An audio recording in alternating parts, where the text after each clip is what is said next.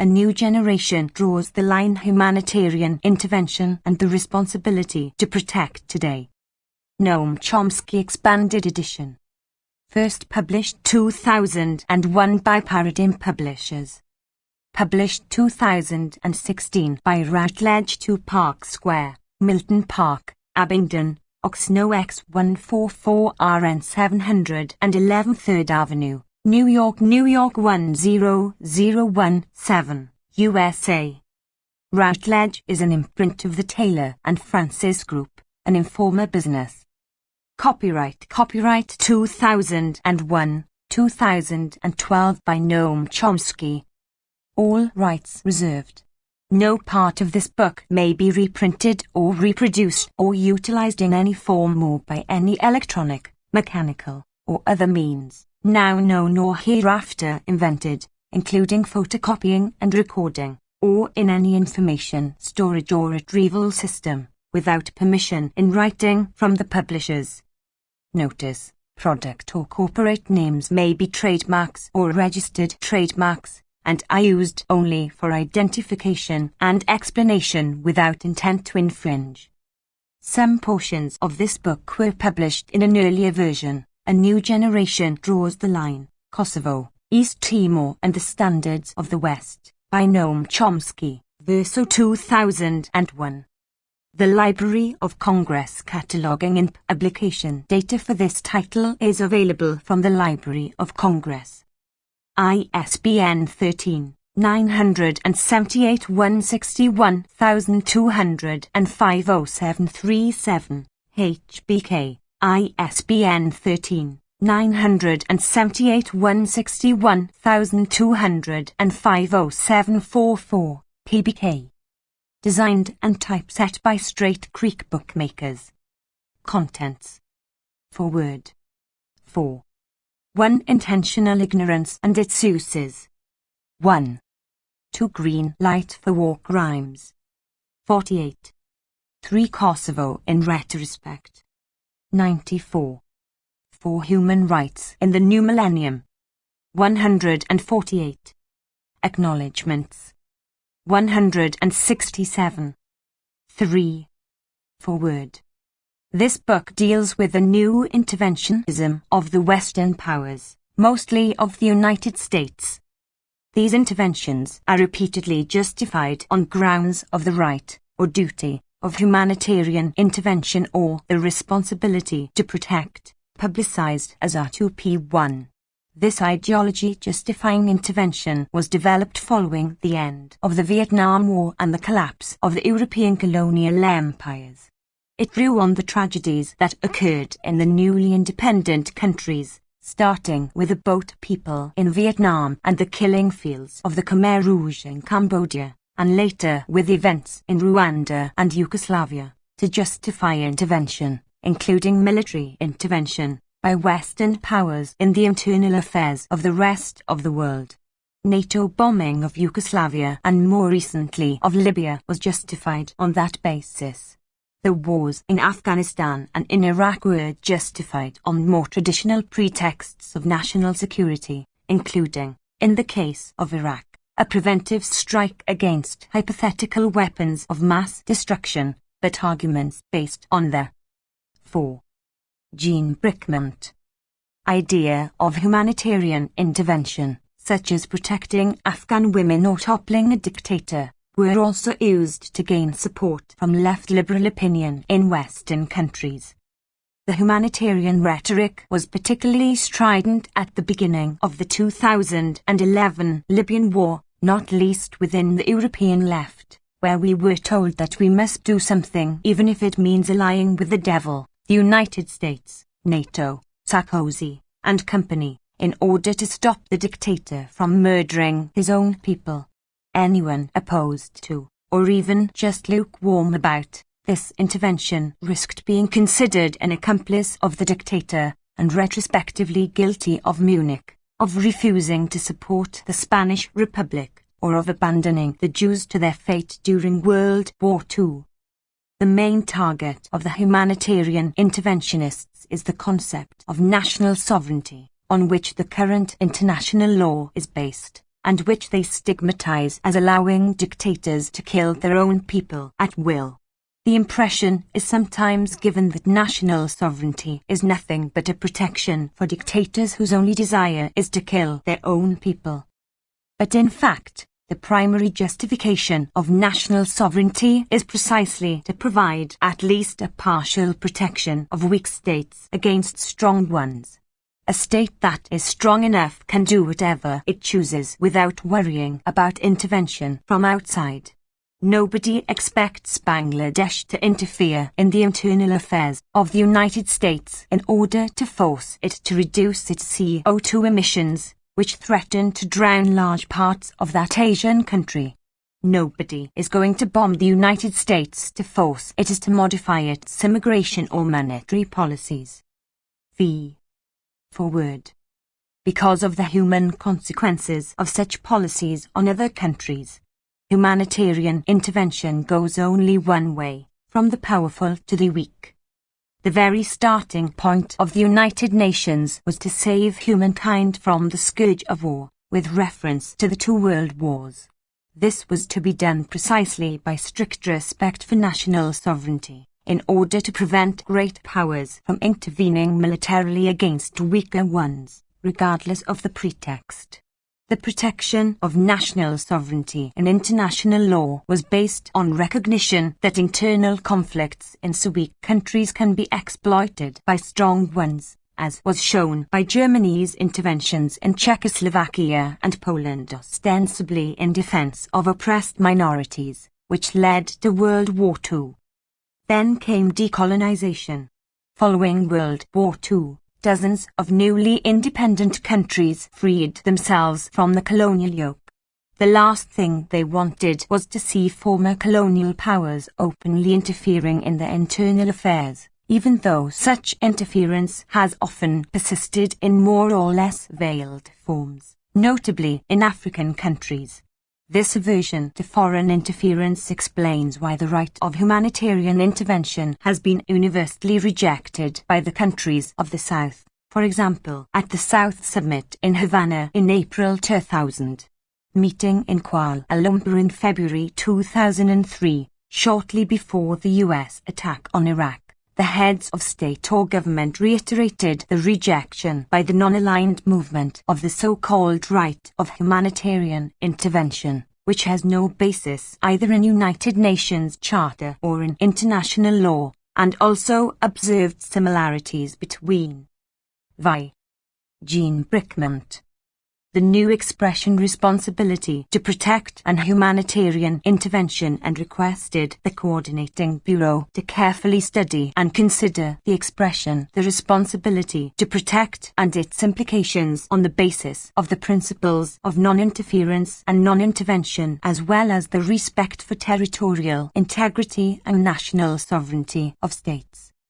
The main failure of the United Nations has not been that it did not stop dictators from murdering their own people, but that it failed to prevent powerful countries from violating the principles of international law, the United States in Indochina and Iraq, South Africa in Angola and Mozambique, Israel in its neighboring countries, Indonesia in East Timor, not to speak of all the coups, threats, embargoes, unilateral sanctions, bought elections, and so on.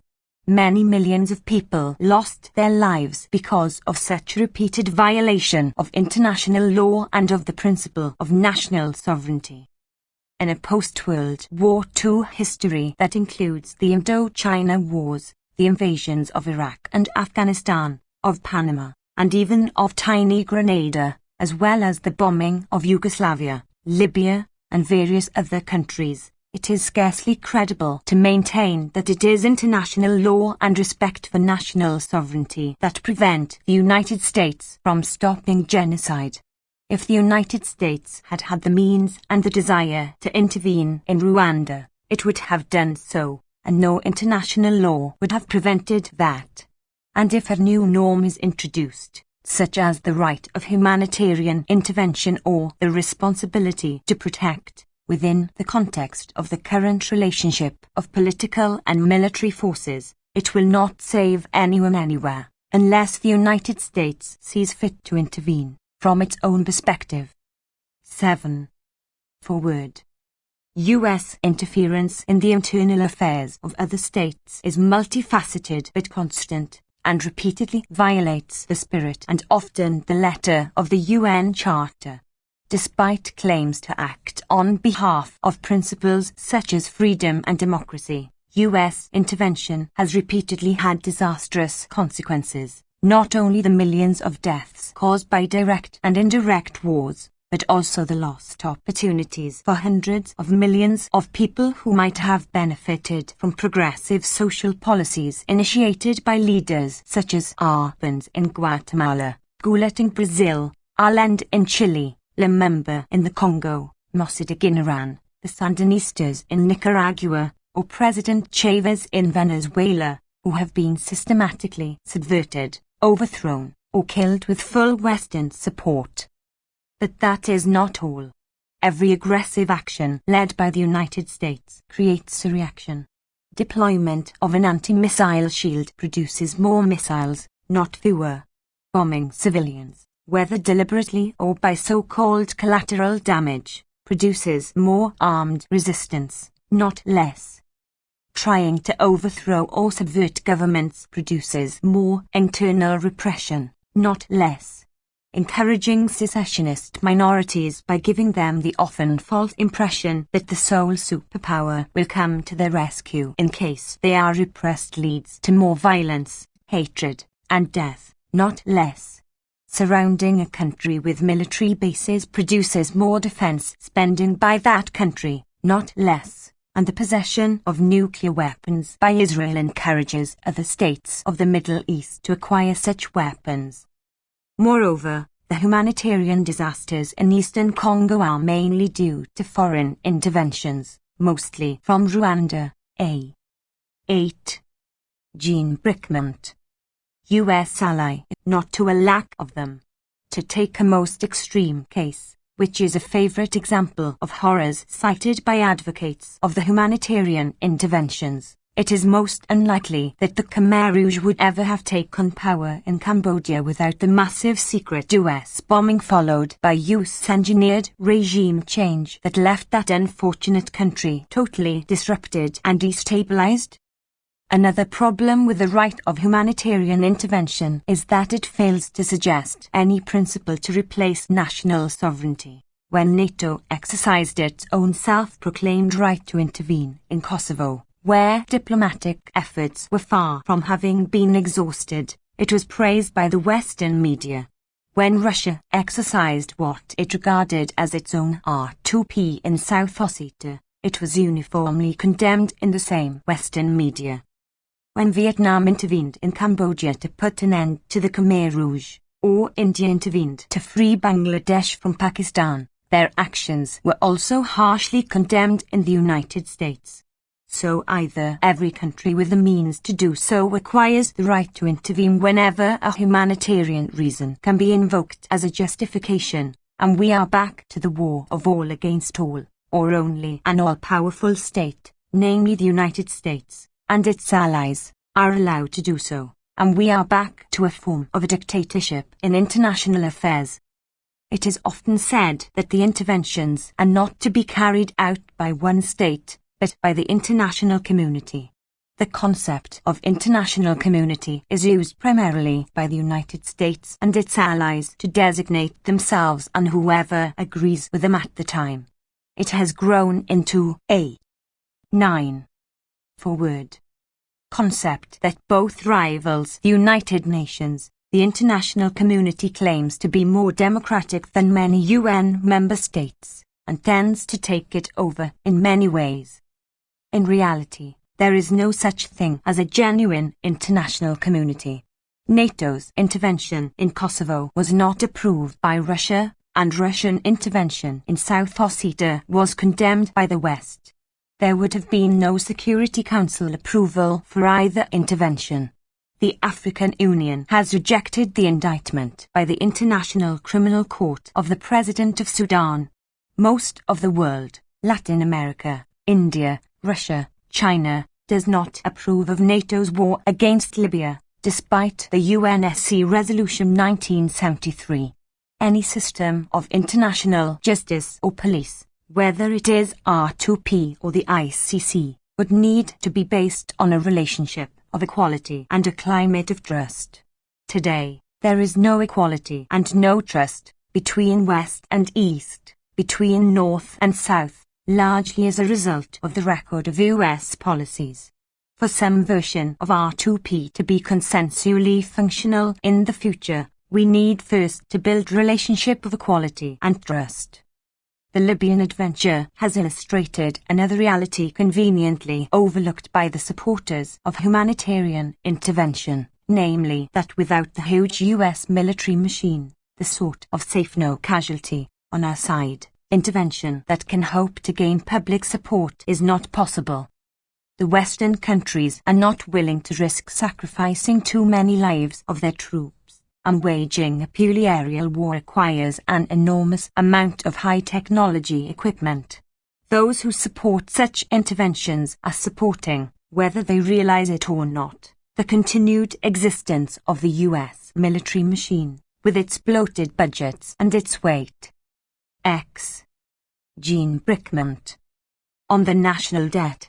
The European Greens and Social Democrats who support the war in Libya should have the honesty to tell their constituents that they need to accept massive cuts in public spending on pensions, unemployment, health care, and education in order to bring such social expenses down to an American level and use the hundreds of billions of euros thus saved to build a military machine that will be able to intervene whenever and wherever there is humanitarian crisis.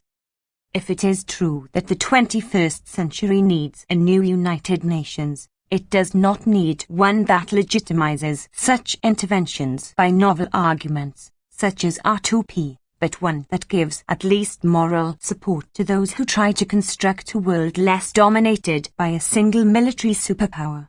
The United Nations needs to pursue its efforts to achieve its founding purpose before setting a new, supposedly humanitarian priority, which may in reality be used by the great powers to justify their own future wars by undermining the principle of national sovereignty. There should be an active peace policy through international cooperation, disarmament, and non-intervention of states in the internal affairs of others. We could use our overblown military budgets to implement a form of global Keynesianism, instead of demanding balanced budgets in the developing world. We should use the resources wasted on our military to finance massive investments in education, healthcare, and development. If this sounds utopian, it is not more so than the belief that a stable world will emerge from the way our current war on terror is being carried out. Moreover, one should strive towards strict respect for international law on the part of Western powers, implementing their 11. Forward. UN resolutions concerning Israel, dismantling the worldwide US empire of bases as well as NATO, ceasing all threats concerning the unilateral use of force, stopping all interference in the internal affairs of other states, in particular all operations of democracy promotion, color revolutions, and the exploitation of the politics of minorities.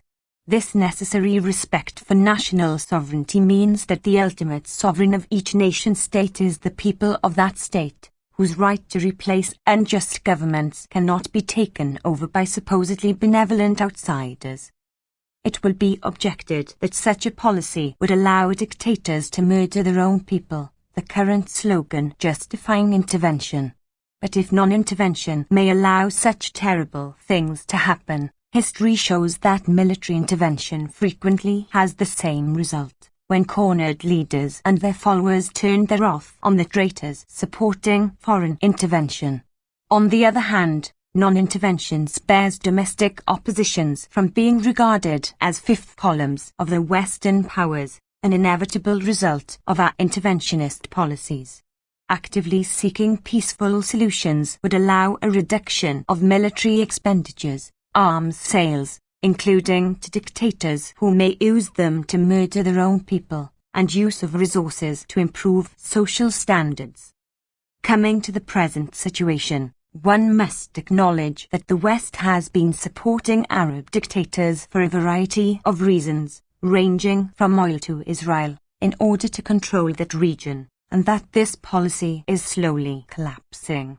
But the lesson to draw is not to rush into yet another war in Libya, claiming this time to be on the right side, defending the people against 12. Jean Bricmont. Dictators, but to recognize that it is high time for us to stop assuming that we must control the Arab world. At the dawn of the 20th century, most of the world was under European control. Eventually, the West will lose control over that part of the world, as it lost it in East Asia and is losing it in Latin America. How the West will adapt itself to its decline is the crucial political question of our time. Answering it is unlikely to be either easy or pleasant. The ideology of humanitarian intervention is part of a long history of Western attitudes toward the rest of the world.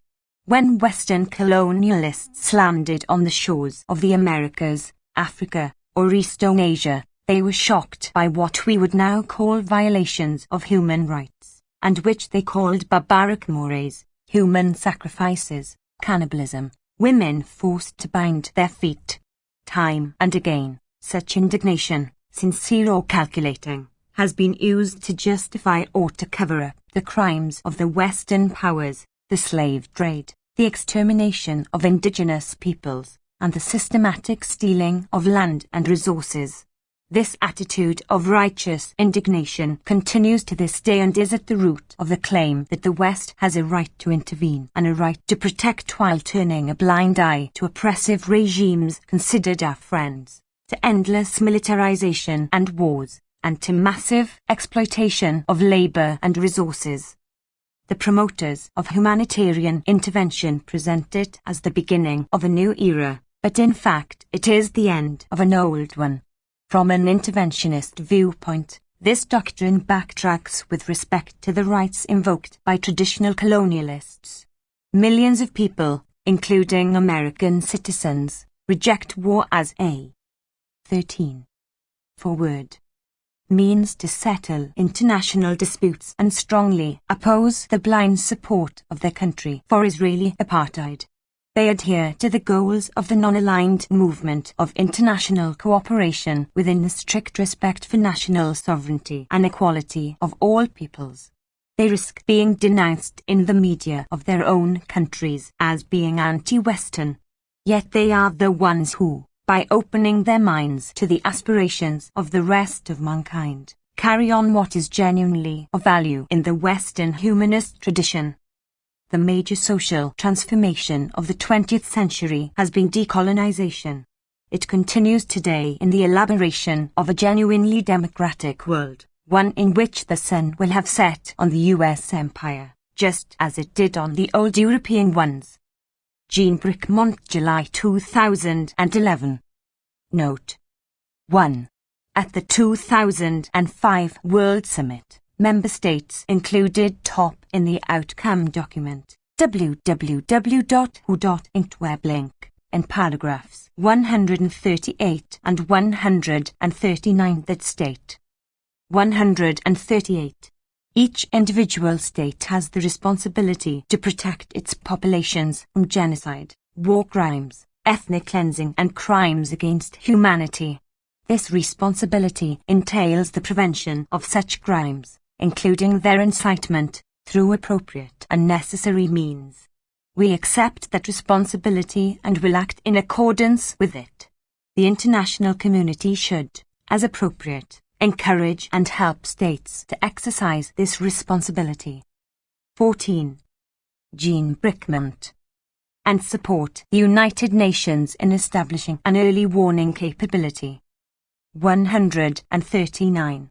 The international community, through the United Nations, also has the responsibility to use appropriate diplomatic, humanitarian and other peaceful means, in accordance with Chapters 5 and 8 of the Charter, to help protect populations from genocide, war crimes, ethnic cleansing and crimes against humanity. In this context, We are prepared to take collective action in a timely and decisive manner through the Security Council, in accordance with the Charter, including Chapter 7, on a case-by-case basis and in cooperation with relevant regional organizations as appropriate. Should peaceful means be inadequate and national authorities manifestly fail to protect their populations from genocide, war crimes, ethnic cleansing and crimes against humanity. We stress the need for the General Assembly to continue consideration of the responsibility to protect populations from genocide, war crimes, ethnic cleansing and crimes against humanity and its implications, bearing in mind the principles of the Charter and international law. We also intend to commit ourselves, as necessary and appropriate, to helping states build capacity to protect their populations from genocide, war crimes, ethnic cleansing and crimes against humanity and to assisting those which are under stress before crises and conflicts break out. 15. This page intentionally left blank. Ch. Chapter only. Intentional ignorance and its uses. The 20th century ended with terrible crimes and reactions by the great powers that were widely heralded as opening a remarkable new era in human affairs, marked by dedication to human rights and high principle with no historical precedent. The torrent of self-adulation, which may well have been unprecedented in scale and quality, was not merely a display of millenarian rhetorical flourishes. Western leaders and intellectuals assured their audiences emphatically that the new era was very real and of unusual significance. The new phase in human history opened with NATO's bombing of Serbia on March 24, 1999. The new generation draws the line, Tony Blair proclaimed, fighting for values, for a new internationalism where the brutal repression of whole ethnic groups will no longer be tolerated and those responsible for such crimes have nowhere to hide. NATO has unleashed the first war in history fought in the name of principles and values, Václav Havel declared, signalling the end of the nation-state, which will no longer be the culmination of every national, intentional ignorance and its uses. Community's history and its highest earthly value. The enlightened efforts of generations of Democrats, the terrible experience of 2 world wars, and the evolution of civilization have finally brought humanity to the recognition that human beings are more important than the state. 1. The new generation is to carry out its good works under the guiding hand of an idealistic new world bent on ending inhumanity, joined by its British partner. In the lead article in Foreign Affairs, a legal scholar with a distinguished record in defending human rights explained that the enlightened states, freed at last from the shackles of restrictive old rules and archaic concepts of world order, may now use force when they believe it to be street, obeying modern notions of justice that they fashion as they discipline the defiant, the indolent, and the miscreant, the disorderly elements of the world, with a nobility of purpose so evident that it requires no evidence. 2. The grounds for membership in the Club of Enlightened States, the international community, as they conventionally describe themselves, are also self-evident. Past and current practice are boring old tales that may be dismissed under the doctrine of change of course, which has been regularly invoked when needed in recent years. Praising NATO troops in Macedonia for their achievement in opening the new era, President Clinton propounded a Clinton doctrine of military intervention. Bob Davis reported in the Wall Street Journal the doctrine amounts to the following: tyrants beware. In the president's own words, if somebody comes after innocent civilians and tries to kill them en masse because of their race, their ethnic background or their religion. Noam Chomsky. And it's within our power to stop it. We will stop it, where we can make a difference. We must try, and that is clearly the case in Kosovo. There are times when looking away simply is not an option, the President explained to the nation. We can't respond to every tragedy in every corner of the world. but that doesn't mean that we should do nothing for no one. 3. Well before the dawn of the new era, Clinton's neo-Wilsonianism had convinced observers that American foreign policy had entered a noble phase with a saintly glow, though some saw dangers from the outset, warning that by granting idealism an exclusive hold on our foreign policy we might neglect our own interests in the service of others. Clinton's open-ended embrace of humanitarian intervention in 1999 also has worried foreign policy experts inside the administration and out, Davis reported. Senator John McCain derided it as foreign policy as social work. Others agreed. To alleviate such concerns, Clinton's national security advisor Sandy Berger underscored the fact that ethnic cleansing, which happens in dozens of countries around the world, cannot be the occasion for intervention. In Kosovo, U.S. national interest was at stake. Intervention involved bolstering the credibility of NATO and making sure Kosovo refugees didn't overwhelm neighboring countries, as they did shortly after the NATO bombing commenced, eliciting the massive ethnic cleansing that was an anticipated consequence. We are left, then, with bolstering the credibility of NATO as the surviving justification. 4.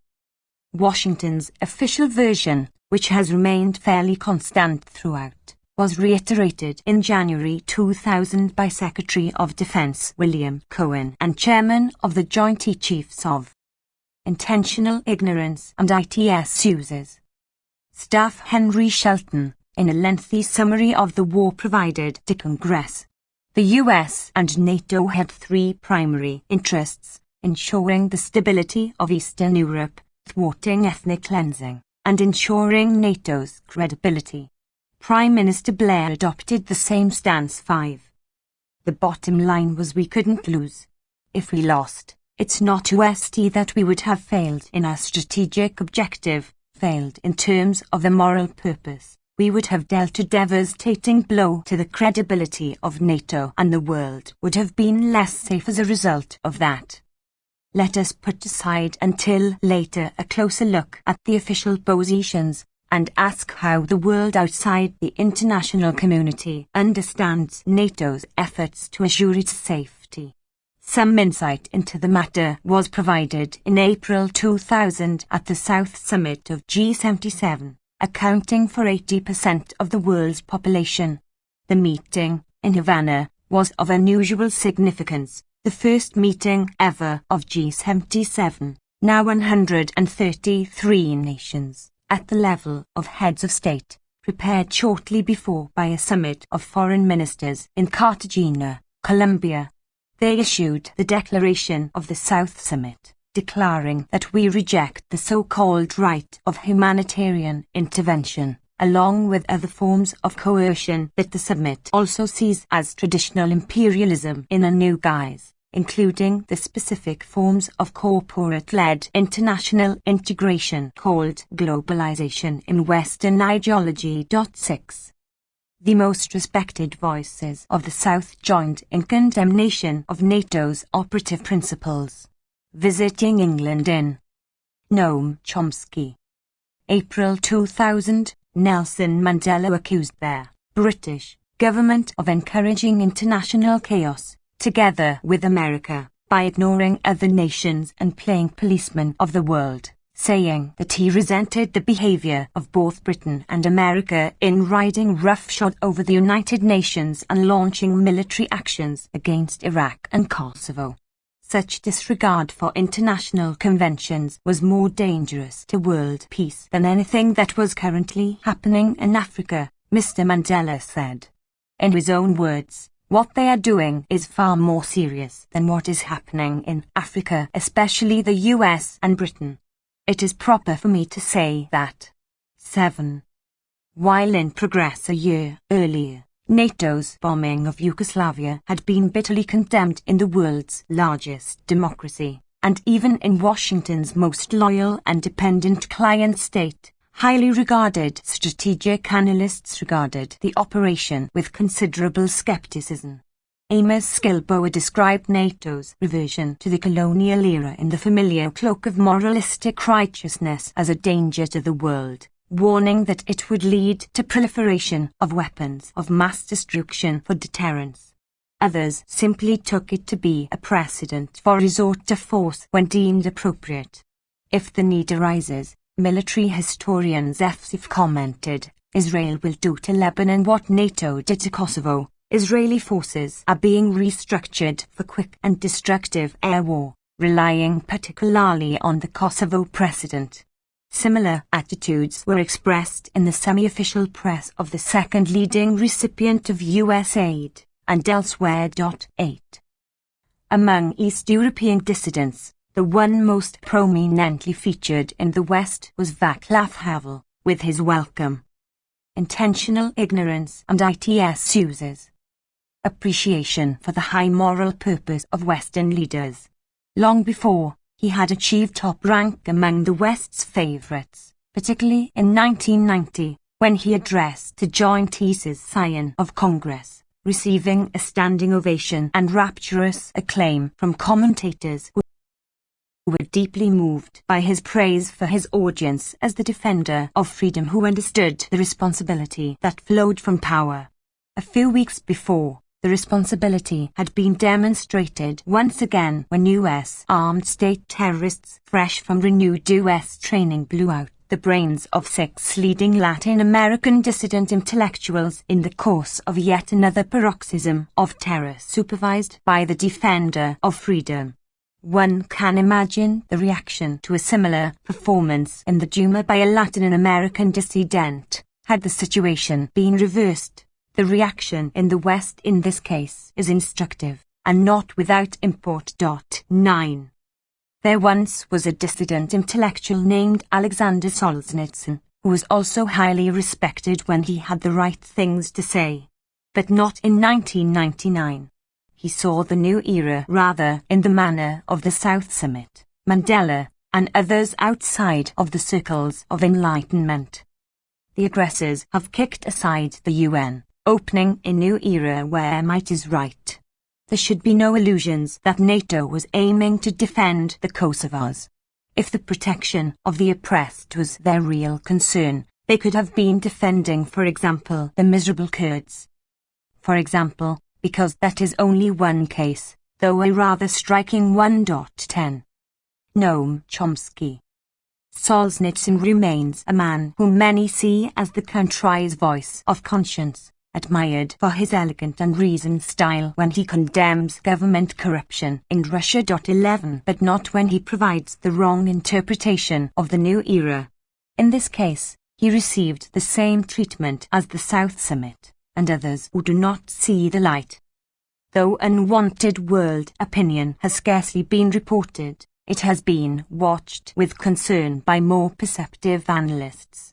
University of Chicago political scientist John Mearsheimer observed that the Gulf War of 1991 and the Kosovo War of 1999 hardened India's determination to possess nuclear weapons as a deterrent to U.S. violence. Harvard government professor Samuel Huntington warned that in the eyes of many countries, most, he indicates, the US is becoming the rogue superpower, perceived as the single greatest external threat to their societies. He quotes a British diplomat who says, "One reads about the world's desire for American leadership only in the United States, while everywhere else one reads about American arrogance and unilateralism, which will lead to consolidation of the counterforces," Huntington suggests. 5 years earlier, shortly after publicity about a possible North Korean nuclear arsenal, the Japanese named the United States as the biggest threat to world peace, followed by Russia and only then by North Korea, Chalmers Johnson recalls. During the Kosovo War, strategic analyst and former NATO planner Michael McCquire writes, "The world at large saw a political military alliance that took unto itself the role of judge, jury and executioner. Intentional ignorance and its uses, which, claimed to be acting on behalf of the international community and was ready to slight the UN and skirt international law in order to enforce its collective judgment. But the world saw an organization given to moralistic rhetoric, one no less economical with the truth than others of its kind, a grouping of Western states with an unmatched technical capacity to kill, maim, and destroy, that was limited only by their unwillingness to put their warriors at risk. That seems a fair assessment, judging by the information available. 12. The world at large does not seem to be overly impressed by the exploits and moral purpose of the new generation, or reassured by its commitment to make the world safe by establishing the credibility of NATO. If evidence is deemed relevant, we may ask which evaluation of the new era is more credible, the flattering self-image with its visionary promise, or the skepticism of those outside who see more of the same. The matter should be examined carefully, at least by those who are concerned about the likely future, and who feel bound by moral truisms. Among these, several might be mentioned as particularly pertinent.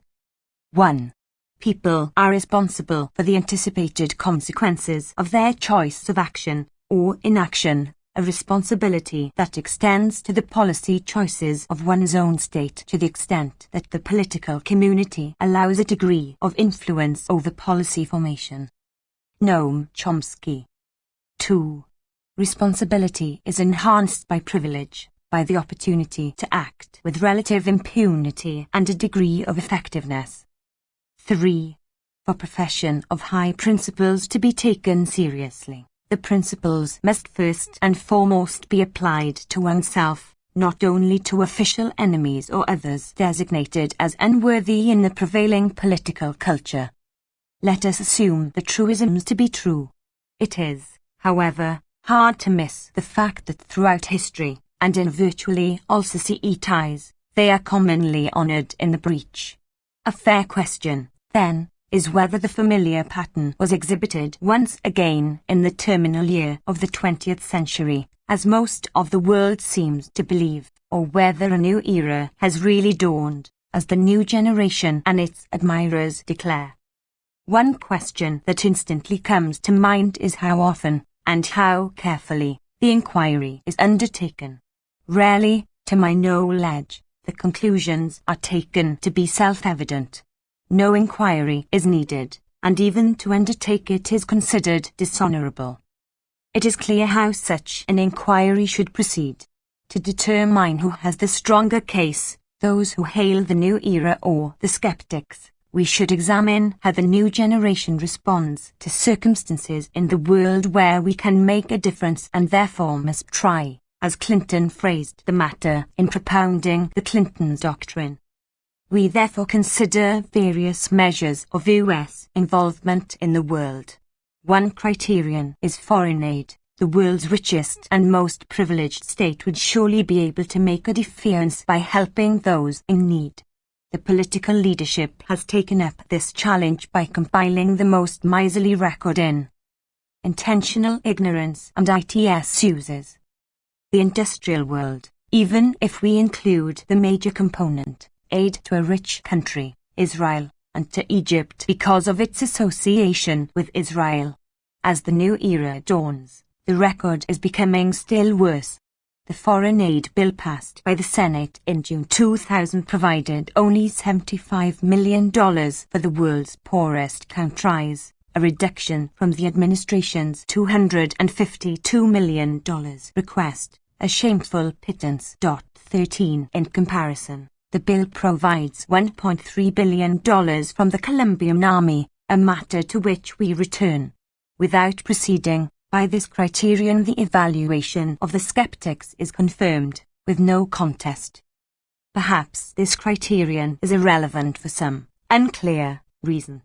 Let us put it aside, then, and turn to the next natural criteria, military aid and response to atrocities. The top-ranking recipient of U.S. military aid through the Clinton years has been Turkey, 14, the home of 15 million of Solzhenitsyn's miserable Kurds. That seems an appropriate place to begin. At the peak of enthusiasm over our dedication to principles and values, in April 1999, NATO commemorated its 50th anniversary. It was not a celebration, rather a somber occasion, under the shadow of vicious atrocities and ethnic cleansing in Kosovo.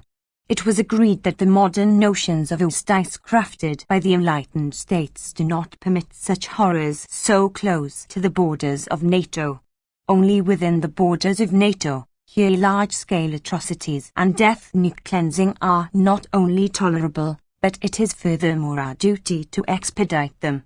We must not merely stand by and watch the systematic state-directed murder of other people, but must go on to make an essential contribution to ensuring that it reaches proper heights of terror and destruction, while Noam Chomsky, directing our gaze with laser-like intensity to the evil work of official enemies. It took considerable discipline at the NATO anniversary for participants and commentators not to notice that some of the worst ethnic cleansing of the 1990s was taking place within NATO itself, in a southeastern Turkey, and furthermore, that these massive atrocities relied on a huge flow of arms from the West, overwhelmingly from the United States, which provided about 80% of Turkey's arms as the atrocities peaked by the mid-1990s. As a strategic ally and military outpost, Turkey had received a substantial flow of US arms throughout the post-World War II era. Arms transfers increased sharply in 1984, as Turkey initiated a military campaign against its miserably oppressed Kurdish population. Military, police, and paramilitary operations increased in intensity and violence in the 1990s, along with atrocities and US arms and military training. Turkey set two records in 1994. Correspondent Jonathan Randall observed, 1994 was the year of the worst repression in the Kurdish provinces, and the year when Turkey became the biggest single importer of American military hardware and thus the world's largest arms purchaser, including advanced armaments, all of which were eventually used against the Kurds, along with extensive co-production and other cooperation with Turkey's military and its military industry. In the year 1997 alone, arms from the Clinton administration surpassed the entire period from 1950 to 1983.15. Thanks to the steady supply of heavy armaments, military training, and diplomatic support, Turkey was able to crush Kurdish resistance, leaving tens of thousands killed, to 3 million. 2. Intentional ignorance and ITS users. Refugees, and 3,500 villages destroyed, 7 times Kosovo under NATO bombing. In this case, responsibility is easy to determine. Oppression of the Kurds, and Turks who called for justice, has been outrageous since the founding of the modern Turkish state. The brutality of the counterinsurgency war has been amply recorded by highly credible sources. There is not the slightest question about the contribution of the idealistic New World bent on ending inhumanity. Presumably, it is the impossibility of conjuring up a pretext of even minimal plausibility that accounts for the virtual suppression of these atrocities and Washington's role in implementing them. 16. On the rare occasions when the matter breaks through the silence, the typical reaction is that the American failure to protect Kurds in Turkey is inconsistent with its self-declared intention to protect Kosovars, in the words of Thomas Cushman, or, according to Ariane, that the US aided the abuses suffered by the Kurds. 17. These regrettable lapses show that we are sometimes inconsistent and look away because of the limits of our capacity to stop injustice, according to a common theme, articulated by the leader of the enlightened states in the manner quoted above. Such reactions constitute a particularly sharp rejection of the moral truisms mentioned earlier. They are cynical apologetics for major atrocities for which one shares direct responsibility. There was no looking away in the case of Turkey and the Kurds. Washington looked right there, as did its allies, saw what was happening, and acted decisively to intensify the atrocities, particularly during the Clinton years. The '12. Noam Chomsky. U.S. did not fail to protect the Kurds or tolerate the abuses they suffered, any more than Russia fails to protect the people of Grozny or tolerates their suffering. The new generation drew the line by consciously putting as many guns as possible into the hands of the killers and torturers, not just guns, but jet planes, tanks, helicopter gunships, all the most advanced instruments of terror, sometimes in secret, because arms were sent in violation of the congressional legislation. At no point was there any defensive purpose, nor any relation to the Cold War. That should come as no surprise. Much the same has been true elsewhere as well through the Cold War years. This we learn from close attention to the historical events and internal planning record, though great power confrontations were always in the background and provided useful pretexts for the resort to force, terror and economic warfare. Furthermore, the charge of inconsistency requires proof, not mere assertion. It is necessary to demonstrate, not merely proclaim, that their actions are humanitarian in intent, a posture that accompanies virtually every resort to force throughout history. A more realistic interpretation is given by Tim Judah in his account of the conflict in Kosovo. Western countries may well sympathize with the plight of the Kurds or Tibetans, or the victims of Russian bombing in Chechnya, but realpolitik means that there is what they are willing, or able, to do to help them. 18. In the case of Tibetans and Chechens, helping them might lead to a major war. In the case of the Kurds, helping them would interfere with U.S. power interests. Accordingly, we cannot help them but must rather join in perpetrating atrocities against them, and responsible intellectuals must keep the truth hidden. 13. Intentional ignorance and its uses. Under a veil of silence, apologetics, and deceit while hailing their leaders, and themselves, for their unique devotion to principles and values.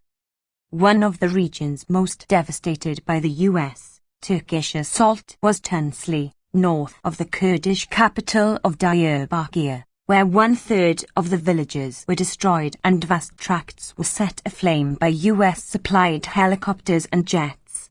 The terror in Tunceli is state terror, a Turkish minister conceded in 1994, reporting that village burning and terror had already driven 2 million people from their homes, left without even an attempt to protect them. On April 1, 2000, 10,000 Turkish troops began a new sweep of the area, while 57,000 troops with helicopter gunships crossed into Iraq to attack Kurds there once again, in a no-fly zone, where Kurds are protected by the U.S. Air Force from their temporarily wrong oppressor. 19. Recall that in Serbia, NATO was fighting because no decent person can stand by and watch the systematic state-directed murder of other people, as Václav Havel puts it. While, according to Tony Blair, the new generation of leaders was enforcing a new internationalism where the brutal repression of whole ethnic groups will no longer be tolerated and those responsible for such crimes have nowhere to hide. And, in the words of President Clinton, if somebody comes after innocent civilians and tries to kill them en masse because of their race, their ethnic background or their religion, and it's within our power to stop it, we will stop it. But it is not within our power to stop our own enthusiastic participation in systematic state-directed murder and brutal repression of whole ethnic groups, and those responsible for such crimes have no need to hide, rather. 14. Noam Chomsky. They enjoy the accolades of the educated classes, who marvel at the saintly glow of their deeds and the high ideals that inspire them. Furthermore, decent people are expected to understand that NATO powers are not only entitled to oppress and terrorize their own populations, with our lavish assistance, but also to invade other countries at will. The same prerogative extends to non-NATO client states, notably Israel, which occupied South Lebanon for 22 years in violation of Security Council orders, but with U.S. authorization and assistance, and during those years killed tens of thousands of people, repeatedly driving hundreds of thousands from their homes and destroying civilian infrastructure, again in early 2000, always with U.S. support and arms. Virtually none of this had to do with self-defense, as is well recognized within Israel and by human rights organizations, though different stories are preferred in the U.S. Information System. 20. In June 2000, Israel did at last withdraw from Lebanon, or more accurately, was driven out by Lebanese resistance. The UN General Assembly voted to provide almost $150 million for UN UNIFIL monitors to ensure security in southern Lebanon and facilitate reconstruction of the devastated region. The resolution passed 110-2. The US and Israel voted against it because it also called upon Israel to pay the UN some $1.28 million in compensation for its attack on a UN compound, killing over 100 civilians who had taken refuge there during its 1996 invasion of Lebanon. 21. The achievements of Western terror are highly regarded, just as Turkey was launching new military campaigns in its 15. Intentional ignorance and ITS uses. Southeast region and across the border. On April 1, 2000, Secretary of Defense William Cohen addressed the American-Turkish Council Conference in a festive event with much laughter and applause. He praised Turkey for taking part in the humanitarian bombing of Serbia and announced that Turkey would participate in developing the Pentagon's Advanced Joint Strike Fighter, just as it was producing the F-16s that it has been using to such good effect in approved forms of ethnic cleansing and other atrocities within NATO, not near its borders. This is an exciting time to really not only be alive, but to be in positions of public service, Cohen continued, as we have entered, with the turn of the century, a brave new world with so much creative opportunity out there that all of us can take advantage of, symbolized by the US-Turkey T-fighter project that will put Turkey in the forefront and leadership of building a secure and stable Middle East along with its close Israeli ally. Shortly after, the State Department released its latest annual report describing the administration's efforts to combat terrorism, Judith Miller reported. The report singled out Turkey for praise for its positive experiences in showing how tough counter-terrorism measures plus political dialogue with non-terrorist opposition groups can overcome the plague of violence and atrocities, reported without a trace of embarrassment. 22. The first case study strongly confirms the evaluation of the new era by the skeptics. Perhaps it even gives some insight into the moral purpose that inspires us. A gross injustice had been done to people, right on the doorstep of the European Union, which we were in a position to prevent and reverse, and 16. Noam Chomsky. We had to do that. In the words of Tony Blair. 23. Blair is not referring to righteous terror and ethnic cleansing that his government and its allies helped implement within NATO, but rather the atrocities that were being carried out by an official enemy under NATO's bombs. In 1999, Turkey relinquished its position as the leading recipient of US military aid, replaced by Colombia. 24. We therefore have a second natural case study for the inquiry into the alternative evaluations of the new era. Colombia has had the worst human rights record in the Western Hemisphere through the 1990s and has also been the hemisphere's leading beneficiary of US military aid and training, a long-standing correlation. 25. Colombia receives more than the rest of Latin America and the Caribbean combined, with a threefold increase from 1998 to 1999. The total is scheduled to increase sharply with the U.S. contribution to the $7.5 billion plan Colombia, attributed to Bogota, though with heavy coaching from the Americans, as the Wall Street Journal puts it. According to non-U.S. diplomats, the plan was written in English. Plan Colombia calls for the U.S. to provide over $1 billion in military aid, while others are to fund social, economic, and human rights programs. The military component was put in place during 1999, extending earlier programs. The rest is in abeyance. 26. The shift in rank reflects the fact that Turkey's ethnic cleansing operations and other atrocities through the 1990s largely succeeded, at severe human cost, while state terror in Washington's client state of Colombia is still far from having achieved its goals, despite some 3,000 political murders and 300,000 refugees a year, the total by now perhaps approaching. Intentional ignorance and ITS uses. 2 million, the third largest population of displaced people in the world after Sudan and Angola. A political party outside the traditional elite power-sharing arrangement was permitted to function in 1985. It was soon annihilated, with over 3,500 members murdered or disappeared, 27 including presidential candidates, mayors, and others, a feat accomplished without tarnishing Colombia's democratic credentials in Washington. The overwhelming mass of atrocities are attributed to paramilitaries, who are closely linked to the military that receives U.S. aid and training, all heavily involved in narco-trafficking. According to the Colombian government and leading human rights groups, the Colombian Commission of Jurists and others, the rate of killings increased by almost 20% in 1999, and the proportion attributed to the paramilitaries rose from 46% in 1995 to almost 80% in 1998, continuing through 1999. The State Department confirms the general picture in its annual human rights reports.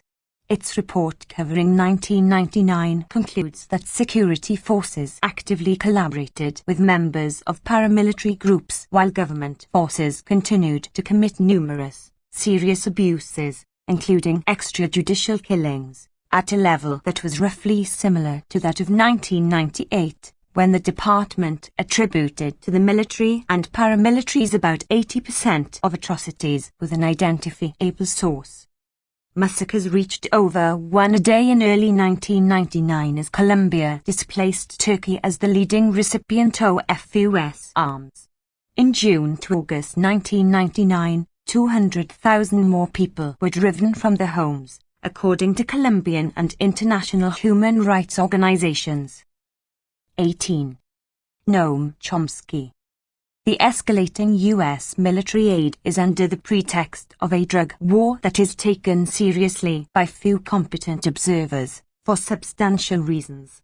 Quite apart from the matter of plausibility, it is noteworthy that the pretext is based on the remarkable presupposition, virtually unquestioned, that the U.S. has the right to carry out military actions and chemical and biological warfare in other countries to eradicate a crop it does not like, though presumably modern notions of justice do not entitle Colombia or Thailand, or China, or many others, to do the same in North Carolina, to eliminate a far more lethal drug, which they have been compelled to accept, along with advertising, under threat of trade sanctions, at a cost of millions of lives. The second case study leads to the same conclusion as the first. The new era is much like earlier ones, including the familiar cloak of moralistic righteousness. Let us turn to a third example, perhaps the most obvious test case for evaluating the conflicting interpretations of the new era. While Colombia replaced Turkey as leading recipient of U.S. military aid, and the US and Britain were preparing to bomb Serbia in pursuit of their moral purpose, important events were underway in another part of the world. the scene of one of the worst human rights catastrophes of the late 20th century, East Timor, which in 1999 was subjected to new atrocities, so extreme that they came to rank alongside of Kosovo in the concerns of the new era for human rights, humanitarian intervention, and limits of sovereignty. The modern tragedy of East Timor has unfolded since December 1975, when Indonesia invaded and occupied there. 19. Intentional ignorance and its uses. Former Portuguese colony after it had declared independence, later annexing it. The invasion led to the slaughter of some 200,000 people, almost one-third of the population, and vast destruction, torture, and terror, renewed once again in 1999. To determine how the second major example of 1999 bears on the conflicting interpretations of the new era, we want to determine what has taken place, and how it is depicted.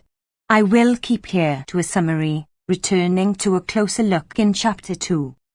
The events of 1999 are reviewed in the January 2000 issue of the American Journal of International Law, offering the standard Western version that the atrocities in East Timor took place 6 months after Kosovo, that is, after the August 30, 1999 referendum on independence, but that, unlike the case of Kosovo, which preceded the events in East Timor by 6 months, no state, including the United States, advocated a forcible military intervention in East Timor. The apparent reasons for this reluctance were that Indonesia possessed a strong military, that such an intervention was likely to be strongly opposed by nearby China, and that concerned states believed that Indonesia's consent to a multinational force would, in any case, soon be forthcoming. 28. The account is indeed standard. To select another example virtualia trandum, consider William Shawcross's recent study of the interaction of the three benign forces in the world, the UN, the NGOs, and the liberal democracies, and the malign force of warlords who have dominated the 1990s, Saddam Hussein and Slobodan Milosevic being the two who stand. 20. Noam Chomsky. Out. 29. Some places were bathed by the light of the West's concern, Bosnia and Kosovo, for example, though others were obscured by our lack of interest.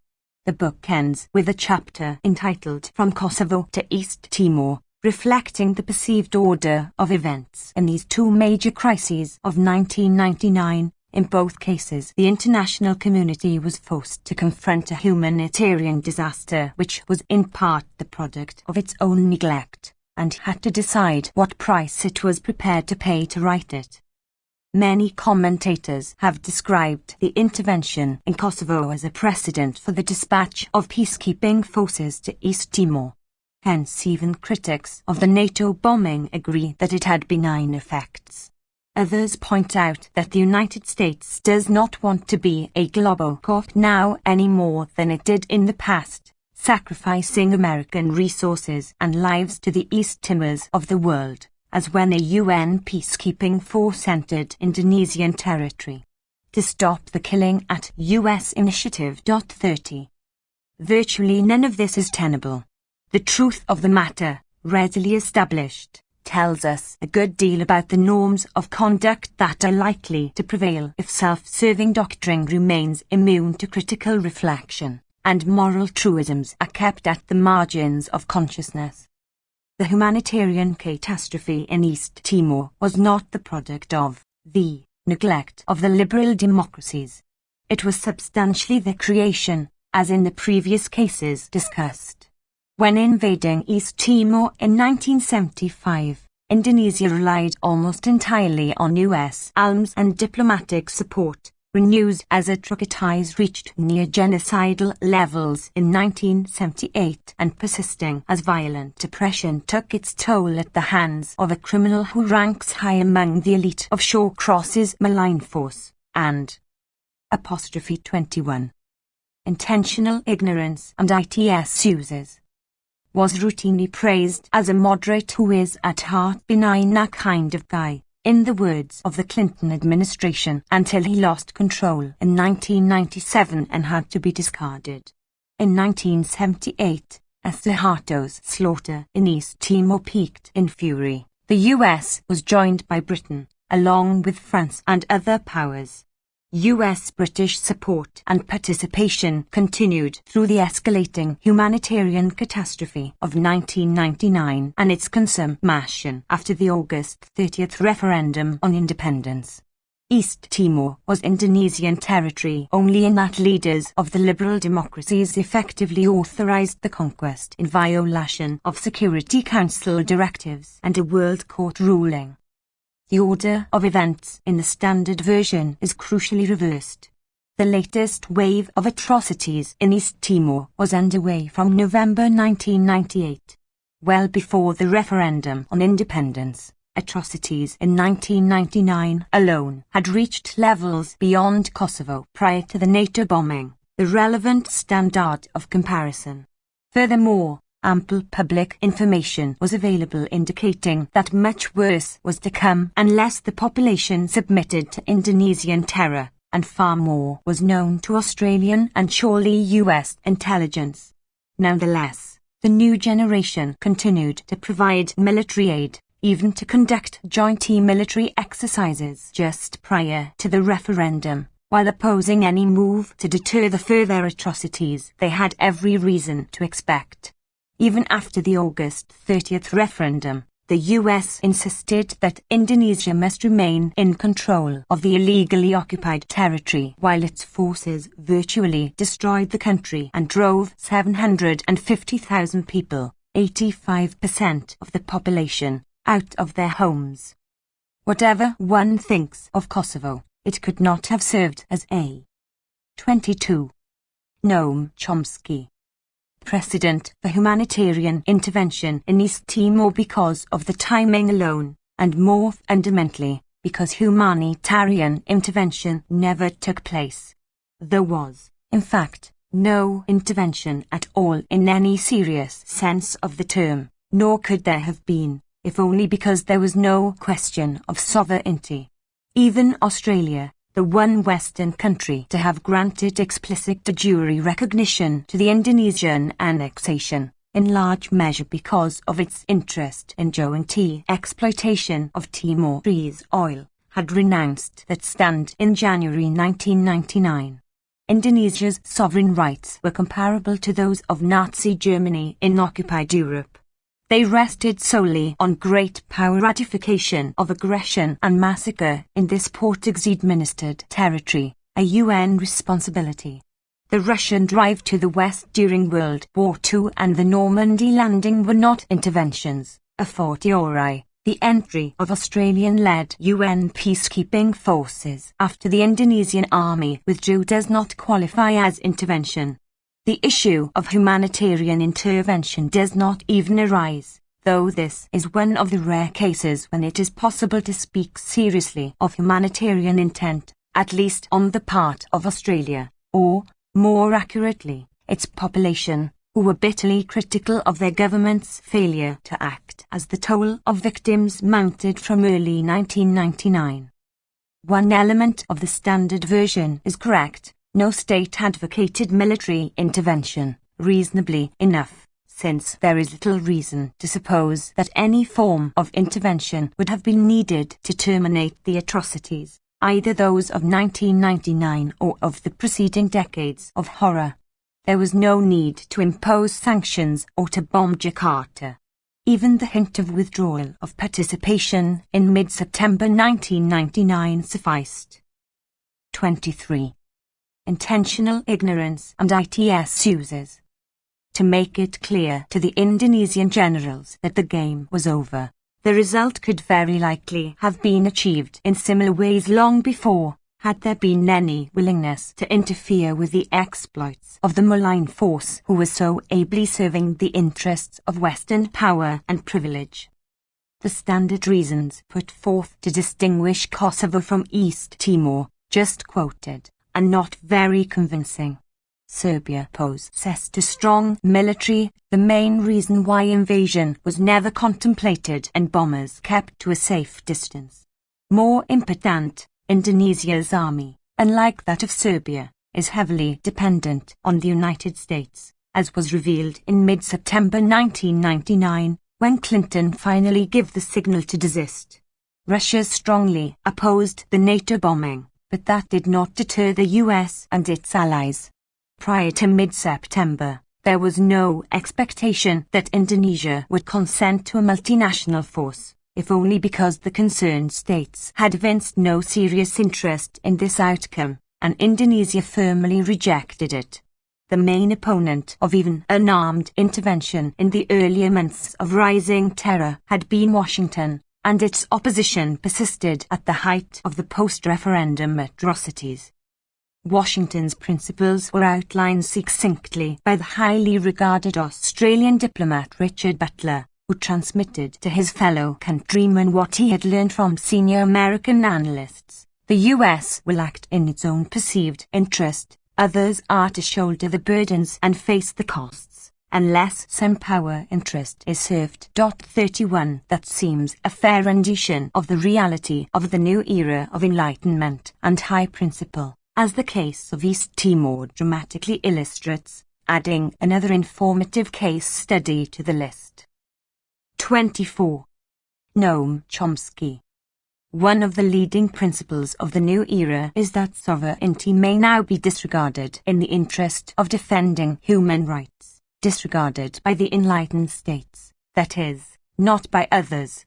Thus, the US and Britain accord themselves the right to carry out military and economic warfare with the alleged intent of containing Saddam Hussein, but there is no thought of endorsing an Iranian invasion of Iraq to overthrow the tyrant, though Iran suffered grievously from the Iraqi invasion of Iran, backed by the US and Britain, among others.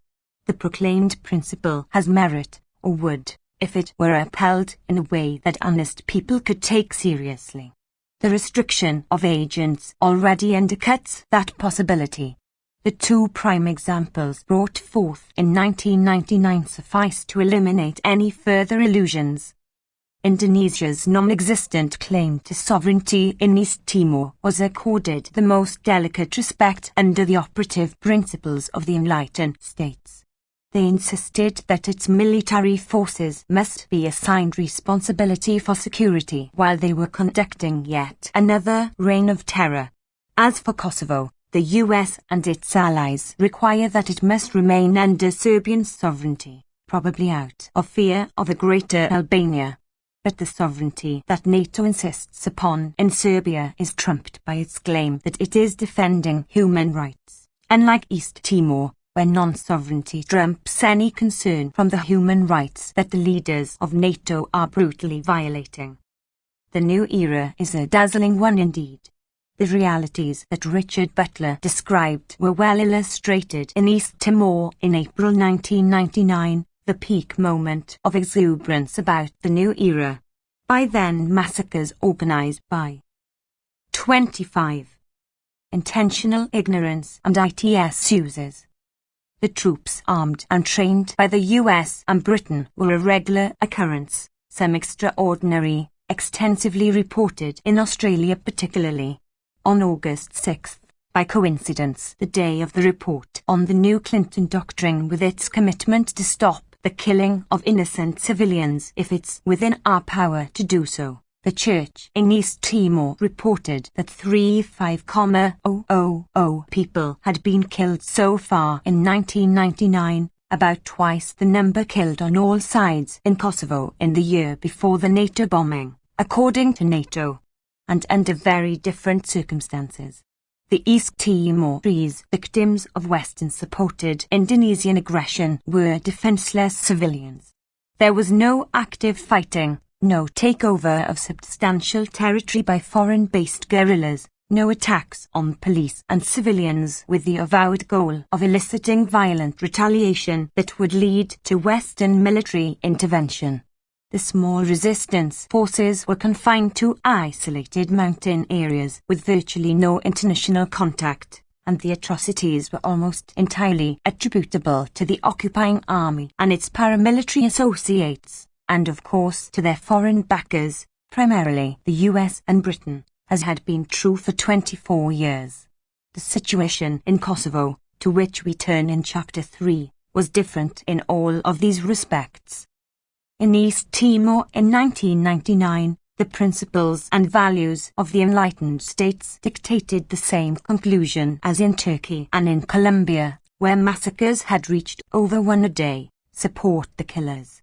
There was also one reported massacre in Kosovo, at Trakak on January 15, 45 killed. That event allegedly inspired such horror among Western humanitarians that it was necessary to bomb Yugoslavia 10 weeks later with their 26. Noam Chomsky. Expectation, quickly fulfilled, that the consequence might be a sharp escalation of atrocities. 32. These examples constitute only a partial sample of the circumstances that evoked the remarkable chorus of self-congratulation about the new era in which Western leaders devote themselves to their moral purpose in the name of the international community, which objects, strenuously and irrelevantly. Putting aside the actual facts about Kosovo, the performance was greatly facilitated by silence or deceit about what would have been highlighted at the same time, if the moral truisms mentioned at the outset could be entertained. The test cases most directly relevant to the conflicting evaluations of the new era are those Westy briefly reviewed: major atrocities of the current period that could have easily been mitigated or terminated merely by withdrawal of direct and decisive participation, or in the terminology favored by apologists for state violence, atrocities that the US tolerated while failing to protect the victims. The preferred test cases, however, are Chechnya, Tibet, and others that have the advantage that the current phase of the crimes can be attributed to others. The only questions that arise have to do with our reaction to the other fellows' crimes, a far more comfortable stance. The most extreme examples of this category are the African wars. Putting aside highly relevant history, the atrocities are not directly sponsored by the new generation, as in the examples reviewed. Here, Washington's attitude is very much as outlined by National Security Advisor Sandy Berger and diplomat Richard Butler. There is no perceived gain in assisting the victims of terror, so there is no need to respond, except by 27. Intentional ignorance and ITS uses. Sending red arms to fuel the conflicts. As plans to bomb Serbia were reaching their final stages in February 1999, Western diplomats described Clinton's policies in Africa as leaving Africa to solve its own crises. European and UN diplomats reported that the United States has actively thwarted efforts by the United Nations to take on peacekeeping operations that might have prevented some of Africa's wars. In the Congo, Clinton's refusal to provide trivial sums for UN peacekeepers torpedoed the UN proposal, according to the UN's senior Africa envoy. Sierra Leone is a striking example. In 1997, Washington dragged out discussions on a British proposal to deploy peacekeepers, then did nothing in the face of mounting horrors. In May 2000, UN Secretary-General Kofi Annan called for military support for the UN peacekeeping forces that were unable to contain the atrocities. But US officials reported that the Clinton administration would not budge from offering only logistical and technical support, which turned out to be a fraud. Clinton offered US planes, but only for an exorbitant fee. When Washington offers support equipment, like planes to fly in other countries' troops, the US offers are usually 3 times the commercial rate, Annan said, and Washington will not put an American officer on the ground. It is difficult for the UN to afford even commercial rates because of the US refusal to pay its debt. 33. Again the same conclusions. With a degree of the clarity rare in international affairs, the evaluation of the new era by the skeptics wins hands down. though without any possible effect, because of the impenetrable cocoon spun by responsible intellectuals. At worst, we tolerate the crimes of others, and we may then. 28. Noam Chomsky. Proceed to castigate ourselves for failing to react properly to them, thereby revealing our commitment to high moral principles and willingness to acknowledge even our most serious flaws.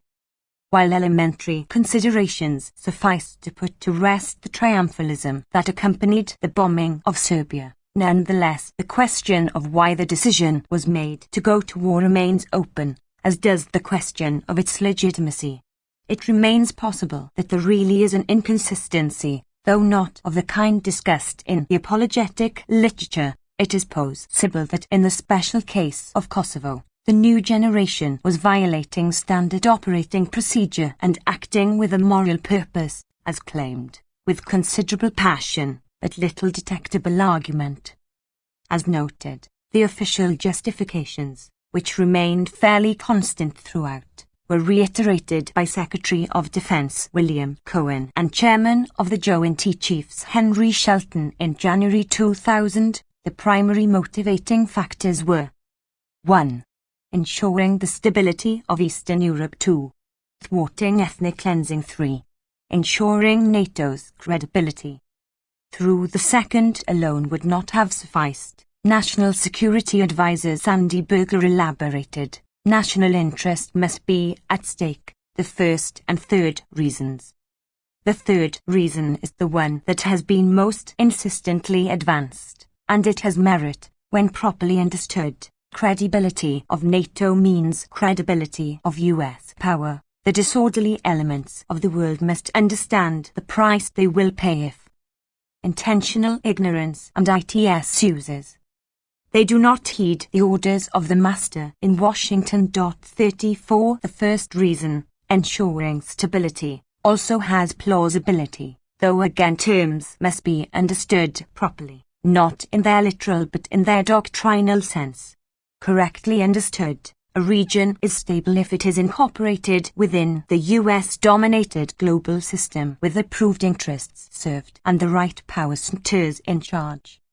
In the literal but not the doctrinal sense, Eastern Europe was mostly stable under Kremlin rule.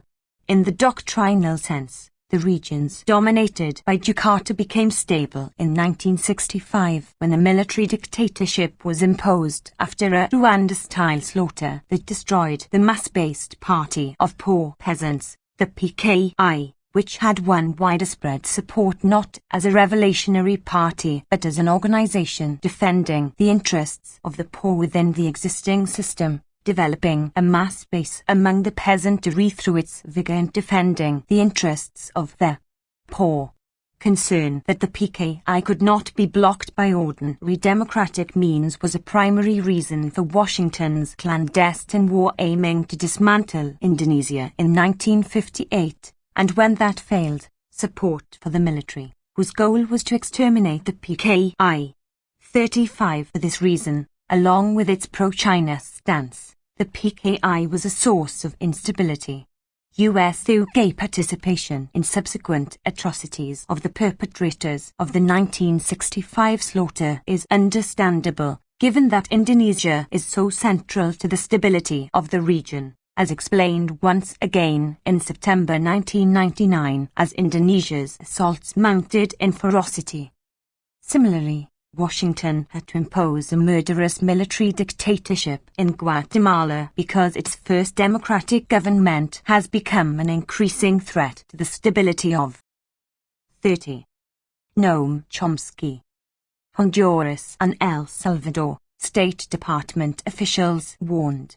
Stability in the doctrinal sense was threatened because Guatemala's agrarian reform is a powerful propaganda weapon. Its broad social program of aiding the workers and peasants in a victorious struggle against the upper classes and large foreign enterprises has a strong appeal to the populations of Central American neighbors where similar conditions prevail.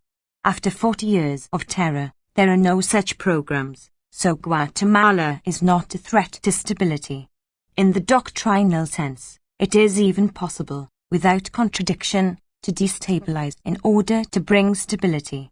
Thus Nixon-Kissinger efforts to destabilize a freely elected Marxist government in Chile were undertaken because we were determined to seek stability, a leading foreign affairs analyst observed. 36. Understanding terms in their doctrinal sense, it is reasonable to suppose that ensuring the stability of Eastern Europe was a goal of the bombing, along with ensuring NATO's credibility. The second justification, thwarting ethnic cleansing, had little credibility during the war, and that little has diminished considerably in the light of extensive evidence that has since been provided by the US and other Western sources. Elaborating the second justification, Cohen and Shelton assert that prior to the bombing, the Belgrade regime's cruel repression in Kosovo had created a humanitarian crisis of staggering proportions, and Milosevic's campaign, which he dubbed Operation Horseshoe, would have led to even more homelessness, starvation, and loss of life had his ruthlessness gone unchecked. Before the March 24, 1999 bombing, Milosevic was 31. Intentional ignorance and ITS uses. Finalizing this barbaric plan, and on March 21, the day after the withdrawal of the Kosovo Verification Mission, KVM, monitors, Serb forces launched a major offensive, dubbed Operation Horseshoe. Testifying before Congress a few months earlier, Cohen said that now we know, in retrospect, that he had an Operation Horseshoe whereby he was determined he was going to carry out his objectives, and he believed that he could carry them out in a very short period of time, in a week or so, had the bombing not thwarted his plans. 37. Operation Horseshoe has been adduced by many no-legible commentators as a justification for the bombing. To mention only one example, Brookings Institution senior fellows Ivo Dalder and Michael O'Hanlon, with experience in and out of government on Balkans-related issues, write that in late 1998, Milosevic approved Operation Horseshoe, a plan of true evil proportions designed to re-engineer Kosovo by pushing much of its civilian population permanently out of the province. Therefore current problems in Kosovo are nothing compared with what would have happened if NATO had not intervened. 38. One fact is unquestioned. The NATO bombing was followed by a rapid escalation of atrocities and ethnic cleansing. But that, in itself, is a condemnation of the bombing, not a justification for it. As for the rest, the picture has several problems. One problem is that the massive documentation provided by Washington, NATO, and other Western sources provides no meaningful evidence of a Serb offensive after the withdrawal of the monitors, though it provides rich evidence of Serb ethnic cleansing operations immediately after the bombing began. 32. Noam Chomsky. Return to this matter, noting, however, that even if a Serb offensive was launched after the withdrawal of the monitors in clear preparation for a military assault, that would hardly serve to justify their withdrawal over official Serbian objection, a fact not yet reported in the mainstream, though it was public knowledge the day before the bombing. 39 and the military attack that it effectively announced. Another problem has to do with the distinction between plans and implementation.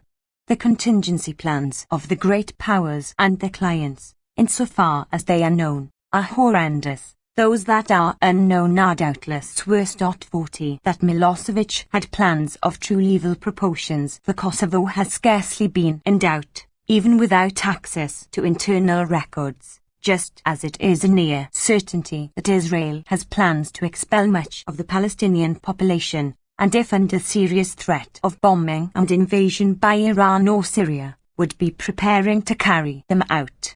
It is also hardly in doubt that in March 1999, under constant and highly credible threats of bombing and invasion by the reigning superpower and the military alliance it dominates, Serbian military forces were preparing to carry out such plans in Kosovo. But it is a long step from the existence of plans and preparation to the conclusion that the plans will be implemented unless the planner is subjected to military attack, eliciting the implementation of the plans, which retrospectively justifies the attack by an impressive feat of logic. It is appropriate to be in no doubt that the ethnic cleansing was systematically planned before the NATO bombing. It would be astonishing if that were not true, under the circumstances. But evidence is required to support the statement that 33. Intentional ignorance and ITS uses. Western intelligence confirms ethnic cleansing was already underway before the first NATO airstrikes, and before the withdrawal of the monitors. If the evidence is to have any force. 41. It is also necessary to account for Washington's inability to make the evidence public in the extensive documentation it has released, to which we return. Further questions arise with regard to Operation Horseshoe, allegedly discovered by German authorities 2 weeks after the bombing began and known only in retrospect, according to Secretary of Defense Cohen. Hence not a motive for the bombing. Curiously, the plan was kept secret from NATO Commanding General Wesley Clark, who, when asked about Operation Horseshoe a month after the bombing began, informed the press that plans for it have never been shared with ME. 42. Retired German General Heinz Liquai, who works for the Organization for Security and Cooperation in Europe, OSCE, alleges in a new book that the plan was fabricated from run-of-the-mill Bulgarian intelligence reports, as has come to the conclusion that no such operation ever existed. According to the German news weekly Die Woche, the alleged plan was a general analysis by a Bulgarian intelligence agency of Serbian behavior in the war. The journal reports further that maps broadcast around the world as proof of NATO's information were drawn up at the German defense headquarters, and that the Bulgarian report concluded that the goal of the Serbian military was to destroy the Kosovo Liberation Army, and not to expel the entire Albanian population, as was later argued by German Defense Minister Rudolf Scharping and the NATO leadership. Liquai claims further that the German Noam Chomsky Defense Ministry even coined the name horseshoe. He also notes a fundamental flaw in the German account. It named the operation Potkova, which is the Croatian word for horseshoe, instead of using the Serbian word Potkovica. Liquai's book was favorably received in the German press, which also criticized Scharping's propaganda lies, doubling the alleged number of Serbian troops prior to the bombing from 20,000 to 40,000, and his evasion of the charges. 43. Yet another problem is that General Clark also had no knowledge of any plan to thwart ethnic cleansing.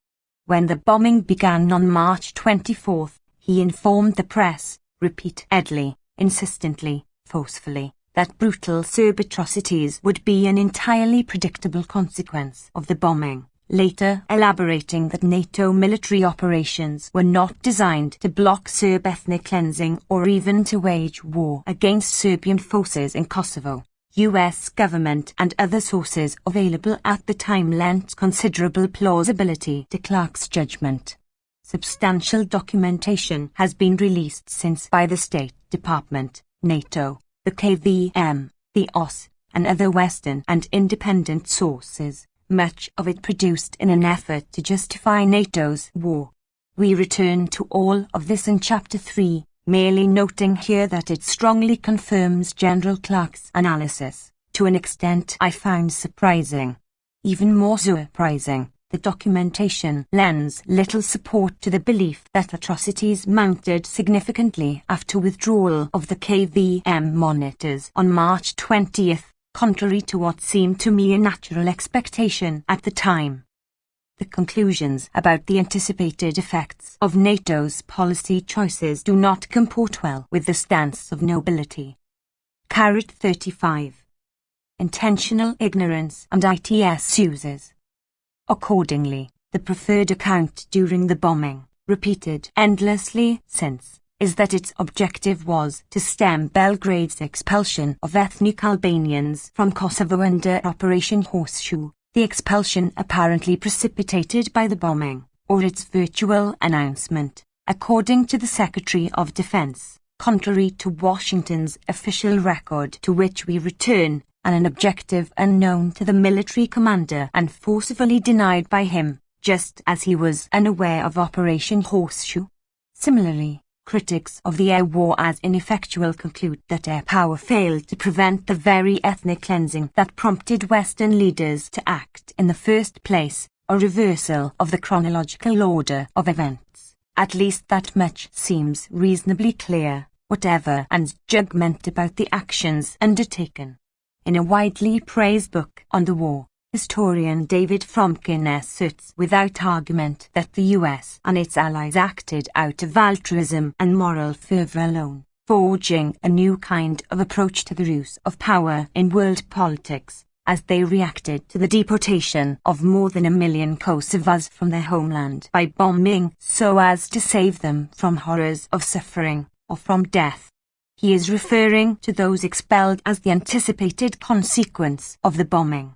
International Affairs and Security Specialist Alan Kuperman writes that in East Timor and Kosovo, the threat of economic sanctions or bombing has provoked a tragic backlash, and Western intervention arrived too late to prevent the wider spread atrocities. In Kosovo, the threat of bombing did not arrive too late to prevent the widespread atrocities, but preceded them, as did the bombing itself if official documents are to be believed. In East Timor, no Western. 36. Noam Chomsky. Action provoked a tragic backlash.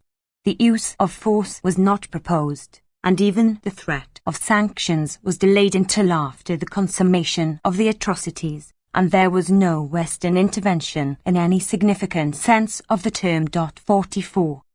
We are left with two plausible justifications for the bombing: ensuring stability and the credibility of NATO, both understood in the doctrinal sense.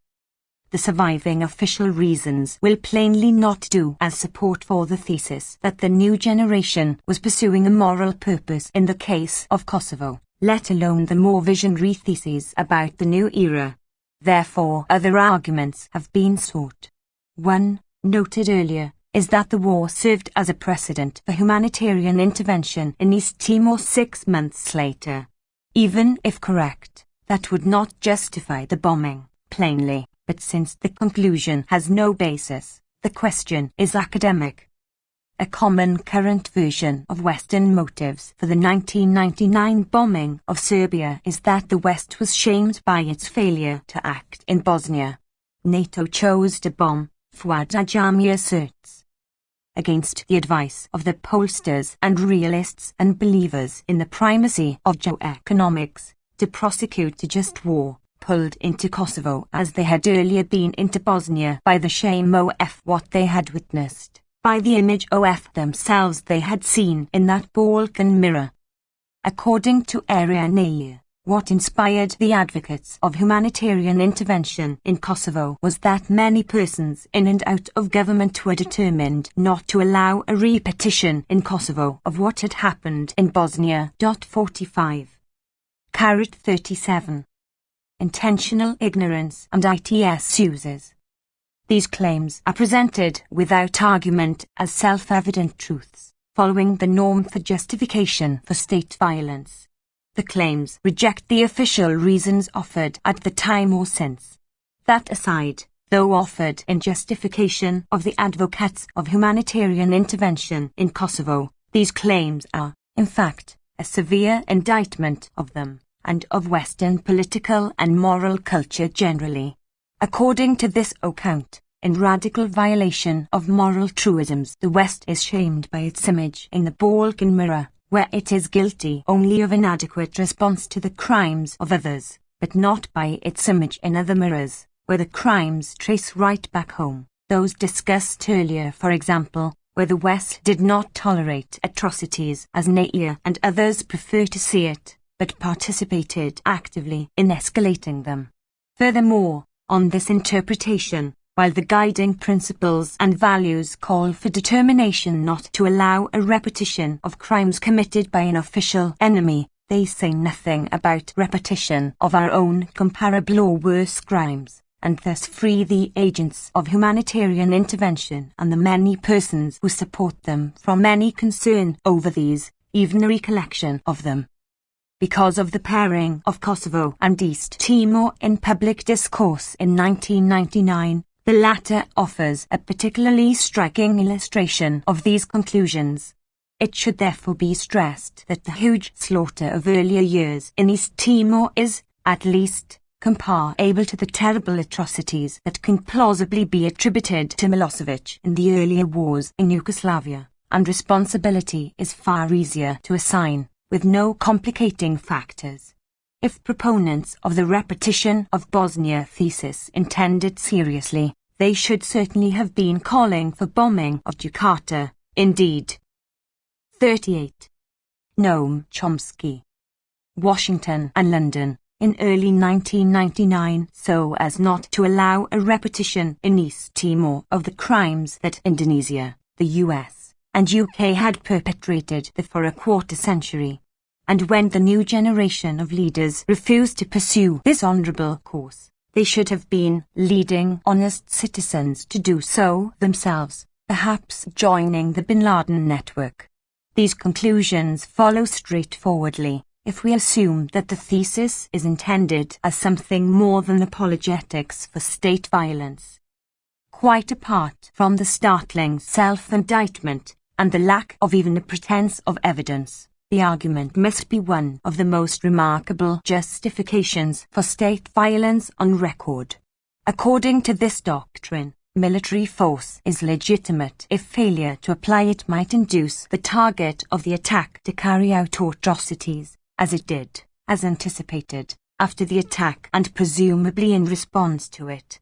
By that standard, violent states are free to act as they like, with the acclaim of the educated classes. Another device for evading the consequences of advocacy of humanitarian intervention in Kosovo is to hold that NATO should have invaded outright, not bombed.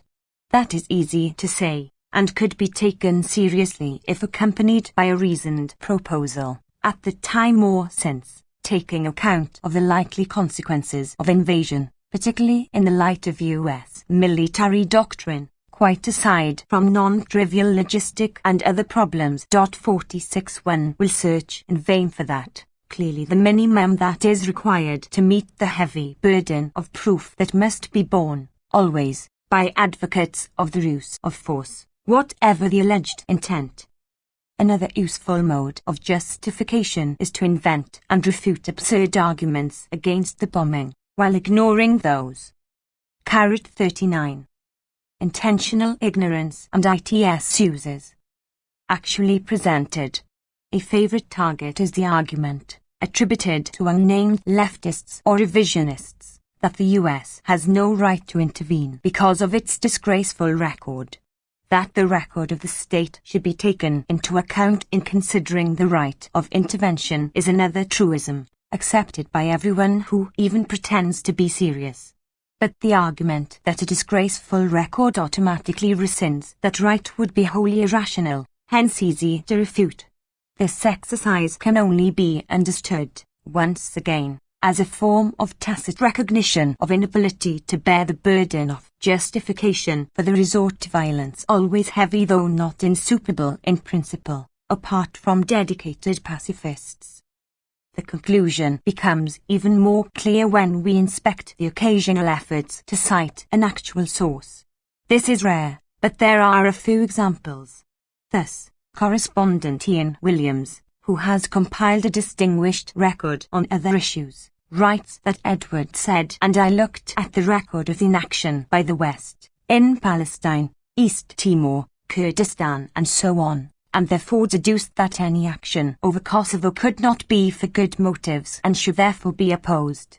To support the charge, and his ridicule of this excessively theological attitude and moralizing element that was common to leftists across the spectrum, He cites nothing I said and one statement of mine that says nothing even remotely relevant. 47 Even the most cursory reading of what I wrote makes it obvious, without the slightest doubt, that my position was exactly the opposite, even to the extent of reviewing the few examples of military intervention with benign consequences, hence arguably legitimate despite the ugly records of the agents. More. 40. Noam Chomsky. Striking is the way Williams falls so easily into the common mode of apologetics for state violence. Said, and I did not look at the record of inaction of the West in the cases he mentions, but at the record of quite decisive action, a fact that evidently cannot be assimilated by many Western intellectuals. Again, the only reasonable conclusion is that the burden of justification cannot be met. It takes considerable effort not to recognize the accuracy of the report to the UN Commission on Human Rights in March 2000 by former Czech dissident Jiří Dinštbia, now UN Special Investigator for the former Yugoslavia. The bombing hasn't solved any problems, he reported. It only multiplied the existing problems and created new ones. Or the corroborating assessment of Michael Mccy that, while Serb forces were clearly the instrument of the unfolding humanitarian disaster, NATO's long-trailered urge to war was undoubtedly a primary cause, and reference to the bombing as humanitarian intervention is really grotesque. No one questions the underlying good intentions, but one suspects that much of the moralistic rhetoric, the demonizing, the claim to be pioneering a foreign policy based on values as well as interests, was a form of denial.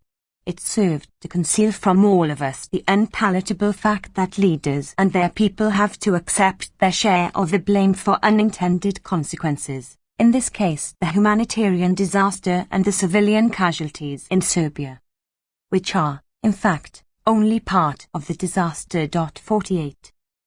41. Intentional ignorance and ITS uses. Mccy's comments seem realistic, with qualifications about the matter of intentions. The phrase unintended consequences obscures the fact that they were anticipated, even if they were not as entirely predictable as the NATO commander felt at the outset, in words that Mccy quotes. Furthermore, it is far from true that no one questions the underlying good intentions. They are most definitely questioned by those Mccy calls the world at large, as he emphasizes, see pages 7 to 8. The conviction about unquestionable good intentions is particularly dubious against the background of the record of past and present practice, including the crucial test cases just reviewed in an effort to evaluate the conflicting interpretations of the new era. Quite generally, it is hard to find significant inconsistency in the practices of the great powers, nor in the principles and values that actually guide policy. None of that should be in the least surprising to those who do not prefer what has sometimes been called intentional ignorance. 49. We turn next to a closer examination of the two humanitarian catastrophes that have been adduced to ground the thesis of moral purpose and the vision of the future that has been constructed on that basis. Notes. 1. Tony Blair, in A New Generation, draws the line. Newsweek, April 19, 1999, Václav Havel, Kosovo and the End of the Nation-State. New York Review, June 10, 1999. 2. Michael Wines, Two Views of Inhumanity Split the World, Even in Victory. New York Times Week in Review, lead article, June 13, 1999. 42. Noam Chomsky. Michael Glennon, The New Interventionism, Foreign Affairs, Council on Foreign Relations, New York, May, June 1999. 3. Bob Davis, Cop of the World. Clinton pledges U.S. power against ethnic cleansing, but his aides hedge. Wall Street Journal, henceforth Wall Street Journal, August 6, 1999. William Jefferson Clinton, A just unnecessary war. New York Times. Henceforth night, May 23rd, April 1st. Speech at Norfolk Air Station, night, April 2nd, 1999. 4. Sebastian Mallaby, Uneasy Partners, Night Book Review, September 21st, 1997. Senior Administration Policymaker cited by Thomas Friedman, A.T., January 12, 1992. Davis, Op. Cit. Paraphrasing Sandy Berger in an interview. 5.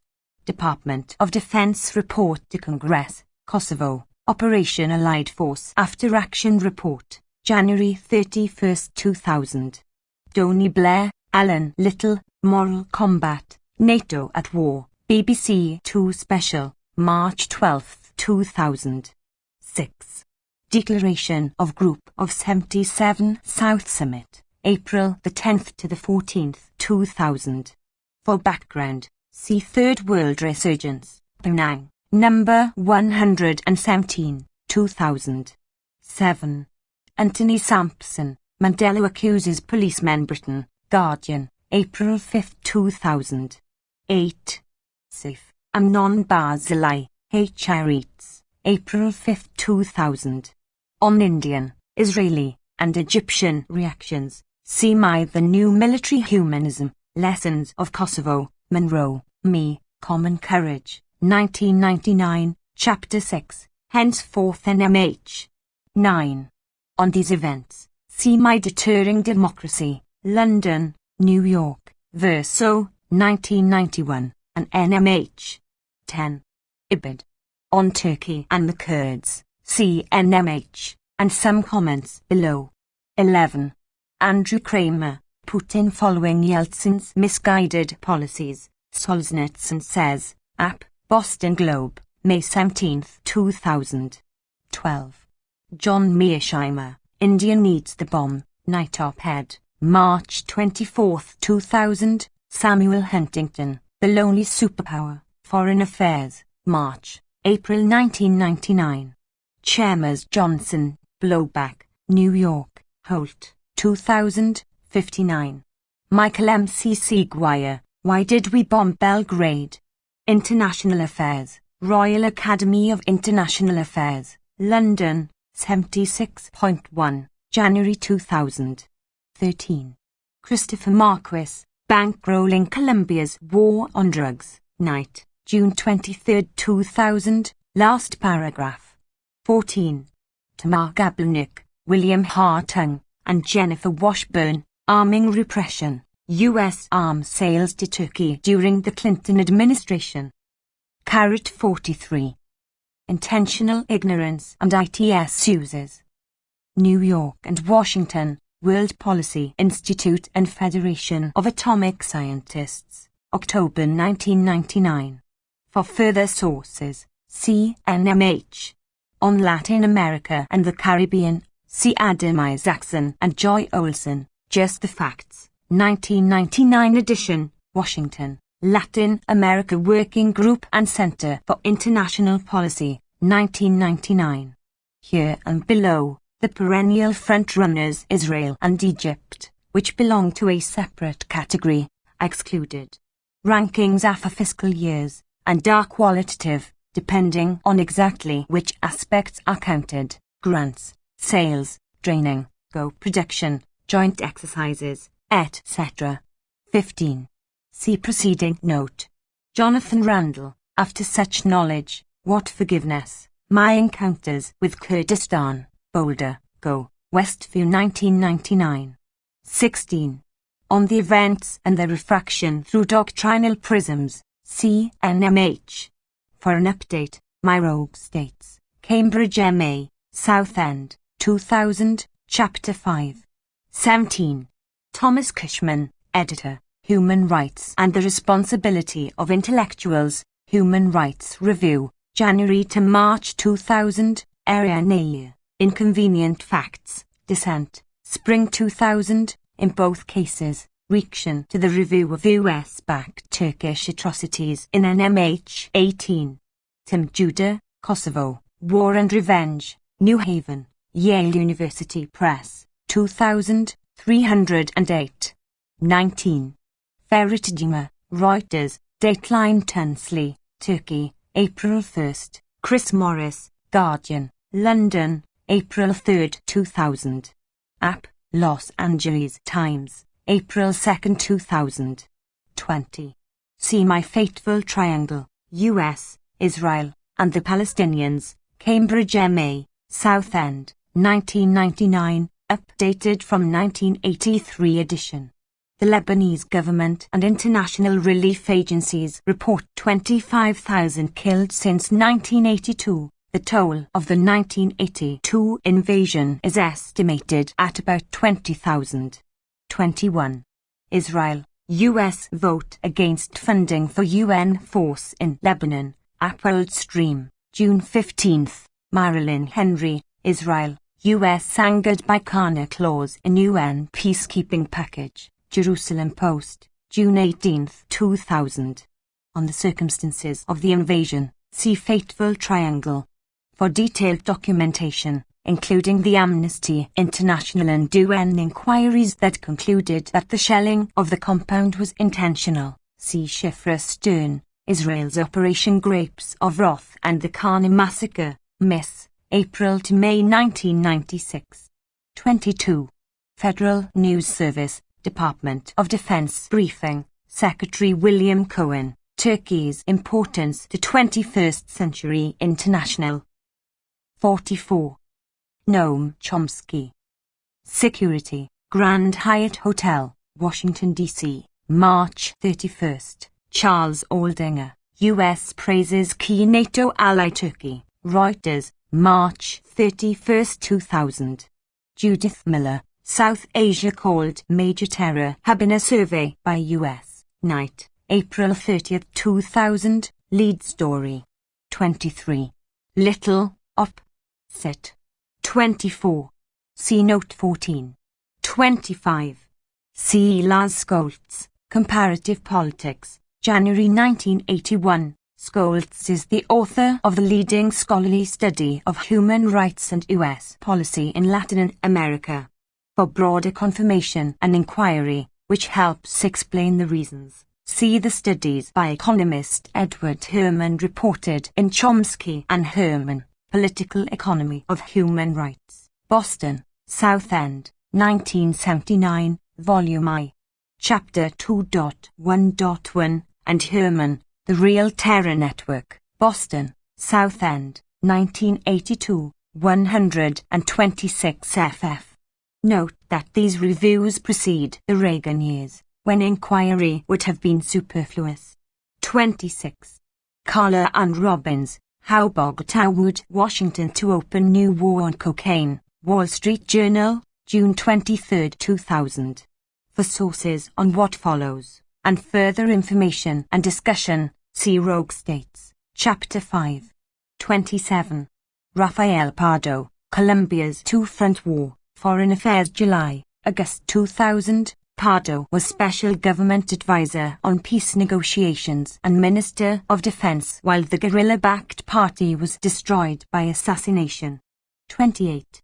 Sean Murphy, Contemporary Practice of the United States Relating to International Law, American Journal of International Law, henceforth Jill, 94.1, January 2000. 29.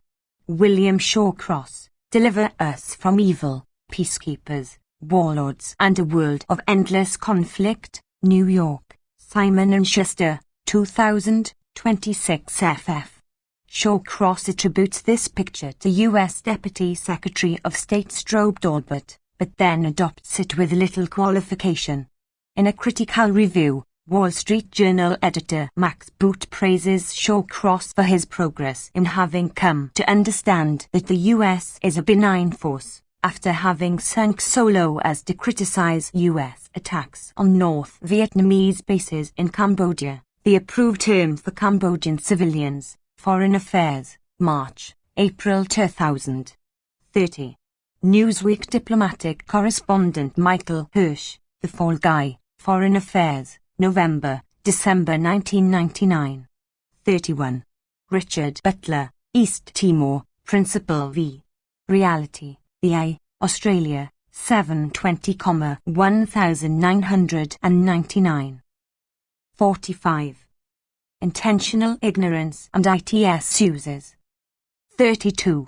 On the reporting of the Rakak massacre and the available evidence, see Edward Herman and David Peterson, CNN, Selling NATO's War Globally, in Philip Hammond and Edward Herman, eds. Degraded Capability, the Media and the Kosovo Crisis, London, Pluto, 2000. 33.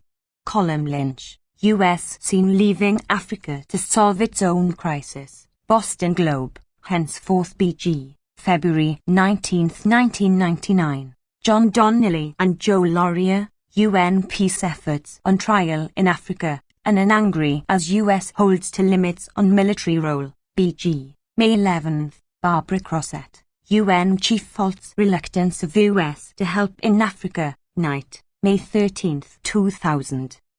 34. On the notion of credibility, and its nature and scope as understood by top planners and policy intellectuals, see NMH, Chapter 6. 35. PKI Success, Harold Grouch, Army and Politics in Indonesia, Ithaca, NY, Cornell University Press, 1978, 351, 155, a standard source. See next chapter, and sources cited. 36. Piero Gleiches, Shattered Hope, Princeton, 1991, 365. Foreign Affairs Editor James Chase, Night Magazine, May 22, 1977. 37. Note 5, above, William Cohen's testimony at the hearing of the Senate Armed Services Committee on Kosovo Operations, October 14, 1999, Federal News Service. 38. Ivo Dalder and Michael O'Hanlon, Without the Air War, Things Could Have Been Worse, Washington Post National Weekly, April 3, 2000. 39. See NMH, 22, and Chapter 3 below. 40. See NMH, Chapter 6, and Chapter 3 below. 41. Michael Ignatieff, What is War For? And Should We Have Done It? National Post, Canada, April 18, 2000, lengthy excerpts from his correspondence with Robert Skidelsky, taken from his book Virtual War. 42. Panorama, War Room, BBC, April 19, 1999. 43. John Goetz and Tom Walker, Serbian ethnic cleansing scare was a fake, says General, Sunday Times, April 2, 2000. Franziska Augstein, Im Kosovo War S. Anders, Frankfurter Allgemeine Zeitung, March 25. Also Die Woche, March 24. Der Spiegel, March 17. Süddeutsche Zeitung, April 4. Le Monde, April 11, 2000. Heinz Liquai, Der Kosovo-Konflikt, Wedge in ein Würmbrunnkrieg, Baden-Baden, Omos Verlag, 2000. 44. Ruth Wedgwood, NATO's Campaign in Yugoslavia, Agile, 93.4, October 1999, A Legal Defense of the Bombing. Donald Byman and 46. Noam Chomsky.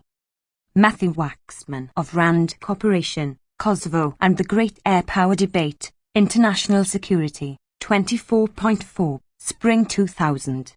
David Fromkin, Kosovo Crossing, Free Press, 1999, Alan Kupperman, Rwanda in Retrospect, Foreign Affairs, January, February 2000. For many other examples, see NMH and Chapter 3, below. 45. Fuad Ajami, Wars and Rumors of War, Night Book Review, June 11, 2000, Area Nair, Op. Sit, and many others.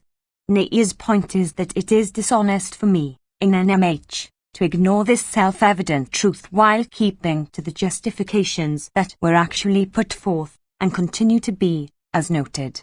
46.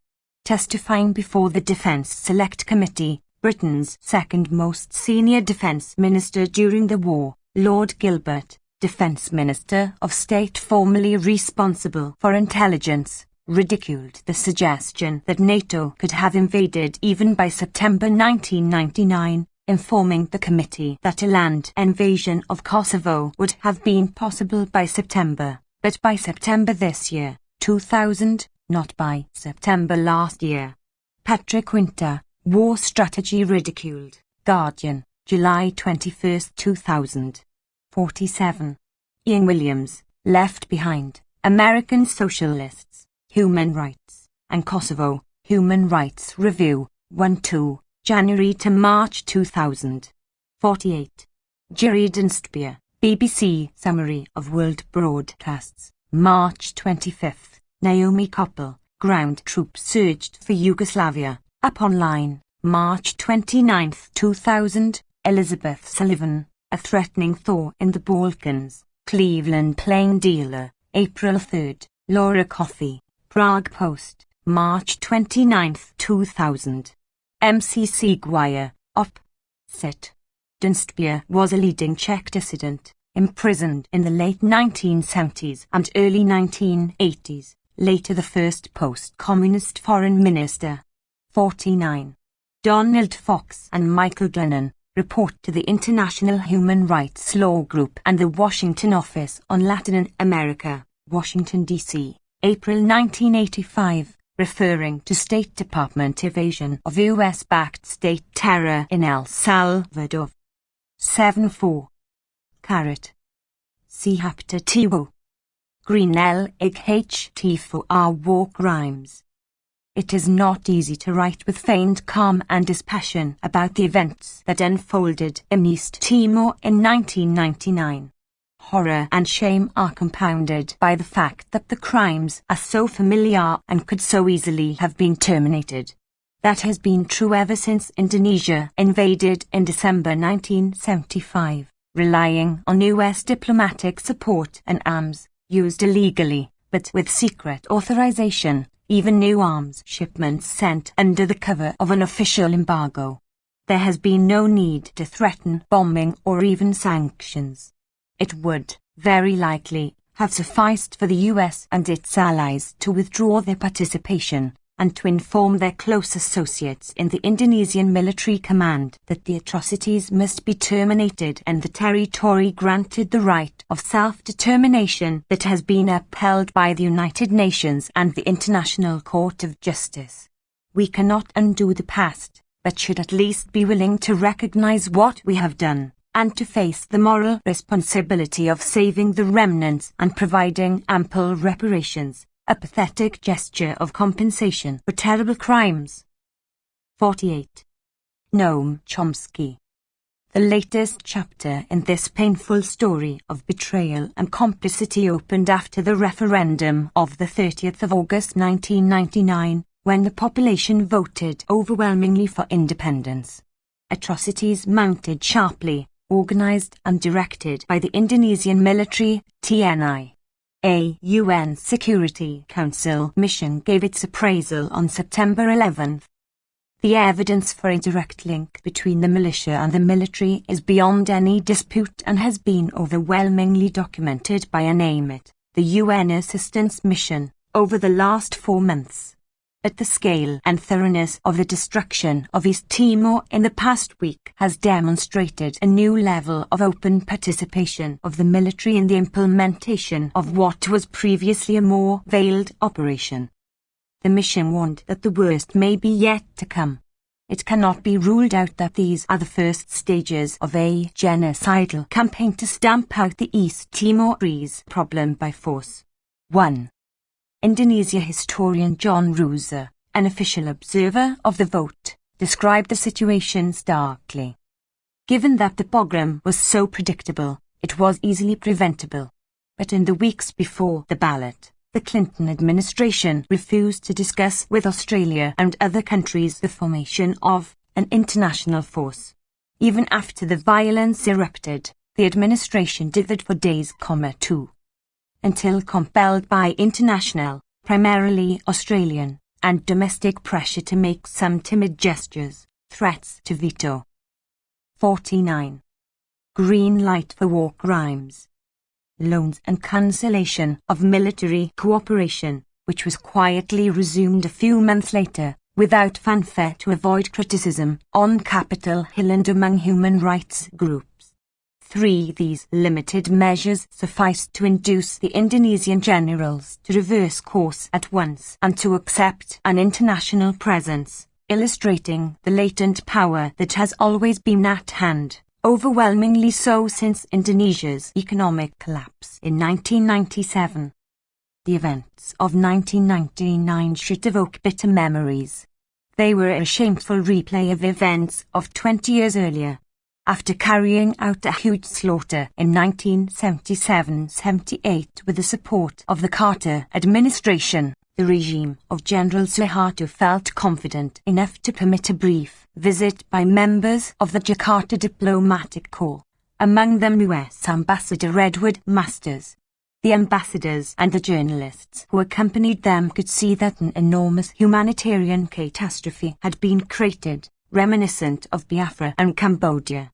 The aftermath was described by the distinguished Indonesia scholar Benedict Anderson. For 9 long months of starvation and terror, Anderson testified at the United Nations. Ambassador Masters deliberately refrained, even within the walls of the State Department, from proposing humanitarian aid to East Timor, waiting until the generals in Jakarta gave him the green light until they felt secure enough to permit foreign visitors, as an internal State Department document recorded. Only then did Washington consider taking some steps to deal with the consequence of its actions. 4. While Clinton followed suit from February through August of 1999, the Indonesian military implemented a scarcely veiled 50. Noam Chomsky campaign of terror and intimidation that has killed thousands of people according to the church and other credible sources. And as he dithered in the final weeks, most of the population were expelled from their homes with unknown numbers killed and much of the country destroyed. According to UN figures, the TNI paramilitary campaign drove an estimated 750,000 of East Timor's 880,000 people from their homes, probably some 250,000 to Indonesian West Timor, elsewhere too, according to many reports, though no one is investigating. It is estimated that about 70% of the country was leveled. More than 10,000 might have been killed, according to Bishop Carlos Felipe Sims below, 1996 Nobel Peace Laureate, who was driven from the country under a hail of bullets, his house burned and gutted, and the refugees sheltering the dispatched to an uncertain fate. 5. The Air Force that was able to carry out pinpoint destruction of civilian targets in Novi Sad, Belgrade, and Pančevo a few months before lacked the capacity to drop food to hundreds of thousands of people facing starvation in the mountains to which they had been driven by the TNI forces armed and trained by the United States and its no less cynical allies. The administration also took no meaningful action to rescue the several 100,000 captives held by paramilitaries in West Timor. Nor was there any notable call for such action, in particular, on the part of those who had been praising themselves for months for their high moral qualities, unrivaled in history. As the Indonesian occupying Red Army withdrew after Washington had given the word, an Australian-led UN peacekeeping force, INTERFIT, international force in East Timor. 51. Green light for war crimes. Entered the territory on September 20, 1999 and quickly took control, though not before further atrocities were carried out by the retreating forces, among them the murder of Southeast Asia correspondent Sanderthans on September 21. It may be recalled that the Indonesian invasion began in October 1975 with the murder of 5 Western journalists, with another killed when Indonesia invaded outright 2 months later. Japan, long a fervent supporter of Indonesia, offered $100 million for Interfit and Portugal $5 million. Washington provided no funds. The Clinton administration asked the UN to reduce the size of its small peacekeeping force. That is perhaps not surprising, in the light of Washington's failure to pay any of the $37.9 million assessed for the startup costs of the United Nations civilian operation in Kosovo, which Washington supported in the Security Council. 7 months after Interfit entered, the US had paid $8 million of the niggardly $13 million it had pledged in reconstruction aid, 1/5 of the total that had been delivered. 7. By the end of 1999, 150,000 or more people remained in Indonesian West Timor as virtual prisoners, Amnesty International reported, trapped in makeshift camps and living in a state of constant fear under the rule of the militia groups that destroyed East Timor. Often intimidated, harassed, extorted and in some cases sexually assaulted and killed. This is the only place in the world wherein workers are heavily escorted by police and army troops when they go into camps, the agency reported, adding that moment and East Timor expresses a desire to leave the camps and go home. Their life is in danger. Perhaps 500 had died. 52. Noam Chomsky. Due to inadequate sanitation and medical care, officials said, mostly children, victims of diarrhea and dysentery. Every day, many of the people are dying from malaria, respiratory infections and acute gastrointestinal diseases, says Arthur Haushen, a volunteer doctor.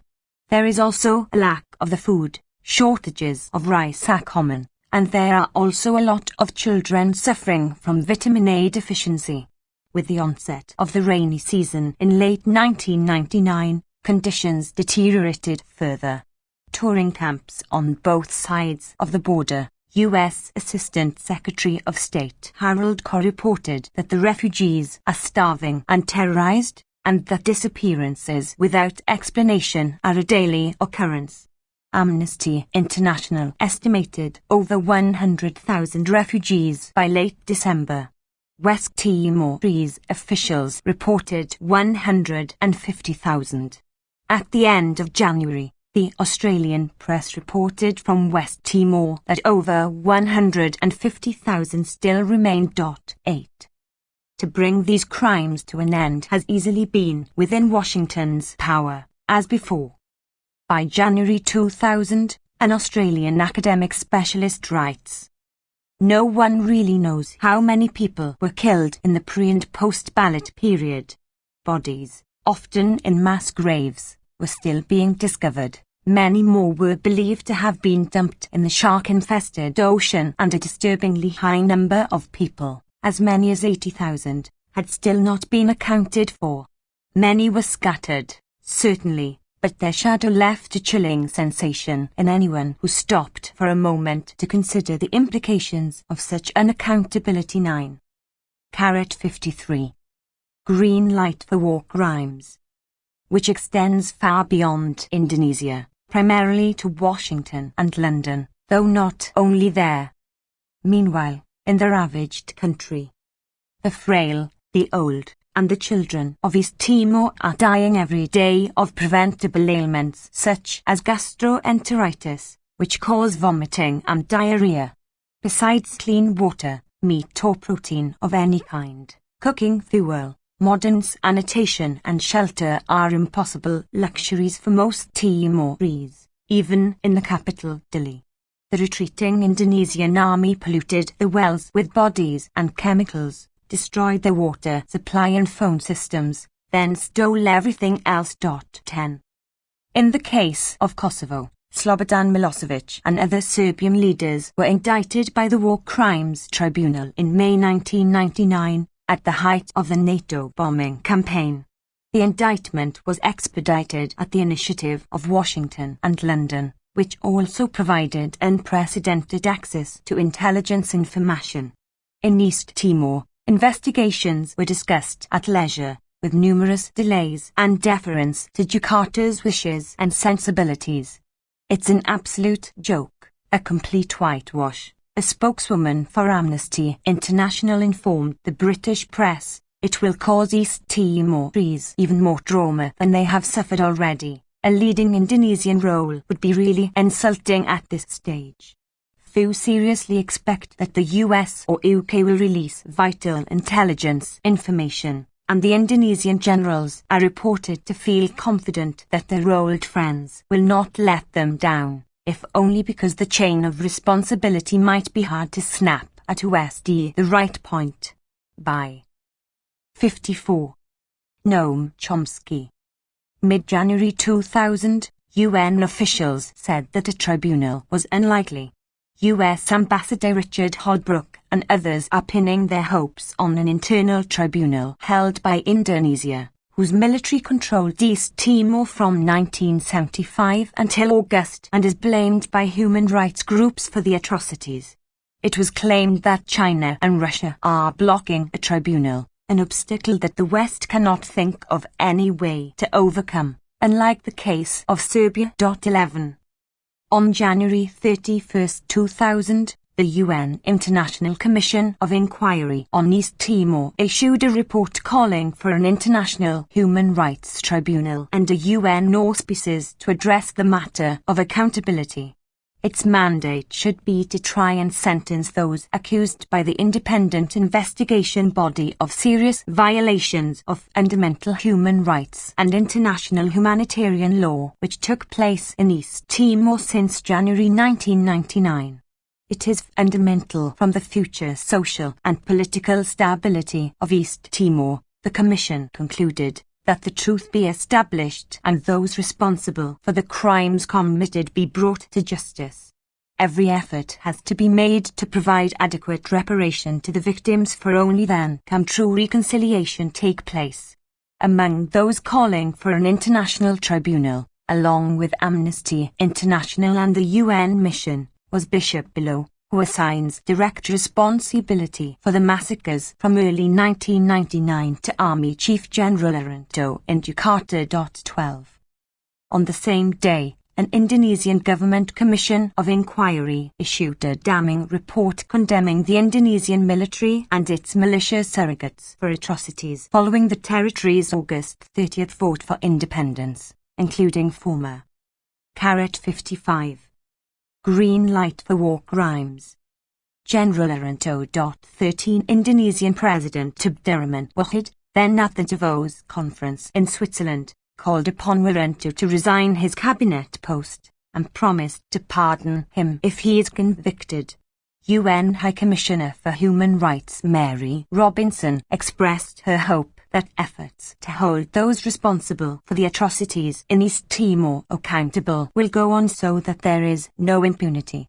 But that is not very likely, correspondent Dan Murphy observed. Support within the UN for a war crimes tribunal is low.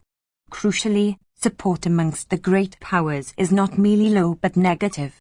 The general attitude is expressed by the editors of the Washington Post that before a Bosnia-style tribunal is created, Indonesia should be given a chance to judge its own, and to pardon the most prominent of them if convicted, as the President announced at once. 14. Australian UN correspondent Mark Riley reported from New York that the UN is set to ignore the strong advice of its own human rights body for a war crimes tribunal in East Timor, instead deferring debate on the issue until Indonesia's probe into the killings is completed. The decision is a political victory for the Jakarta government, which has argued that it should be left alone to investigate allegations of atrocities on what it considers was its sovereign territory. UN Secretary-General Kofi Annan does not endorse the International Tribunal in his accompanying letter to the report. Riley added, the absence of a clear recommendation from Mr. Annan meant that no decision was likely to be reached on a tribunal, UN officials said. The suggestion of a dual representation, jointly with Indonesia, is a significant departure from the UN tribunal. 56. Noam Chomsky. Models established in Rwanda and Bosnia, Riley comments, aimed at avoiding allegations of bias in the prosecutions. Allegations of bias are a matter of concern when the perpetrators of crimes are acting with the support and complicity of the US, Britain, and their allies, so that inquiry must be controlled. But the question is academic, in the absence of an international tribunal. Sonia Piccardo, head of the UN Inquiry Commission, was not optimistic, Riley reported further, recognizing that there is little prospect of the UN Security Council supporting an international war crimes tribunal. The East Timoris deserve compensation, moral and material compensation, because their families and their country have been devastated, Piccardo said, and the UN has to give that to them. It cannot be provided through an Indonesian tribunal. Piccardo had no faith in the ability of a planned Indonesian tribunal to deliver justice to the East Timorese people. It is not feasible for the Indonesians to create a tribunal out of the blue and bring their own generals to justice, she said. Furthermore, no meaningful tribunal can be held in Jakarta because East Timorese people remained scared of the Indonesian authorities and most were reluctant to travel to Jakarta to give evidence to a government tribunal. How can they expect the military courts in Indonesia to bring justice to the people of East Timor? But East Timor deserves not to be forgotten, and with an international tribunal unlikely, she recommended a South African-style Truth and Reconciliation Commission with commissioners from East Timor, Indonesia and UN-appointed members, with powers to dictate pardon, meeting outside Indonesia. 15. 57. Green light for war crimes. Australian Asia correspondent Lindsay Murdoch commented that grave doubts exist that the guilty will be brought to justice. Indonesia's legal system is riddled with corruption and has a poor record when dealing with human rights abuses. Indonesian Attorney General Marzuki Darusman is a respected human rights advocate, but the task he faces in bringing some of the country's most powerful people to justice appears daunting, if not impossible, as illustrated by President Wahid's apparently having buckled to pressure from General Anto by declaring that he would be pardoned if found guilty. Any such pardon would be outrageous, Murdoch wrote. Not by the criteria of Washington and London, it seems. 16. You cannot have one-sided justice in human rights cases, Piccardo said. It is fairly safe, however, to predict that one-sided justice is the most that can be anticipated, and even that is a dubious prospect. Furthermore, it is hardly likely that the guilty parties, particularly the US and Britain, will consider providing the moral and material compensation they owe to the victims, and there is no call for such reparations, just as there was no call for them to offer help to starving refugees driven from their homes by troops they armed and trained, or even to provide more than trivial sums for the peacekeeping force that finally put an end to the 24 years of horror they had imposed on the suffering people of East Timor.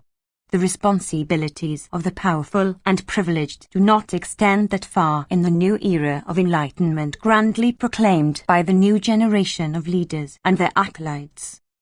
In the United States, the UN report, calling for an international tribunal into crimes committed from January 1999. 58. Noam Chomsky. Received only passing mention, and the crucial issues, scant attention. There was, however, substantial coverage of, and support for, the Indonesian government tribunal, generally interpreted as focusing on the post-referendum period. 17. Similarly, virtually all discussion keeps to the picture that the violence in East Timor was prompted by the August 30th referendum, which set off the rampage last year in East Timor after the province voted for independence. 18. The restriction to that period is important for the international collaborators in the terrorist operations of the preceding months, which were murderous and destructive. Under the post-referendum restriction, one might argue without utter absurdity that there was little time for the Western powers to respond. Not so if the preceding months were granted an honest exposure, not to speak of the preceding years. The Jakarta option has other advantages. East Timoris are unlikely to testify. Pardon has already been announced for the chief military commander. The pressures to evade unpleasant facts will be strongest, and the great powers are immune from inspection. But even in an international tribunal, the possibility that Western leaders would be held accountable for their crimes is so slight as hardly to merit comment, as the International Tribunal for Kosovo demonstrated, to no one's surprise. Only by attaining a remarkable level of intentional ignorance can one fail to perceive that the international judicial process, like other aspects of international affairs, is subject to the rule of force, which overrules considerations of justice, human rights, or accountability. In East Timor, the peacekeeping forces and the UN mission. 59. Green light for war crimes. Have neither the means nor the authority to track down those responsible for crimes, and little evidence is being unearthed, in contrast to Kosovo, where human rights investigators began work as NATO forces took control on the ground. The UN in East Timor has no such capability. 19. Meanwhile, in East Timor, the evidence of crimes against humanity, and so the chance of successful prosecutions, is literally rotting away because of inadequate resources. UN civilian police are finding many bodies and mass graves, but have no resources to investigate them. The need for forensic experts is very, very urgent, said David Wimmerst, spokesman for illuminate. Neither Interfit nor illuminate is able to do this properly at the moment. It is crucial that investigative teams come into Dili as soon as possible. He continued, when NATO went into Kosovo, teams of police, forensic scientists and lawyers from the International War Crimes Tribunal in Hague were at work within days, sealing off and cataloguing mass grave sites. In East Timor, a few harassed policemen have the task of exhuming the bodies and collecting what evidence they can. 20. The delays ensured that little would be found, even if forensic experts had ultimately been provided at any significant level. Much of the evidence was destroyed by the TNI, bodies were buried by local people, and more would soon be washed away or eaten by animals, Australian Dr. Andrew McNaughton told the press in November, giving details informed by his experience of working in East Timor for 7 years. Isabel Ferrer, who coordinates the East Timor Human Rights Commission in Dili, added that when the rainy season begins, all the bodies will be washed away into the rivers and there will 60. Noam Chomsky. Be no evidence left to investigate. Kosovo was swarming with police and medical forensic teams from the US and other countries in the hope of discovering large-scale atrocities. In East Timor, in contrast, it is important that the record remain hidden. Interfit has 10 investigators, no morgue, and no forensic capabilities.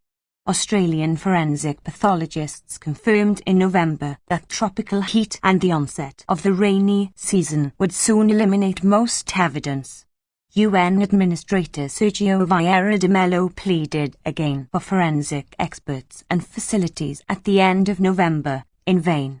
A month later, it was announced that international forensic experts will arrive in January to help in investigations of mass graves and to compile information on crimes. 4 months after the arrival of Interfit, long after tropical rains and other factors had significantly reduced the likelihood of revealing the truth about what has taken place.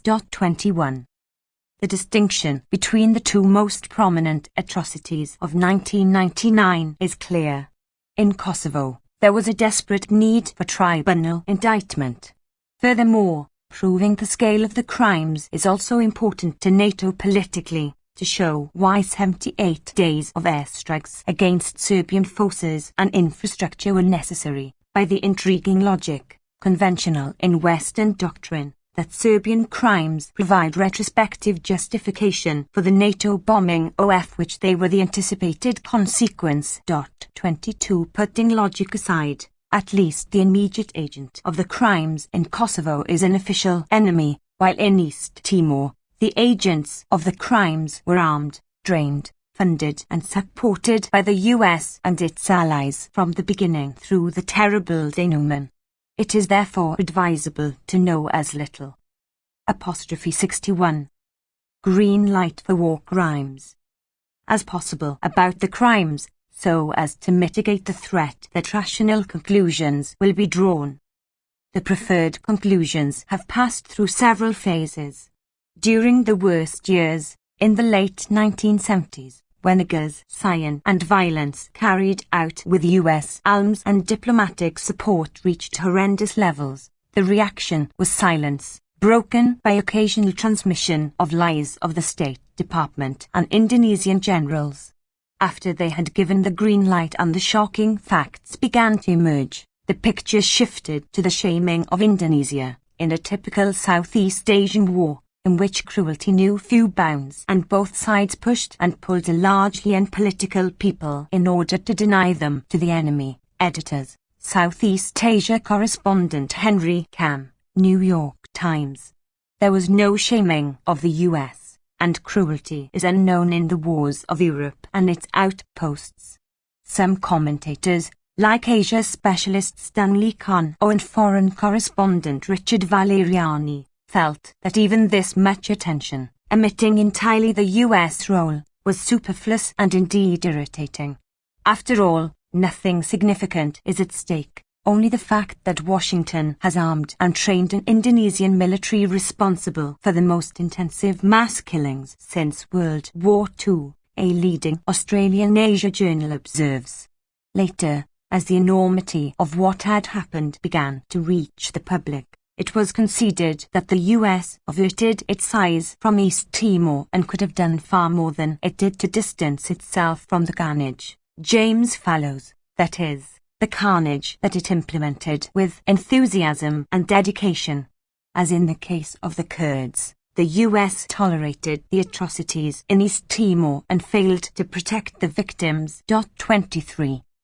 62. Noam Chomsky. The current version is that the Pentagon's investment in Indonesia lacks payoff and America's efforts to gain influence by training officers are for naught, as the violence in East Timor demonstrates. For years, the Pentagon has spent millions on programs that aim not only to train fast-rising officers in foreign armies, including Indonesia's, but to plant in them the seeds of American values and influence. 24 for 35 years in the case of Indonesia. There and elsewhere, the values implanted have led to brutal state terror with remarkable consistency and in close conformity to the doctrines that are taught and that are followed by the tutors themselves when the need arises. Somehow, none of this raises questions about what these American values might be. Nor does it seem relevant that high-level planners have been most impressed by the payoff from the military investment in Indonesia, particularly after its most stunning achievement in 1965.25.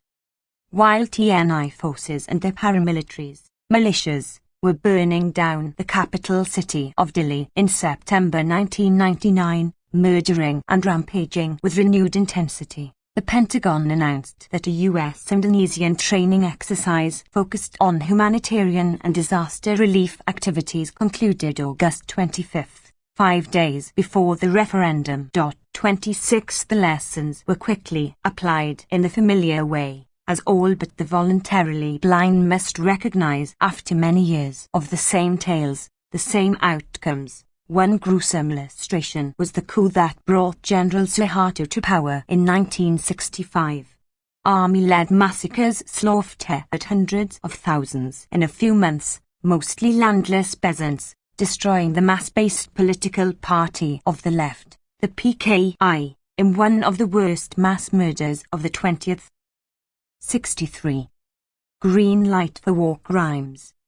Century, the CIA concluded, ranking with the Soviet purges of the 1930s, the Nazi mass murders during the Second World War, and the Maoist bloodbath of the early 1950s.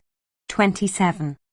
The Rwanda-style slaughter in Indonesia elicited an strange euphoria in the West and fulsome praise for the Indonesian moderates, Suharto and his military accomplices, who had eliminated the rot, and for the US government, which had helped implement the great events while wisely keeping its role under wraps so as not to embarrass the moderates.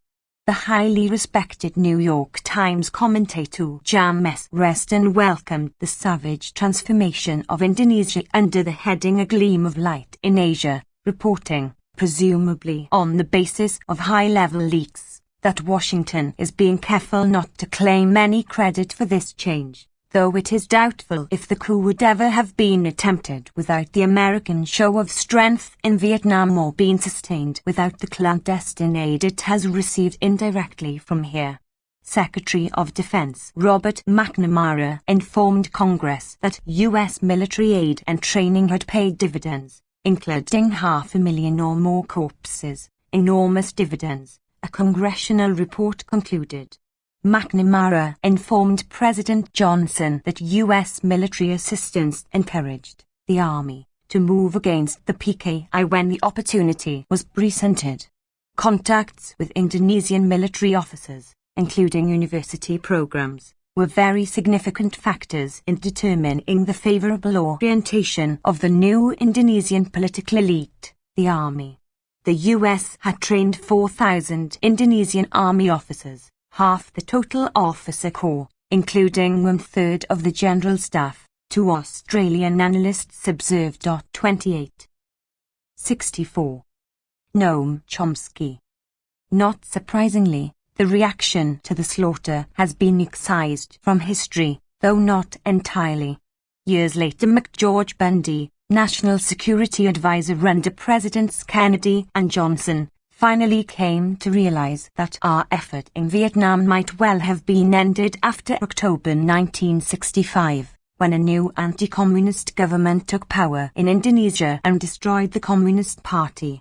With Indonesia now protected from infection, it may have been excessive to continue to demolish Indochina at inordinate cost to ourselves, he explained, recognizing clearly the real motives for the U.S. attack against South Vietnam, then all of Indochina, and also the nature of the partial U.S. victory in that war. In his memoirs, Kennedy Johnson's Secretary of Defense Robert McNamara observes with admiration that Indonesia reversed course after the killing of 300,000 or more PKI members, and now lay in the hands of independent nationalists led by Suharto. He describes his frustration over the irrational refusal of the Vietnamese enemy to accept his offer of a negotiated settlement on the model of the independent nationalism of Suharto's Indonesia, in which they would lay down their arms in an independent, non-communist South Vietnam, which might then treat the South Vietnamese resistance, the only truly mass-based political party in South Vietnam, according to the assessment of U.S. government Indochina expert Douglas Pike, with a kindness lavished on the only mass-based political party in Indonesia by its moderate independent nationalists. 29. The U.S. is a global power, and policies tend to be consistent worldwide. At the same time, the same planners were helping to. 65. Green light for war crimes. Institute murderous military terror states elsewhere, on the principle, explained by McNamara to McGeorge Bundy, that it is the task of the military to remove civilian leaders from office whenever, in the judgment of the military, the conduct of these leaders is injurious to the welfare of the nation, a necessity in the Latin American cultural environment, and likely to be carried out properly now that the judgment of the military is based upon the understanding of, and orientation toward, U.S. objectives as a result of the military aid and training provided by the Kennedy administration. 30. So matters continued in Indonesia for 3 decades of military aid, training, and friendly interaction with a great mass murderer and torturer who was at heart benign, the London Economist explained, and unfairly condemned by propagandists for the guerrillas in East Timor and West Papua, Irian Jaya, who talk of the army's savagery and use of torture. The unnamed propagandists were the major international human rights groups, the Timorese Church, and others who failed to see the merits of our kind of guy, as the Clinton administration admiringly described Suharto when he was welcomed to Washington in October 1995. His son-in-law General Prabowo, the leader of Indonesia's paramilitary death squads, who has authorized mass killings and rapes and was finally sent to Jordan as an embarrassment after the fall of Suharto, was an enlightened military leader who deserved to have his demands treated promptly and with courtesy by British politicians, according to British Defence Minister George Robertson, liberator of oppressed Muslims of Kosovo. 31. Direct U.S. support for Indonesian occupation forces in East. 66. Noam Chomsky. Timor became more difficult after they massacred several hundred people in Dili in 1991, an atrocity that could not be suppressed or denied because it was secretly filmed by photojournalist Max Stahl and played on TV in the UK and US, and because 2 US journalists, Alan N. and Amy Goodman, who were severely beaten, were able to give eyewitness reports. In reaction, Congress banned small arms sales and cut off funds for military training, compelling the Clinton administration to resort to some intricate maneuvers to evade the legislative restrictions, as it was doing in Turkey at the same time. The State Department commemorated the anniversary of the Indonesian invasion by determining that Congress's action did not ban Indonesia's purchase of training with its own funds, so the training can proceed despite the ban, with Washington perhaps paying from some other pocket. The announcement received scant notice and no comment in the press, but it did lead Congress to express its outrage, reiterating that it was and is the intent of Congress to prohibit U.S. military training for Indonesia. House Appropriations Committee, we don't want employees of the U.S. government training Indonesians, a staff member reiterated forcefully, but without effect. 32. Government-approved weapons sales come to over $1 billion since the 1975 invasion, including $150 million during the Clinton years. Government-licensed sales of armaments increased from $3.3 million to $16.3 million from fiscal 1997 to 1,998.33 as atrocities peaked in 1977-78. The UK, France, and others joined the US in providing arms for the killers as well as diplomatic protection. Britain's Hawk jets proved to be particularly effective for 67. Green light for war crimes. Killing and terrorizing civilians. The current Labour government continued to deliver Hawk jets to Indonesia, using public funds, as late as September 23, 1999, 2 weeks after the European Union had imposed an embargo. 3 days after Interfit had landed, well after it had been revealed that these aircraft had been deployed over East Timor once again, this time as part of the pre-referendum intimidation operation, and 2 weeks after the Indonesian Air Force had deployed British Hawks at the Kupang Air Base in West Timor to anticipate any intrusion of foreign aircraft into the eastern part of Indonesian territory, especially East Timor. Under New Labour, Britain became the leading supplier of arms to Indonesia, despite the strong protests of Amnesty International, Indonesian dissidents, and Timorese victims.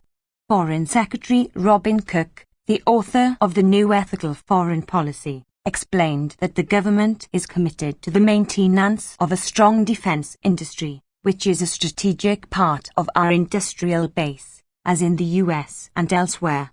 For the same reasons, Prime Minister Tony Blair later gave the go-ahead for the sale of spare parts to Zimbabwe for British Hawk fighter jets being used in an African civil war that has cost tens of thousands of lives.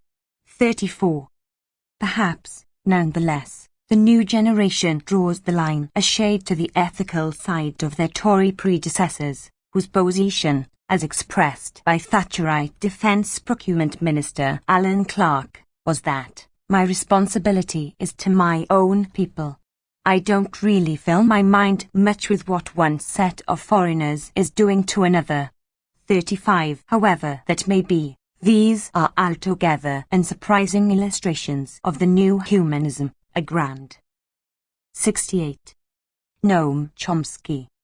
New era in world affairs led by the United States, now at the height of its glory, 36, and its British partner. In 1997, the Pentagon was still training Indonesian military forces. The programs continued into 1998 under the code name Iron Balance, hidden from legislators and the public because they were in violation of the clear intent of congressional restrictions. Principal among the units that continued to be trained was the Kopassus, an elite force with a bloody history, which was more rigorously trained by the US than any other Indonesian unit, according to Pentagon documents. Training focused on military expertise that could only be used internally against civilians, such as urban guerrilla warfare, surveillance, counterintelligence, sniper marksmanship and psychological operations. Among commanders trained were those implicated in the renewed outburst of violence in 1999, as well as earlier massacres, including Crassus in 1983 and Dili in 1991. Loyal Timorese also received US training.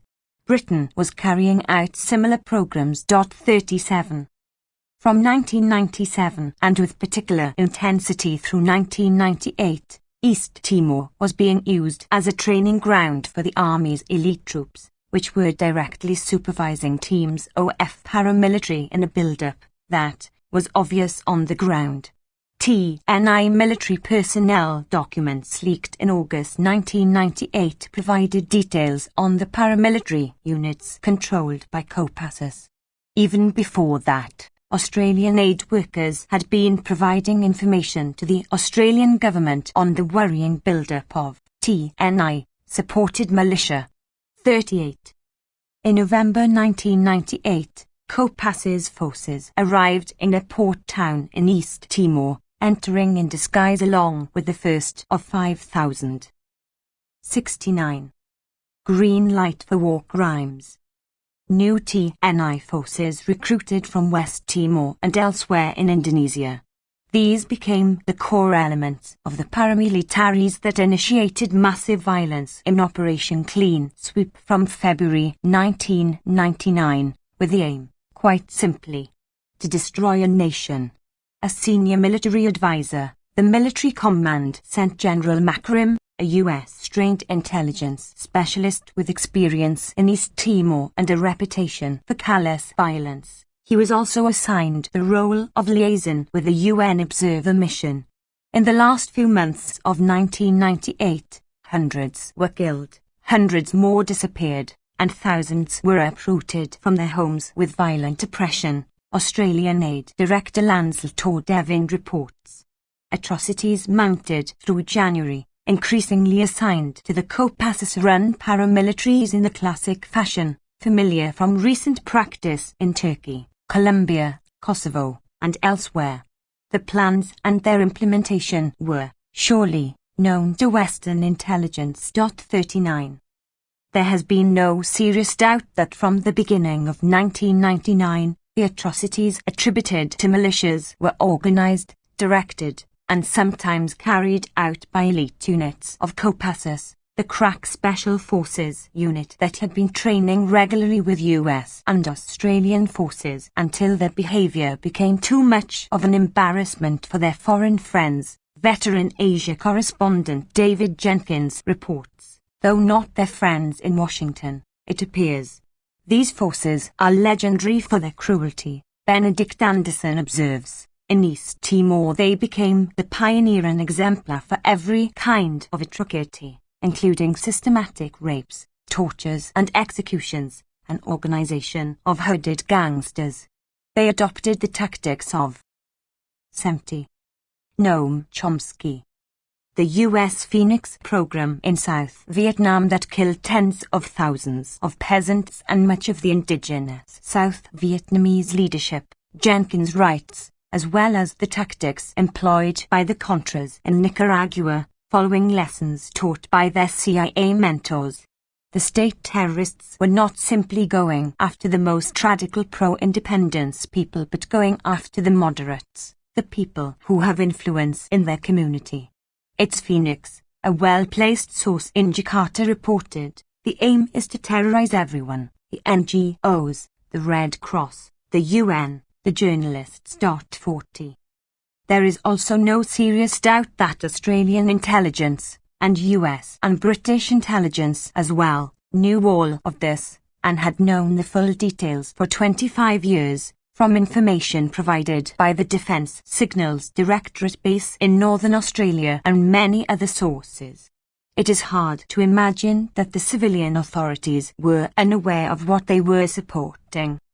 By April to May 1999, the Australian government finally and formally acknowledged that the military was behind paramilitary atrocities.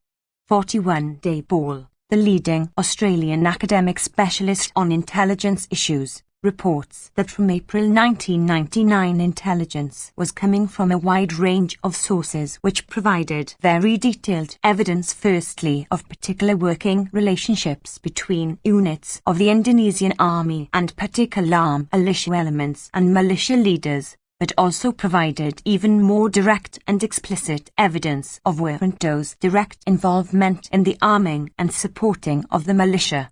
On April 20th, Australian intelligence reported that Indonesian military officers are actively supporting pro-Indonesian militants in East Timor, implicating Wiranto.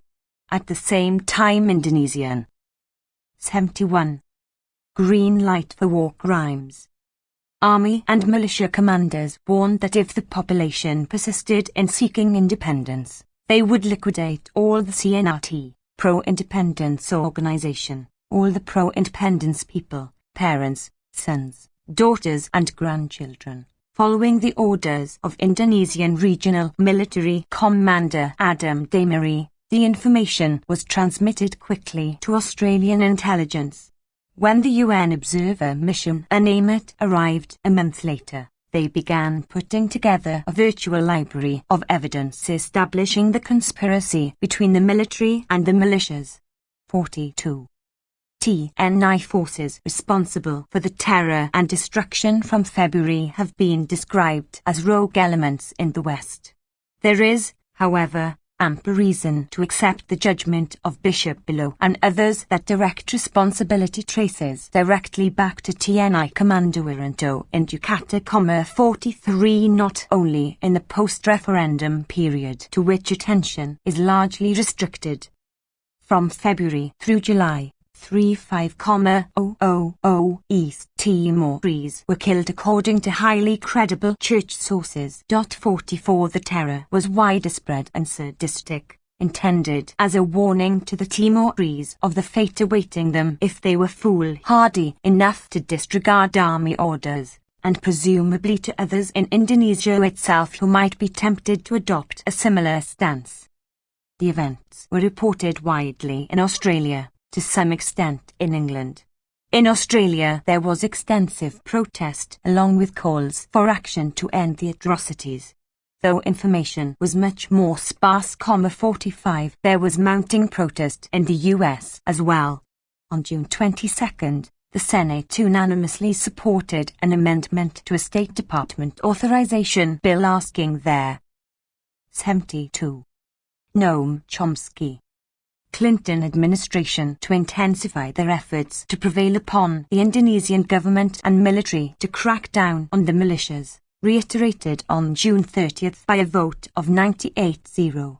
In a July 8 press briefing, in response to a query about the Senate vote, State Department spokesperson Jam S. Foley repeated the official stand that the Indonesian military has a responsibility to bring those militias under control, namely, the militias it was organizing, arming, and directing. 46 Once again, database searches found no report of any of this in the US. Well before the referendum, the commander of the Indonesian military in Dili, Colonel Tono Zuratman, had warned of what was to come. "I would like to convey the following," he said. "If the pro-independents do win, all will be destroyed. It will be worse than 23 years ago." On July 24, Zuratman met with the police commander and militia leaders at the Dili military headquarters, where they took the major decisions. In the recognition that the pro-integration side was unlikely to win the vote, according to an August 6 report by Australian intelligence officer Wayne Sivers.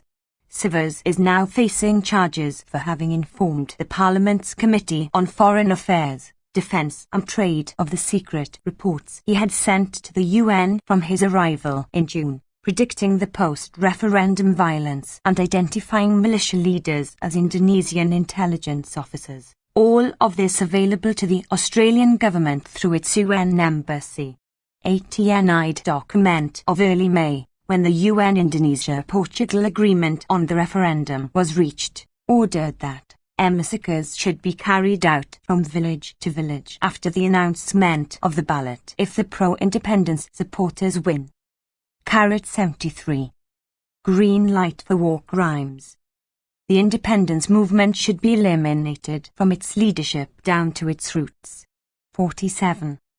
Documents discovered in Dili in October 1999 and analysed in Jakarta by Indonesian investigators and Western diplomatic sources provide evidence that, for months before the referendum on East Timor's independence in August, it was being systematically undermined by Indonesia's top generals, including plans for the forcible deportation of hundreds of thousands of East Timorese. A Western diplomat who reviewed the documents describes them as the missing link, showing a clear chain of command from close to the very top, also expressing his surprise at the sheer quantity of the weapons provided to local militia and pro-Jakarta figures. As the May 5 referendum agreement was signed, a letter from General Subojo to Colonel Zuratman, copied to senior military figures, ordered preparations for a security plan to prevent civil war that includes preventive action, create conditions, policing measures, repressive, coercive measures, and a plan to move to the rear, evacuate if the second option, independence, is chosen. A July document drafted by an officer of a Dili-based regional command, Colonel Subojo, outlines a battle plan directed against what it calls the enemy forces, not only the guerrillas of the resistance movement, Falintil, but civilians, including unarmed student groups and political organizations. In August, the Dili Police Department produced a meticulous plan to evacuate hundreds of thousands of Timorese after the referendum, with extensive detail. The plans were soon implemented, and it would be most surprising if they were not known, at least in a general way, to Western intelligence. 48. Noam Chomsky. Citing diplomatic, church and militia sources, the Australian press had reported in July 1999 that hundreds of modern assault rifles, grenades and mortars are being stockpiled, ready for use if the autonomy option is rejected at the ballot box. It warned that the army-run militias might be planning a violent takeover of much of the territory if, despite the terror, the popular will would be expressed. Leaked official cables reveal the Australian government's harsh assessment of the Pentagon's overly generous interpretation of Indonesian Army, TNI, involvement with the militias. 49. The Indonesian generals had every reason to interpret the evasive and ambiguous reactions of their traditional friends and backers as a green light to carry out their work. One may compare the reaction in the enlightened West to the plans of Indonesia and of Serbia for large-scale ethnic cleansing and destruction. In the former case, explicit, known, disregarded; in the latter, discovered 2 weeks after the bombing began and probably fabricated. Operation Horseshoe, though doubtless such plans existed. In the former case, the responsibility of the new generation; in the latter, attributed to an official enemy as a justification for bombing. The pace of terror escalated in April 1999, including major massacres, as at Likica, when some 60 people, or perhaps far more, were murdered in a church where they had taken shelter. Western investigators on the scene now believe that 200 or more were murdered. An American police officer comments that officially we must stay with the number of bodies that we have actually lifted, but the total number of people killed in this. 75. Green light for war crimes. District is much, much higher than that, perhaps even astronomical. The full story will never be known, in this and other cases, because of the unwillingness of the West to permit serious investigation. 50. A few days after the Likica massacre, Admiral Dennis Blair, U.S. Pacific Commander, met with TNI Commander General Wiranto, assuring him of U.S. support and assistance and proposing a new U.S. training mission, one of the several such contacts. 51. In the face of this record, only briefly sampled and duplicated repeatedly elsewhere, Washington lauds the value of the years of training given to Indonesia's future military leaders in the United States and the millions of dollars in military aid for Indonesia, urging more of the same for Indonesia and throughout the world, though commentators acknowledge that the huge training programs have somehow failed to plant in them the seeds of American values and influence. 52. The reasons for the disgraceful record have sometimes been honestly recognized. During the final phase of atrocities, a senior diplomat in Jakarta formulated the dilemma faced by the great powers succinctly: Indonesia matters and East Timor doesn't. 53. It is therefore understandable that Washington should keep to ineffectual gestures of disapproval while insisting that internal security in East Timor is the responsibility of the government of Indonesia, and we don't want to take that responsibility away from them. The official stance throughout, repeated a few days before the August referendum in full knowledge of how that responsibility had been carried out. The same position was officially reiterated well after the referendum, while 76. Noam Chomsky. The most dire predictions were being fulfilled. 54. As noted, the same doctrine underlies the insistence that further inquiry into the crimes must be the responsibility of Indonesia, not an international tribunal. The reasoning of the senior diplomat was spelled out more fully by 2 Asia specialists of the New York Times. The Clinton administration has made the calculation that the United States must put its relationship with Indonesia, a mineral-rich nation of more than 200 million people, ahead of its concern over the political fate of East Timor, a tiny impoverished territory of 800,000 people that is seeking independence. The Second National Journal quoted Douglas Ball, president of the Asia-Pacific Policy Center. Timor is a speed bump on the road to dealing with Jakarta, and we've got to get over it safely. Indonesia is such a big place and so central to the stability of the region. 55.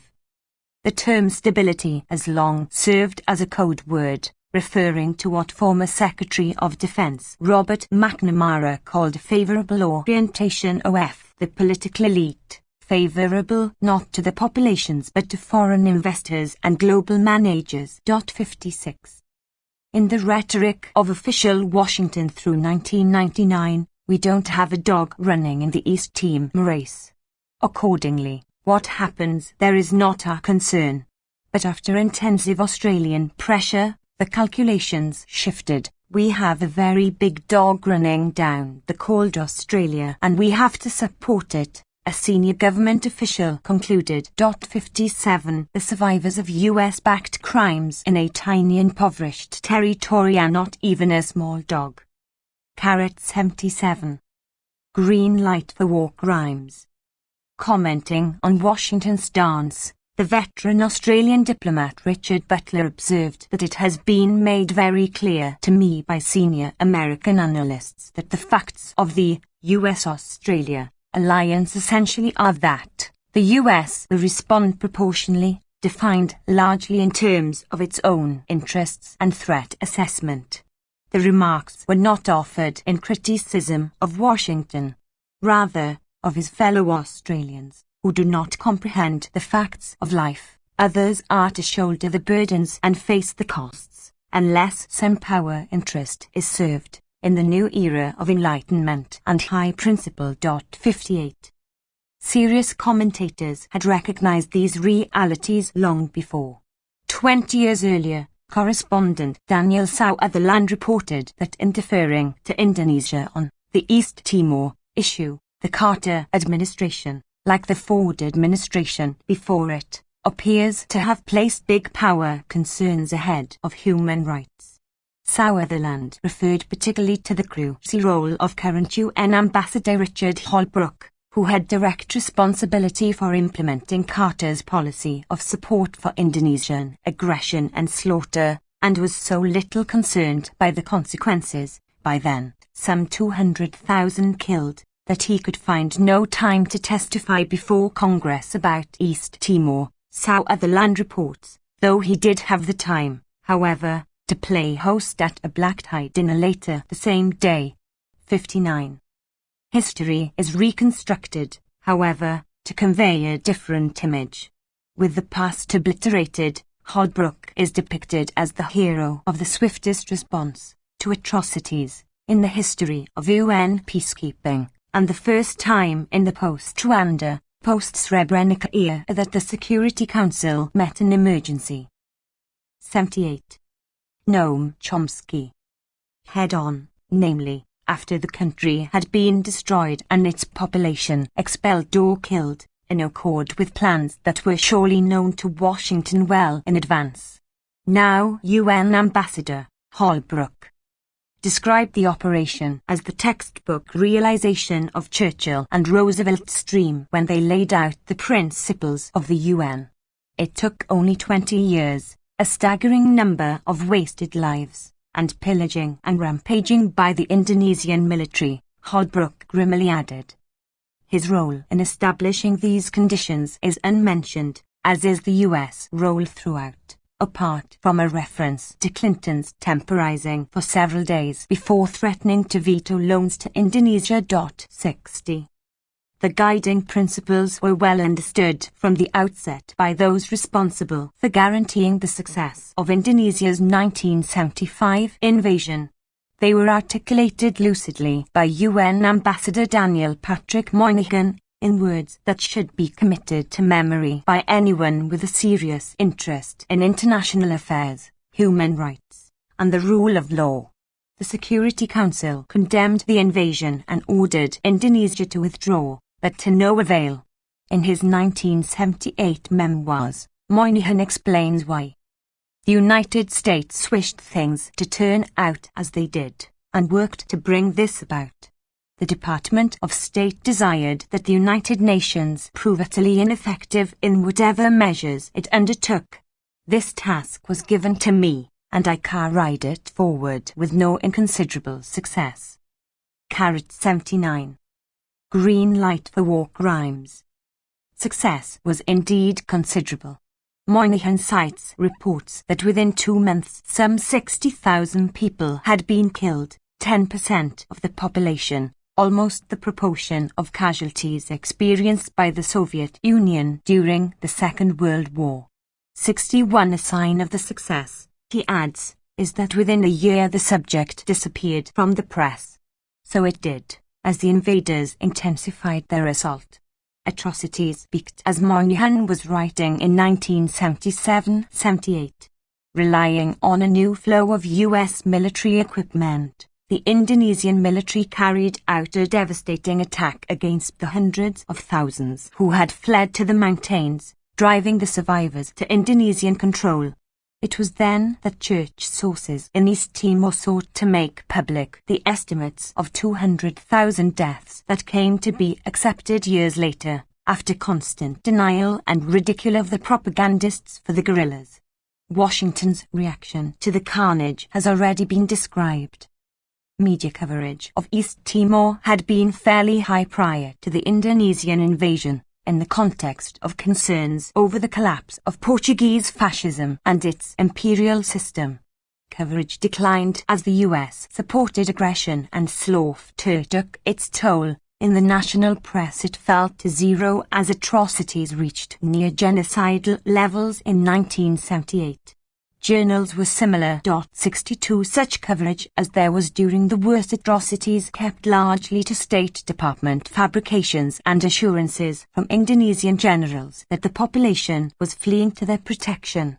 By 1980, however, the story was beginning to break through, though the US responsibility remains well concealed to the present.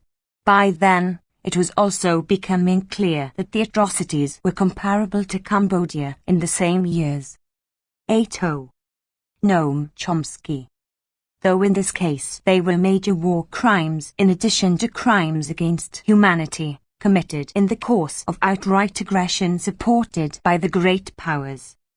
The first reports to break the silence caused considerable annoyance. Commenting in a journalism review, Stanley Kahn said he could not bring himself to read a story on East Timor that had just appeared. It didn't have anything to do with me, he said. His colleague Richard Valeriani agreed, because I don't care about Timor. Reviewing a book that gave the first extensive account of what had happened, and the unwillingness to report it, former New York Times Indochina correspondent A.J. Langguth dismissed the topic on the grounds that, if the world press were to converge suddenly on Timor, it would not improve the lot of a single Cambodian. The point was elegantly phrased by the editor of the Paris left-wing journal Nouvel Observateur. History has its principal currents, and the principal current passes through Cambodia, not Timor. 63. The observations on Timor and Cambodia are surely accurate. More important, they capture lucidly the guiding criteria for humanitarian concerns, atrocities for which we bear responsibility, and which we could easily mitigate or terminate, do not have anything to do with us and should be of no particular concern. Worse still, they are a diversion from the morally significant task of lamenting atrocities committed by official enemies that we can do little if anything about. Though when the Vietnamese did end them in this case, Washington undertook its obligation to punish the Vietnamese for this shocking crime by severe sanctions, the backing of a Chinese invasion, and support for the ousted Khmer Rouge, Democratic Kampuchea, DK.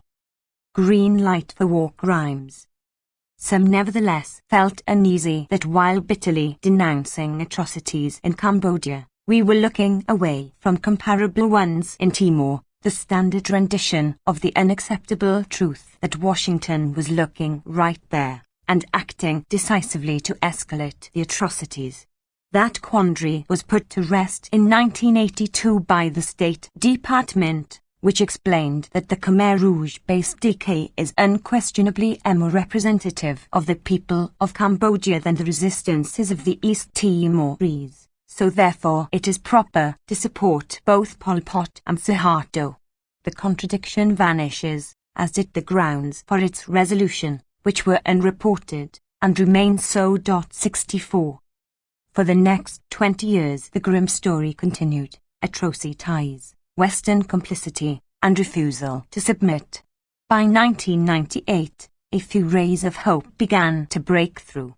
By then Suharto had committed some real misdeeds, and was therefore no longer our kind of guy. He had lost control of the country after the financial crisis, and was dragging his feet on implementing harsh IMF programs.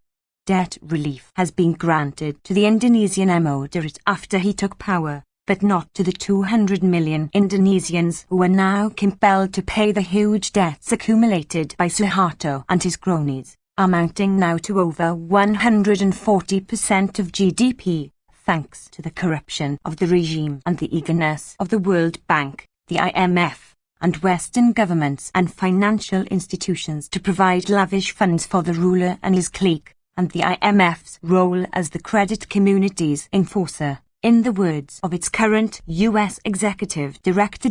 65. On May 20, 1998, Secretary of State Madeleine Albright called upon Suharto to resign and provide for a democratic 82. Noam Chomsky. Transition. A few hours later, Suharto transferred formal authority to his hand-picked Vice President B.J. Habibie.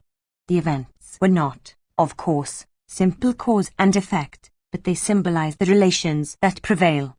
With Suharto gone, the way was paved for the first democratic election in 40 years, that is, the first election since the parliamentary system was undermined in the course of the U.S. clandestine operations of 1958 that aimed to dismantle Indonesia by separating the resource-rich outer islands, undertaken because of W. Washington's concern that the government of Indonesia was too independent and too democratic, even going so far as to permit a popular party of the left to function. 66.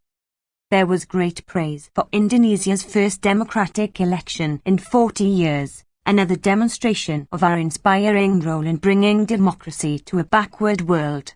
The commentary managed to overlook the background, which is consigned to their ample category of veiled operations, among the facts that it wouldn't ought to mention, in ORWL's phrase, discussing voluntary censorship in free societies. Habibie moved at once to distance himself from Suharto, surprising many observers. In June 1998, he called for a special status for East Timor. In August, Foreign Minister Ali Litters suggested a wide-ranging autonomy. On January 27, 1999, Habibie made the unexpected announcement that if the East Timorese are not willing to accept Indonesia's offer of autonomy, then the government would recommend to the People's Consultative Assembly that Indonesia relinquish control of the territory it had invaded and annexed. On May 5, Indonesia and Portugal, under UN auspices, agreed. Green light for war crimes. That the choice should be made in a referendum scheduled at first for August 8, but delayed until August 30. The military, however, was following a different track, already described, moving even before Habibie's January announcement to prevent a free choice by terror and intimidation. In an astonishing display of courage, almost the entire population, braving violence and threats, made their way to the polls on August 30, many emerging from hiding to do so. Close to 80% chose independence. TN followed the latest phrase of TNI atrocities in an effort to reverse the outcome by slaughter and expulsion, while reducing work of the country to ashes. For the reasons already discussed, the true th of the matter will never be known, along with what preceded. The sordid history should be viewed against the background of U.S.-Indonesia relations in a post-war era. 67. The rich resources of the archipelago, and its critical strategic location, guaranteed it a central role in U.S. global planning. These factors lie behind Washington's efforts 40 years ago to dismantle Indonesia, then its support for the military in preparation for the anticipated coup, and unbounded enthusiasm for the regime of killers and torturers who brought about a favorable orientation in 1965, and for their leader, who remained our kind of guy until his first missteps in 1997, when he was abandoned in the usual pattern of criminals who have lost their usefulness or become disobedient. Trujillo, Somoza, Marcos, Noriega, Saddam Hussein, Mobutu, Ceausescu, and many others. as noted, the successful cleansing of Indonesia in 1965. 84. Noam Chomsky. Apart from turning this rich country into a paradise for investors, was understood to be a vindication of W. Washington's wars in Indochina, which were motivated in large part by concern that the virus of independent nationalism might infect Indonesia, to borrow standard rhetoric, just as concern over Indonesian independence, and later, its excessive democracy, had been motivated by fear that a communist, meaning independent nationalist, Indonesia would be an infection that would sweep westward through all of South Asia, as George Kennan warned in 1948. In this context, support for the invasion of East Timor and subsequent atrocities was presumably reflexive, though a border analysis should attend to the fact that the collapse of the Portuguese Empire had similar consequences in Africa, where South Africa rather than Indonesia was the agent of Western-backed terror. Throughout, Cold War pretexts were routinely invoked. These should be analyzed with caution. Quite commonly a careful inquiry reveals that they serve as a convenient disguise for ugly motives and actions that had little to do with shifting relations among the US, Russia, and China, not only in Southeast Asia but in Latin America, the Middle East, and elsewhere. The story does not begin in 1975. East Timor had not been overlooked by the planners of the post-war world. The territory should be granted independence, Roosevelt's senior advisor Sumner Welles mused, but it would certainly take 1,000 years. 68. With an awe-inspiring display of courage and fortitude, the people of East Timor have struggled to confound that prediction, enduring monstrous disasters. Some 50,000 lost there. 85. Green light for war crimes. Lives protecting a small contingent of Australian commandos fighting the Japanese. Their heroism may have saved Australia from Japanese invasion. Perhaps a third of the population were victims of the first years of the 1975 Indonesian invasion, many more since.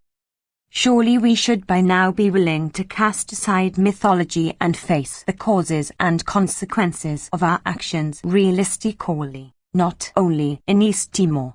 In that tortured corner of the world we now have an opportunity to remedy in some measure at least one of the most appalling crimes and tragedies of the terrible century that has finally come to a horrifying, wrenching close.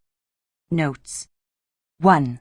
Our right to the Security Council mission to Akyata and Dili, 8-12 September 1999.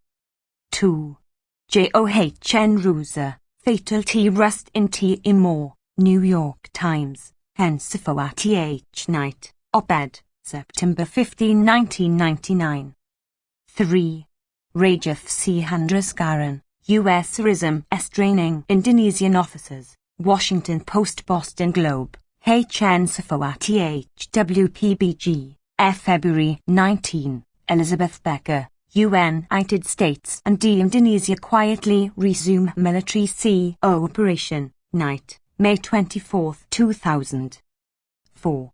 Benedict Anderson, statement before the Fourth Committee of the UN General Assembly, October 20, 1980. For fuller quotes and context, see My Towards a New Cold War, New York, P. Antheon, 1982. The background, C. Noam Chomsky and Edward H. Sherman, The Political Economy of Human Rights, Boston, South End, 1979, Volume I. 5. Seth Middens, East Timor, Stuck at Giro, Lax Law, Order and Emuworkemore, Night, February 16, 2000. Killings before the referendum, see below. Philip Shannon, Timorese Bishop is calling for a war crimes tribunal, night, September 13, 1999. 86. Noam Chomsky. Below and relevant history, see Aaron From the Place of the Dead, New York, Street. M. Martins, 1999, updated 2000. 6. Siammer and Bar, a B. Rutal exit, B. Italian 745, Christian Science Monitor, M. March 13, 14, 16, 17, 2000. 7. Barbara Crossett, UN to begin taking refugees HME to East Timor this week, night, October 5. Annan says UN must take over East Timor RL, October 6. Joe Laurier, US asks UN for trims in force for East Timor, Boston Globe, henceforth BG, October 8, 1999. Editorial, Stumbling Efforts in East Timor, night, April 29, 2000, $500 million had been pledged by international donors. 8. Amnesty International NL Repo Right OFDE December 22. Refugees in West Timor living in fear. Amnesty. App. Siambra. December 22, 1999. More than 150,000 East Timorese begin 5th month in West AFP age, Australia, January 31, 2000. UP to 500 East Timorese died in West Timor Camp PS. App. January 13. Aricad Lloyd Parry. Forgotten. The Child Refugees of West Timor. Independent. L. London. January 24, 2000. Co. Slobodan Likic. App. US adds choppers. Specialists in E. Timor. BG. October 10, 1999. Human Rights WH. Forced expulsions to West Timor and the refugee crisis. December 1999. 9. Damian Kingsbury, Executive Officer of the Monash Asia Institute. Conclusion. In Kingsbury, ed. Guns and ballot boxes. East Timor's vote for independence. Victoria, Australia. Monash Asia Institute. 2000. 10. Ian M. Amon, Delhi. Fighting for Survival. Far Eastern Economic Review. February 24, 2000. 11.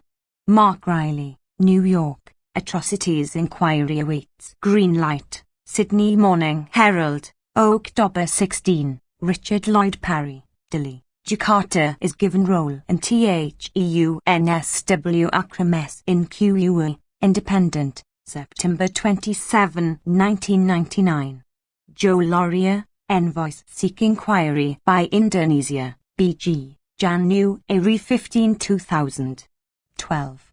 United Nations Office of the HICOM Commissioner for Human Rights. Report of the International Commission of Inquiry on East Timor to the Secretary-General, January, full text, February 2, 2000. See also Amnesty International news release, January 31, 2000, urging the UN to act without delay on the recommendations of the Commission. Shannon, Op. Cit. 13. Keith Arickberg, AK Attack Confirm SC. Timor Killings, WPBG, February 1, 2000. Also Seth Middens, AK Attack Sam Military Chiefs. Green light for war crimes. Accused of crimes, night, February 1. Indonesian General denies guilt in Timor abuses, night, February 2, 2000. The Indonesian Repo Right in fact called for an inquiry reaching back to January 1999, but the US news reports cited may well prove accurate as an assessment of the prospects. 14. Dan Murphy, E.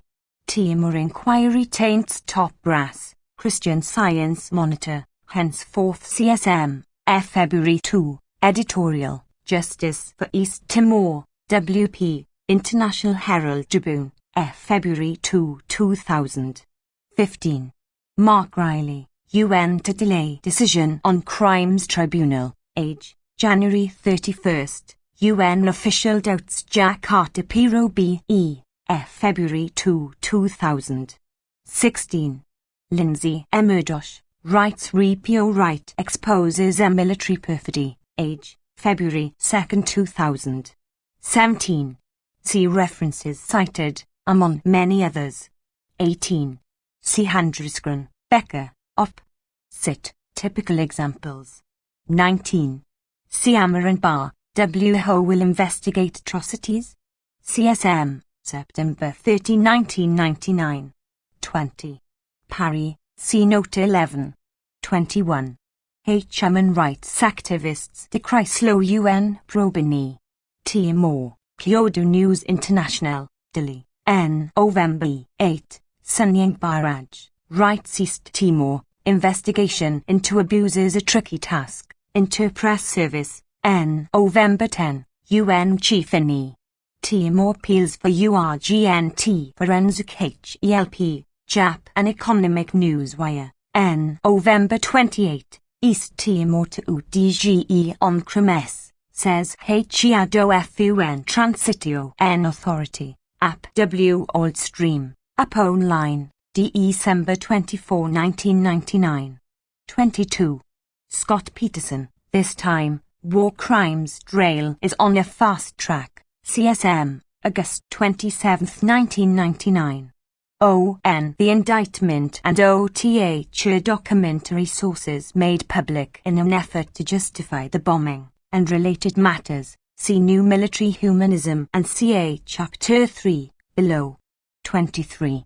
For these and numerous other examples, see the references of Note 4 and My Year 501, Boston, South End, 1993, Powers and Prospects, Boston, South End, 1996. Inside Indonesia, Australia, number 62, April-June 2000. For Kurds, see Chapter 1, p.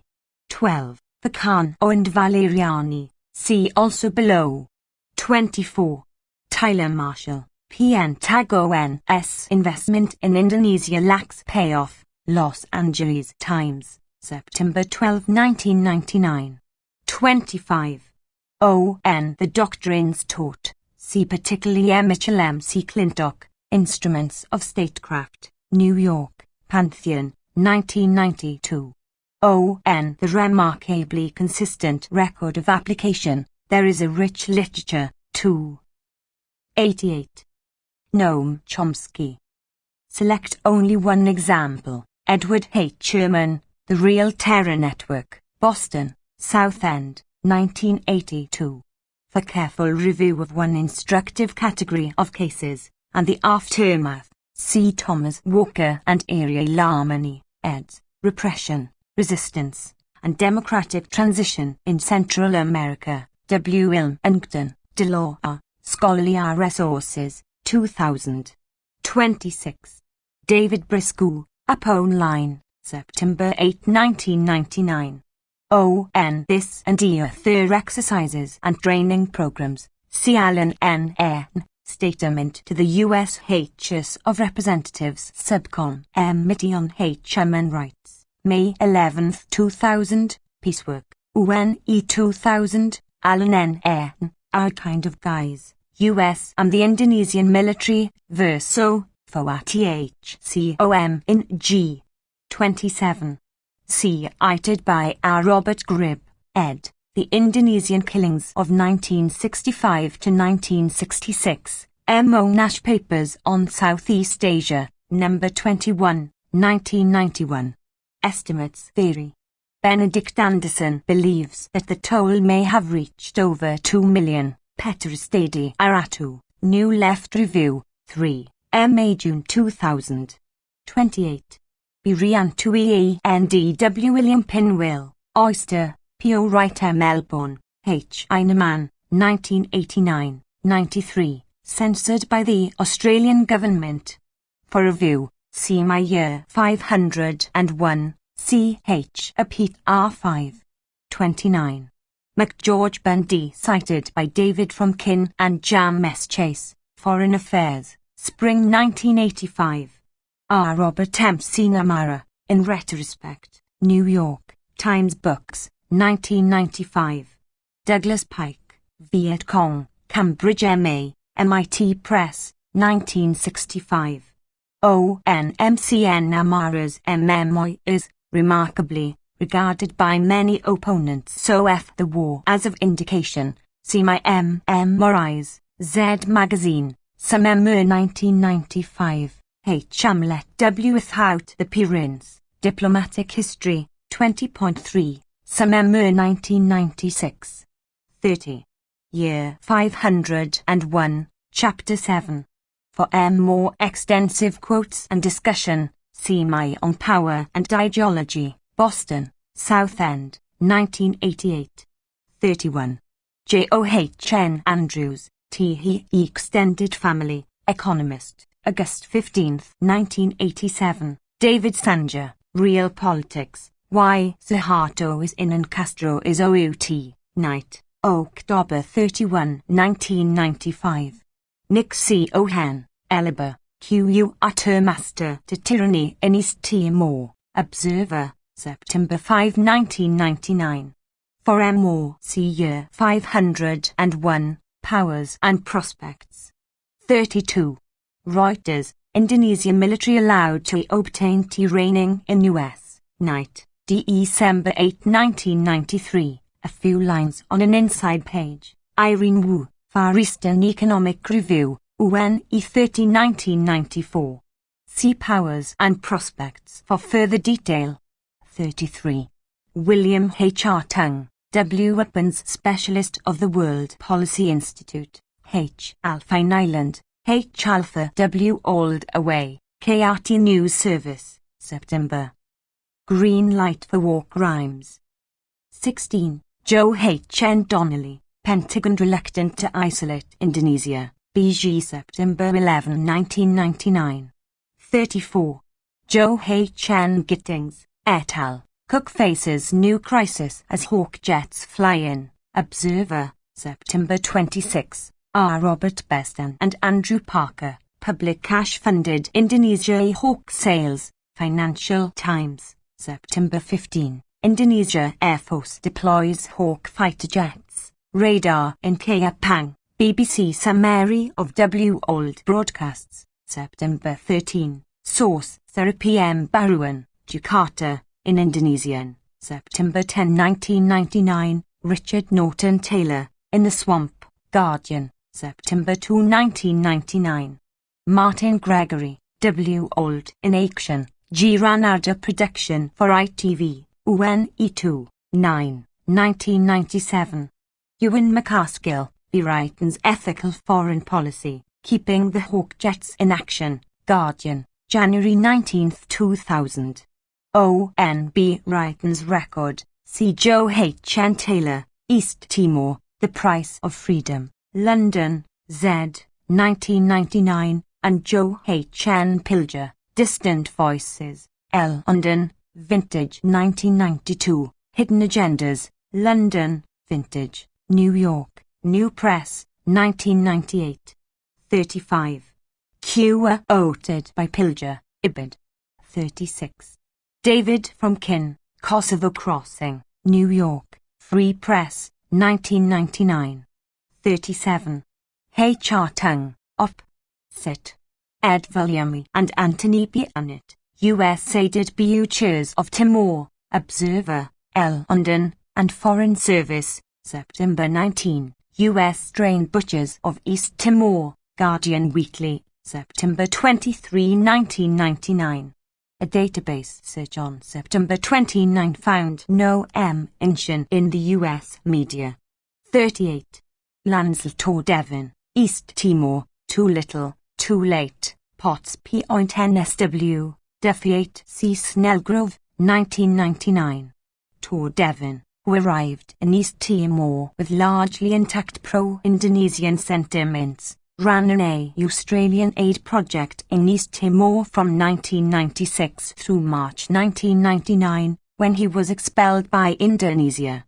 Throughout this period he provided detailed reports of mounting Indonesian atrocities, known to Australian intelligence, conforming to Australian press reports, and well confirmed in retrospect. 39. Joe H. N. Naglian B. et al., revealed, Armwise PLOT, Observer, September 12, and Foreign Service, for nearly a year, generals hatched a murderous plan to block independence for East Timor, and Western intelligence services knew about it. Globen Email, T. Oro N2, Observer Service, September 13, 1999. No repo right was located in the U.S. Tor Devon, Set.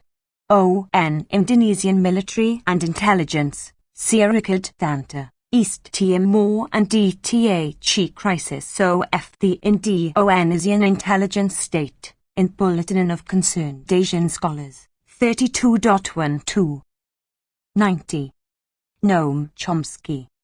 January to June 2000. An Arikat Hunter, Mark Selden, and Stephen Shalom, eds. East Timor, Indonesia, and the World Community, Roman and Littlefield, 2000, and D. Ammon Kingsbury, THTNI and the Militias, in Kingsbury, ed. Set. For review and background, C. Taylor, Set. 40. David Jenkins, Asia editor, Army's Dirty Tricks Brigade enlisted in fight for Timor, Sydney Morning Herald, July 8, 1999, B.N. Edict Anderson, Indonesian and Nationalism Today and in the Future, New Left Review, 235, M.A., June 1999. 41. Tor Devon, Set, who provides many details. 42. Andrew Fowler, THE Ties THATB Indy, a Australian broadcasting C operation, February 14, 2000. 43. Shannon, Set. 44. Taylor, Set, citing Church Report of August 6. The report covers the period from January to mid-July. Taylor himself estimates the toll at 56,000 from January to the August 30th referendum. Ronald Reagan, beyond the vote, the world must remain vigilant over East Timor, WP, September 5, 1999. For review of the first part of the year, mainly from the Australian and British press, see New Military Humanism. 45. C. Edward H. Sherman and David Peterson, How the New York Times Protects Indonesian Era in East Timor, Z Magazine, July, A. August 1999, and D. East Timor, from HUMN NB Ombing to Iniman Appeasement, Covert Action Quarterly, Fall W. Winter 1999. 46. Farhan Haq, Rights East Timor, UN announces delay in vote, Interpress Service, UNE 22 1999, Indonesia East Timor US Senate urges Clinton to support direct ballots, and DARA, Indonesian and National News Agency, July 2, 1999, David Shanks, Aceh, a oligarchy seen as HDNH and D in strife, Irish Times, July 10, 1999. M2 Press Wire, July 8, 1999, U.S. Department of State Daily Press Briefing. 47. Zoratman cited by Brian Toohey, Dangers of Timorese Whispers Capital Idea, Australian Financial Review, August 14, 1999, referring to a radio interview earlier this year. Wayne Sivers, Andrew West, Timor Action puts officer in firing Lani, Sunday Age, January 9, 2000. Document, Aglian B. Set. A similar document, dated May 5, 2000 is published in Human Rights Watch, Forced Expulsions. The Indonesian Investigative Commission for Human Rights Abuses in East Timor confirmed the existence and validity of the GRND document which wrote read the BURNG of the troubled region, Indonesian. 91. Green light for war crimes. Observer, January 4, 2000, referring to the document, denied by the military, authorized from the highest levels of the military command. 48. Aricad Lloyd Parry, conclusive P-Ro OFT NIP LAN NED RAIN OF Terroir, Independent, February 5, 2000. 49. Mark D. Odd, Fears of Bloodbath Grow as Militias Stockpile Arms, Sydney Morning Herald, July 26. Dennis Shanagan, U.S. was W. and of Militia Link, Australian, September 24, 1999. 50. Lindsay M. Murdoch, The Age, Australia, April 8. Barry Wayne, Asia Editor, Wall Street Journal, Asia Edition, April 17, 2000.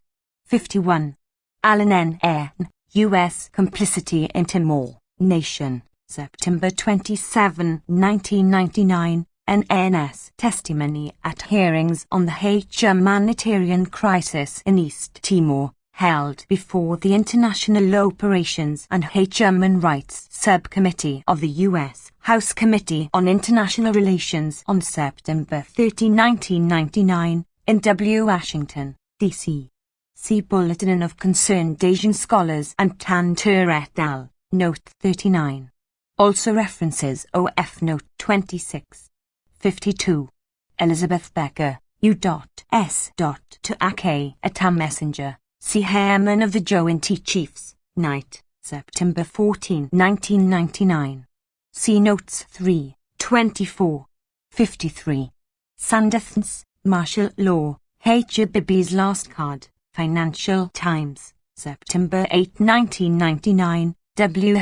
Made Indonesia Accept Peacekeepers, CSM, September 14, 1999. Shortly after, T. Howans was murdered in East Timor, apparently by TNI. See Note 6. 54. Gail Corn, 2 let to send armed UN force, Sydney Morning Herald, August 25, 1999, citing State Department spokesman and James Foley. Defense Secretary William C. Ohan, press briefing, September 8, 1999. 55.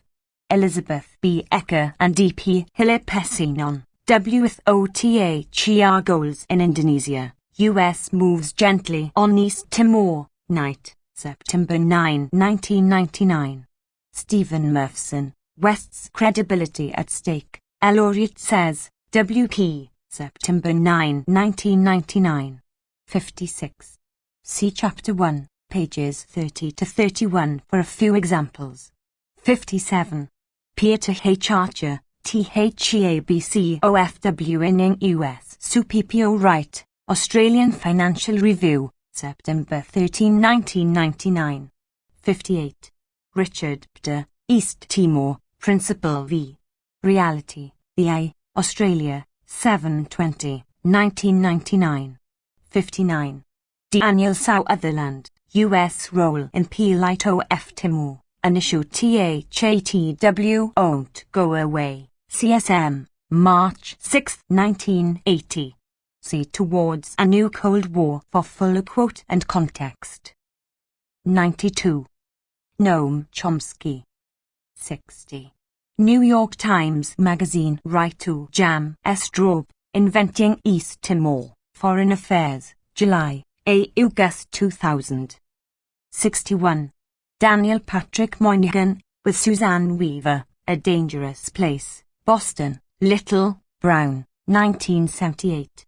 Moynihan writes that 60,000 were reported killed since the outbreak of civil war. Here had been a rife civil war, with 23,000 killed, months before the full-scale Indonesian invasion in December.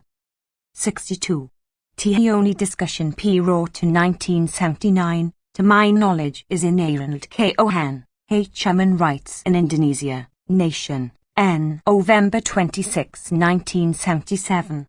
The first journal article specifically dealing with East Timor may have been My East Timor, The Press Cover-Up, Inquiry, February 19, 1979. 63. Stanley Kahn O. Aricad Valeriani, Washington Journalism Review, March 1980.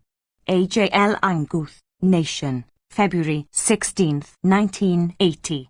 For these and many OTHER examples, see Towards a New Cold War, and for extensive review of the earlier record, Chomsky and H. Ehrman, Political Economy of Human Rights, the book L. Anguth was reviewing. Jean Daniel, editor, Nouvel Observateur, cited by N.P. Fay, Change, Paris, October 1979. 64. Joe H. N. H. Oldrigi, State Dieper RTMNT, H. Hearing GBE for the Subcommittee on Asian and Pacific Affairs of the Committee on Foreign Affairs, House of Representatives, 97th Congress, 2nd Session, September 14, 1982, 71. 65. Bini Butchery and Sugeng Bahagia, Tihi Case for Debt Relief, Inside Indonesia, January-March 2000. Karen Lissakers, Banks, Borrowers, and the Establishment, New York, Basic Books, 1991. For a lucid account of the role of the IMF, see Robin H. Ehnel, Panic Rules. Cambridge, Southend, 1999. O.N. The Interesting Concept DBT, see My Rogue States, Cambridge, Southend, 2000, Chapter 8. 66. Awdry and G. George Carhin, Subversion as Foreign Policy, New York, New Press, 1995, Powers and Prospects. For details on the operations, see Kenneth Conboy and Jam S. M. Morrison, Feet to the Fire, CIA Covert Operations in Indonesia, 1957 to 1958, Annapolis, Naval Institute Press, 1999. 67. See sources cited earlier, and, for B. Raif Review, My Lindy Onese, Le Monde Diplomatique, UNE 1998. 68. William R. Louis, Imperialism at Bay, the United States and the Decolonization of the British Empire, 1941 to 1945, Oxford, 1978, 237. Ch. Chapter 3. Kosovo in retrospect. The tumult having subsided, it should be possible to undertake a relatively dispassionate review and analysis of NATO's war over Kosovo. One might have expected the me to have dominated the year when millenarianism, considering the exuberance about a grand new era in human history that the war elicited in Western intellectual circles. But it received scant mention. A rare exception was the Wall Street Journal, which devoted its lead story on December 31st to an in-depth analysis of what has taken place. One TE headline reads, "War in Kosovo was cruel, bitter, savage, genocide it wasn't." The conclusion contrasts rather sharply with wartime propaganda. A database search of references to genocide in Kosovo for the first week of bombing alone was interrupted when it reached its limit of 1,000 documents. 2. Hysterical exaggeration of the enemy's unfathomable evil is a classic feature of propaganda, particularly when it is recognized, at some level of awareness, that the case for resort to. 94. Noam Chomsky. Force is weak. The device is familiar in totalitarian states, but was pioneered in democracies, where the need to mobilize popular support is greater. World War I is a classic example. NATO's bombing campaign from March 24, 1999 is another. Propaganda descended to a form of Holocaust revisionism, unusual in its prominence, right in the mainstream, not in despised and marginal sectors, a bitter insult to the memory of Hitler's victims. At first the focus was Milosevic personally. He was a second Hitler, threatening the very survival of civilization. When it became clear that the bombing was directed not against the Serb military but rather against the civilian society, it became necessary to shift grounds and demonize Serbs, Milosevic's willing executioners who deserved their fate and must be cleansed by the righteous avenger. 3. The authors, however, are not the willing executioners of the White House and its estimable clients, despite the relative ease with which they could confront terrible crimes, and the clear lesson of moral truisms. As NATO forces entered Kosovo, tremendous efforts were undertaken to discover evidence of the enemy's crimes, a deal of speed and efficiency to ensure that nothing would be lost or overlooked. The efforts build on lessons learned from past mistakes. They reflect a growing international focus on holding war criminals accountable. Furthermore, analysts add, proving the scale of the crimes is also important to NATO politically, to show why 78 days of airstrikes against Serbian forces and infrastructure were necessary. 4. The logic, widely accepted, is intriguing. Uncontroversially, the vast crimes took place after the bombing began. They were.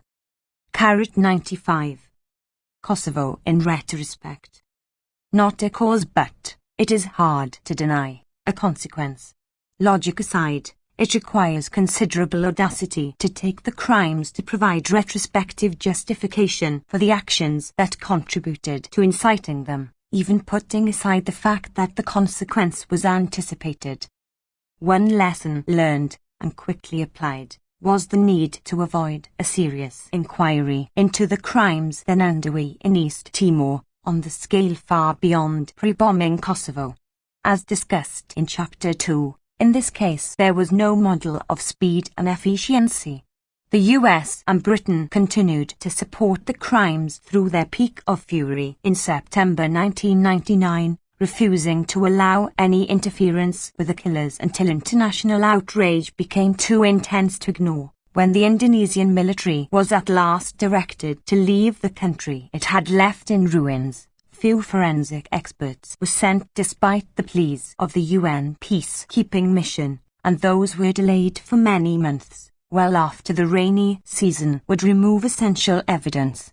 The mission itself was delayed even after the country had been virtually destroyed and most of its population expelled. The distinction is not hard to comprehend. In East Timor, the crimes were attributable directly to state terrorists supported by the West.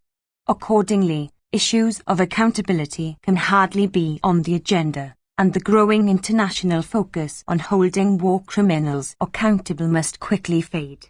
In Kosovo, in contrast, evidence of terrible crimes can be adduced to provide retrospective justification for the NATO war, on the interesting principle that has been established by the doctrinal system.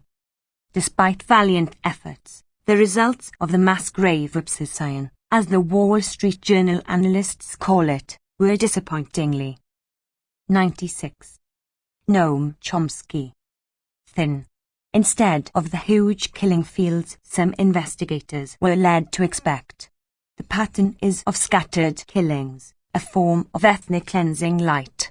Most killings and burnings were in areas where the separatist Kosovo Liberation Army, KLAUCK, had been active or could infiltrate. Some human rights researchers reported an attempt to clear out areas of KLA support, using selective terror, robberies and sporadic killings. These conclusions gained some support from the detailed report of the Organization for Security and Cooperation in Europe, OSCE, released in December 1999, which suggests a kind of military rationale for the expulsions, which were concentrated in areas controlled by the insurgents and along likely invasion routes. 5. The Wall Street Journal analysts conclude that NATO stepped up its claims about Serb killing fields when it saw a fatigued press corps drifting toward the contrarian story, civilians killed by NATO's BS, and, much more significant, civilian infrastructure destroyed and war crimes, including chemical and biological warfare. If they are right, the change in the propaganda designed for the press corps mirrored the clear shift in home front propaganda already mentioned.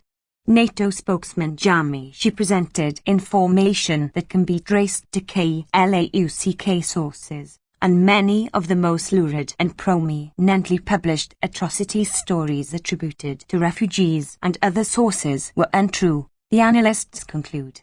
Meanwhile, we discover elsewhere, NATO sought to deny its own atrocities, for example, by releasing a falsified videotape shown at triple its real speed, to make it appear that the killing of at least 14 civilians aboard a train on a bridge in Serbia last April was Carrot 9-7.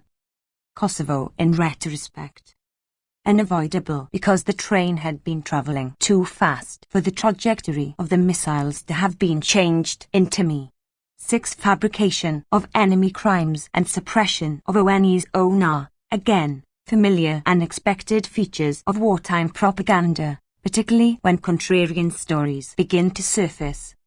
The Wall Street Journal analysts nevertheless believe that the heinous crimes committed by Serbia, including the huge campaign of expulsion, may well be enough to justify the NATO bombing campaign, on the principle of retrospective justification crafted by the doctrinal system. The December 1999 OSCE review was the third major source to become available concerning Serb crimes. The first was the State Department's detailed case against Milosevic and his associates in May 1999, the second, their formal indictment shortly after by the International Tribunal on War Crimes. The two sources are very similar, presumably because the remarkably fast indictment by the tribunal was based on US-UK intelligence and other information long denied to the tribunal by Western governments. Few expect that such information would be released for a war crimes tribunal on East Timor.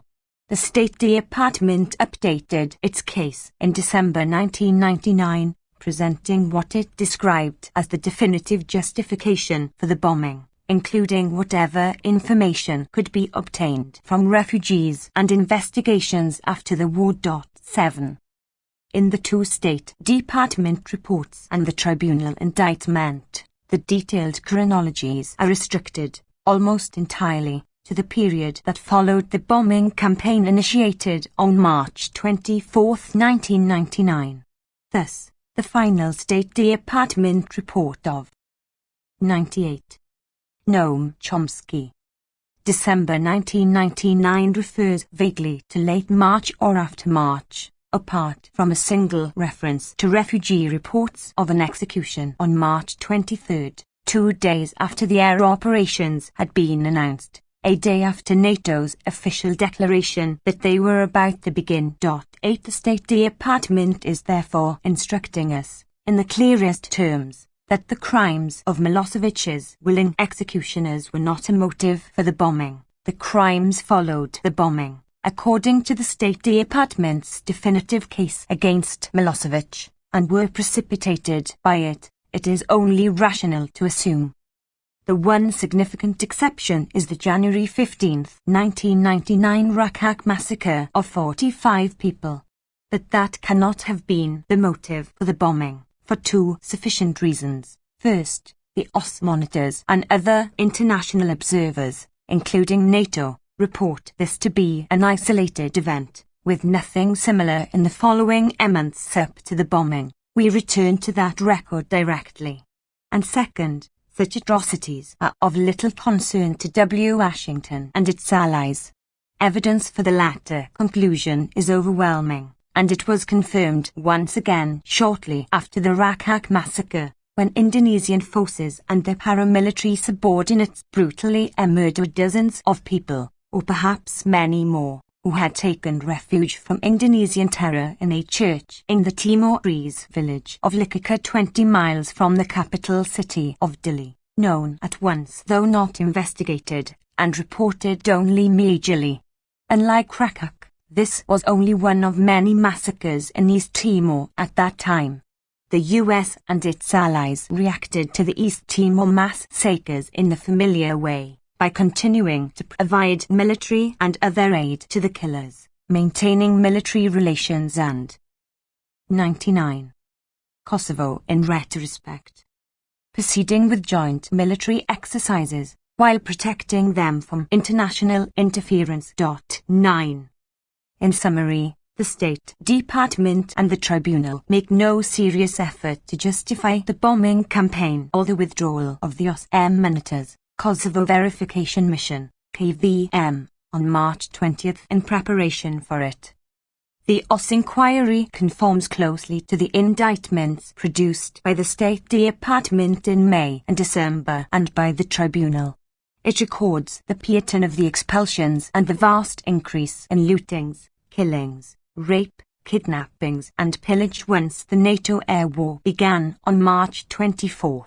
10. The most visible change in the events was after NATO launched its first airstrikes on March 24, the OS reports. On one hand, the situation seemed to have slipped out of the control of any authorities, as lawlessness reigned in the form of killings and the looting of houses. On the other, the massive expulsion of thousands of residents from the city, which mostly took place in the last week of March and in early April, followed a certain pattern and was conceivably organized well in advance. 11. The word conceivably is surely an understatement. Even without documentary evidence, one can scarcely doubt that Serbia had plans for expulsion of the population and would be likely to put them into effect under NATO bombardment, with the prospect of direct invasion. It is commonly argued that the bombing is justified by the plans that were implemented in response to the bombing. Again, the logic is interesting. Adopting the same principle, terrorist attacks on US targets would be justified if they elicited a nuclear attack, in accord. Noam Chomsky. With plans, which exist, for first strike, even preemptive strike against non-nuclear states that have signed the Non-Proliferation Treaty. 12. Similarly, an Iranian missile attack on Israel with a credible invasion threat would be justified if Israel responded by implementing its plans, which presumably exist, for expelling the Palestinian population. The implications of the thesis, if taken seriously, are impressive. 13. The OS reports throughout that once the OS gave the monitors left on the 20th of March 1999 and in particular after the start of the NATO bombing of the FRY, Federal Republic of Yugoslavia, on the 24th of March, Serbian police and/ORVJ, Yugoslav Arm Y, often accompanied by paramilitaries, went from village to village and, in the towns, from area to area, threatening and expelling the Kosovo Albanian population. 14. The departure of the monitors also precipitated an increase in KLAUCK ambushes of Serbian police officers, provoking a strong reaction by police, an escalation from the pre-war atmosphere, when Serbian forces were facing off against the rebels, who were kidnapping Serbian civilians and ambushing police officers and soldiers. 15. Indiscriminate attacks on populated areas, sporadic prior to the 24th of March 1999, became a widespread occurrence after that date, the OS reports. There was a pattern of targeting people who had or were perceived to have UCK/KLA connections, which might have led to arrest before the March 20th withdrawal of the monitors, though after that date the intentions of the Yugoslav and Serbian forces were more likely to be murderous. The level of incidents of summary and arbitrary killing escalated dramatically immediately after the OS gave the IOI.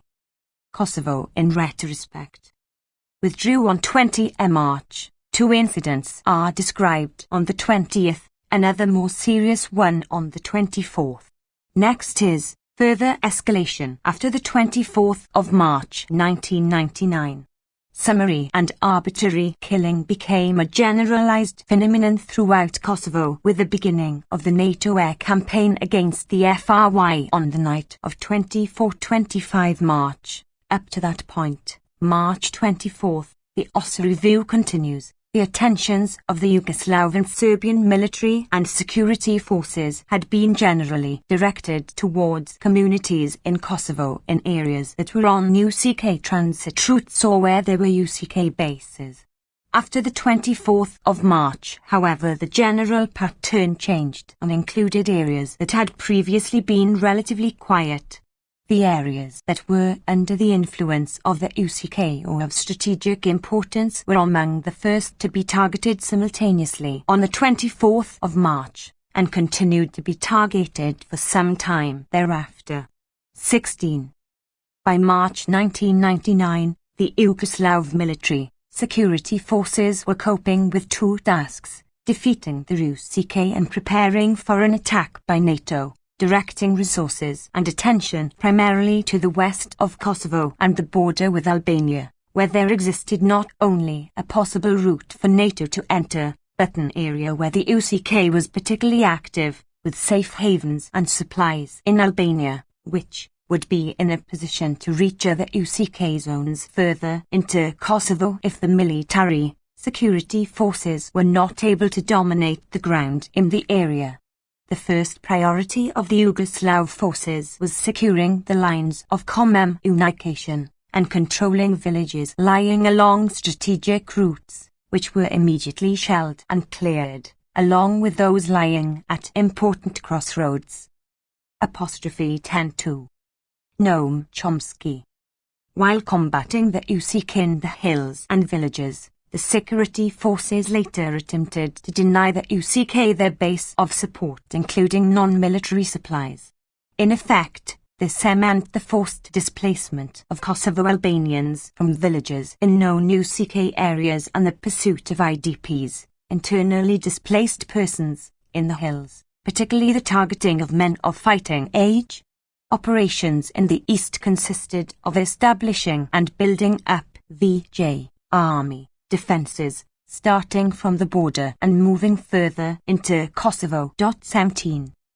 In brief, by March 1999 the Serbian authorities were responding much as would be expected in the face of the threat of bombing and perhaps invasion by the global superpower and its allies, in support of Albania-based guerrilla forces operating in the province that Washington insists is part of Serbia. According to Albanian Kosovo legal advisor Mark Weller, a strong advocate of the bombing, within a few days after the withdrawal of the emanators on March 20, the number of displaced had again risen to over 200,000, figures that conform roughly to U.S. intelligence reports. 18. Then came the bombing, and the huge escalation of atrocities and expulsions. For an understanding of NATO's resort to war, the most important period is the months leading up to the decision. And of course, NATO's perception of what was happening during that period is a matter of critical significance for any serious attempt to evaluate the decision to bomb Yugoslavia without Security Council authorization.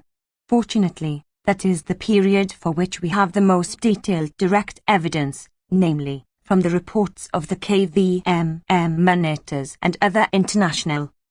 103. Kosovo in retrospect. Observers. Unfortunately, the OSS inquiry passes over these months quickly, presenting little evidence and concentrating rather on the period after monitors were withdrawn, and the State Department and Tribunal virtually ignore the crucial period. A selection of KVM reports is, however, available, along with others by NATO and independent international observers. 19. These merit close scrutiny. The relevant period begins in December, with the breakdown of the ceasefire that had permitted the return of many people displaced by the fighting. 20. Throughout these months, the monitors report that humanitarian agencies in general have unhindered access to all areas of Kosovo, with occasional harassment from Serb security forces and KLA paramilitaries, so the information may be presumed to be fairly comprehensive. Before reviewing this material, let us look back to the immediate context. Kosovo had been an extremely ugly place in the preceding year. About 2,000 were killed according to NATO, mostly Albanians, in the course of a bitter struggle that began in February 1998 with attacks on Serb police and civilians by well-armed KLA guerrillas based in Albania that the US denounced as terrorism, and a brutal Serb response. By summer the KLA had taken over about 40% of the province, eliciting a vicious reaction by Serb security forces and paramilitaries, targeting civilians alleged to be supporting the guerrillas. In September, the UN Security Council demanded a ceasefire and negotiations, and an agreement between the KLA and Serbia was brokered by US envoy Richard Holbrooke, followed by dispatch of KVM monitors. The agreement had come just in. '104. Noam Chomsky. Time for the guerrillas, Tim Judah writes. They were hard-pressed and were holed up in the hills, and the agreement gave them a reprieve, time to recognize and rearm, and, as they told anyone who cared to listen, time to prepare for their spring, 1999, offensive. 21. The KLA was also telling anyone who cared to listen about their tactics and the reasons for them. US intelligence warned that the KLA intended to draw NATO into its fight for independence by provoking Serb atrocities. The KLA was arming and taking very provocative steps in an effort to draw the West into the crisis, hoping for a brutal Serb reaction, Holbrooke later commented. 22. On December 8, 1998, the foreign ministers of the European Union expressed concern for the recent intensification of military action in Kosovo, noting that increased activity by the KLA has prompted an increased presence of Serbian security forces in the region. The KLA were the main initiators of violence. In a deliberate campaign of provocation, the North Atlantic Council had concluded shortly before, a conclusion endorsed in internal deliberations by US Ambassador William Walker, who headed the KVM. The reasons from the campaign were explained by KLA and other Albanian Kosovar leaders. Any armed action we undertook would bring retaliation against civilians, and the more civilians were killed, the chances of intervention became bigger, as brutal and well-publicized Serb reactions aroused Western support for military intervention. We knew full well that any armed action we undertook would trigger ruthless retaliation against our people, KLA leader Hashim Thaisi informed BBC investigators, referring to the 105. Kosovo in retrospect. Killing of 4 Serb policemen a week before the Rakak massacre, we knew we were endangering civilian lives, too, a great number of lives. It was guaranteed that every time we took action they would take revenge on civilians, another KLA fighter said, describing the killing of the policeman that led to the Serb attack on Rakak, which was a ferocious struggle in which both sides suffered heavy losses, Thaisi reports. As top KLA military commander Ajim Seku boasted, the KLA shared in the victory because, after all, the KLA brought NATO to Kosovo by carrying out attacks, which the US labelled terrorist, in order to elicit violent retaliation. 23. The British press reports further that CIA officers acting under the cover of the KVM have admitted giving covert assistance to the KLA in planning such armed actions, targeting Serb police and civilians. One CIA agent commented that I'd tell them which hill to avoid, which wood to go behind, that sort of thing. European diplomats then working for the OSS claim it was betrayed by an American policy that made airstrikes inevitable. 24. British Defence Minister Lord George Robertson, later NATO Secretary-General, informed the House of Commons as the bombing began that until mid-January 1999, the KLA were responsible for more deaths in Kosovo than the Yugoslav authorities had been. 25. which implies that the same was roughly true up to the bombing on March 24, if we can believe the rich documentation provided by US government and other Western sources.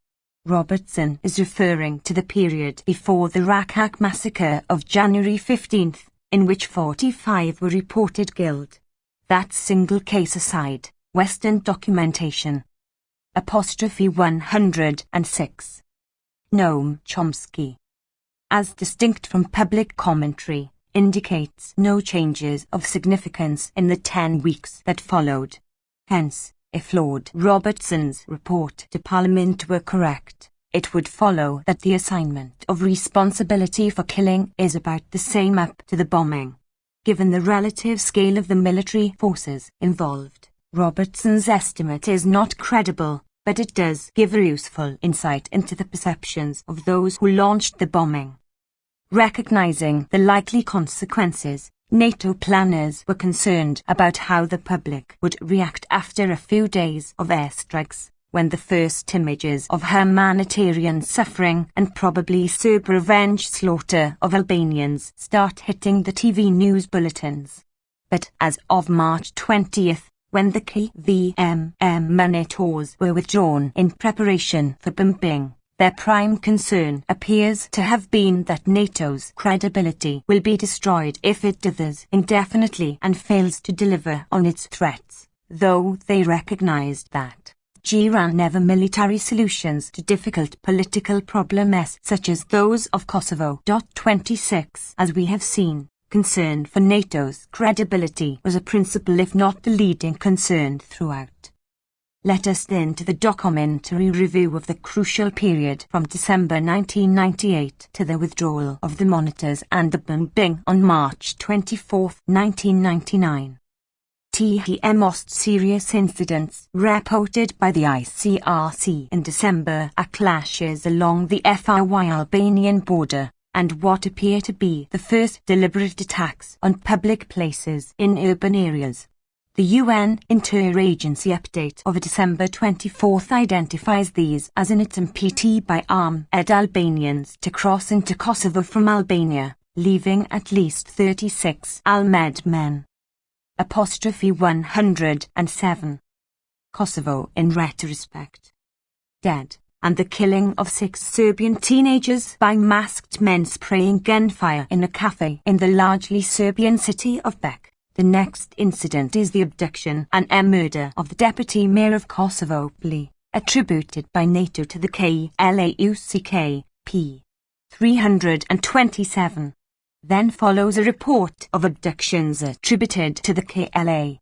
The UN Secretary-General's report on December 24 reviews the same evidence, citing the figure of 282 civilians and police abducted by the KLA as of December 7, FRY figures. The general picture is that after the October ceasefire, Kosovo-Albanian paramilitary units have taken advantage of the lull in the fighting to re-establish their control over many villages in Kosovo, as well as over some areas near urban centres and highways, leading to statements by Serbian authorities that if their KVM cannot control these units, the government would. Recall that this is the conclusion reached by the EU foreign ministers and the North Atlantic Council at the same time. The UN Interagency update on January 11 is similar. It reports fighting between Serb security forces and the KLA. In addition, in the most serious incident since the declaration of the ceasefire in October 1998, the period under review has witnessed an increase in the number of murders allegedly perpetrated by the KLA, which have prompted vigorous retaliatory action by government security forces. Random violence killed 21 people in the preceding 11 days. Only one example is cited, a bomb outside a cafe in Pristina, injuring 3 Serbian youths and triggering retaliatory attacks by Serbian civilians on Albanians, the first such incident in the capital. The other major incidents cited are KLA capture of apostrophe 108. Noam Chomsky. 8 soldiers, the killing of a Serbian civilian, and the reported killing of 3 Serbian police. NATO's review of the period is similar, with further examples. VJ shelling of civilian and UCK facilities with at least 15 Kosovo Albanians killed, UCK killing of a Serb judge, police and civilians, and others. Then comes the Rakak massacre of January 15th, after which the reports return pretty work to what preceded. The OSS monthly report of February 20th describes the situation as volatile. Serb KLA direct military engagement dropped significantly, but KLA attacks on police and sporadic exchange of gunfire continued, including at times the use of heavy weapons by the VJ. The main feature of the last part of the reporting period has been an alarming increase in urban terrorism with a series of indiscriminate bombing or raking gunfire attacks against civilians in public places in towns throughout Kosovo. These are non-attributable, either criminally or politically motivated. Then follows a review of police KLA confrontations, KLA abduction of 5 elderly Serb civilians, and refusal of KLA and VJ to comply with Security Council resolutions. 5 civilians were killed as urban violence increased significantly, including 3 killed by a bomb outside an Albanian grocery store. More reports were received of the KLA policing the Albanian community and administering punishments to those charged as collaborators with the Serbs. Also KLA murder and abduction of alleged Albanian collaborators and Serb police. The cycle of confrontation can be generally described as KLA attacks on Serb police and civilians, a disproportionate response by the FRU authorities, and renewed KLA activity elsewhere.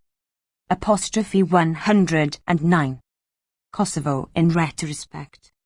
In his monthly report of March 17, the UN Secretary-General reports that clashes between Serb security forces and the KLA continued at a relatively lower level, but civilians are increasingly becoming the main target of violent acts, including killings, executions, mistreatment, and abductions.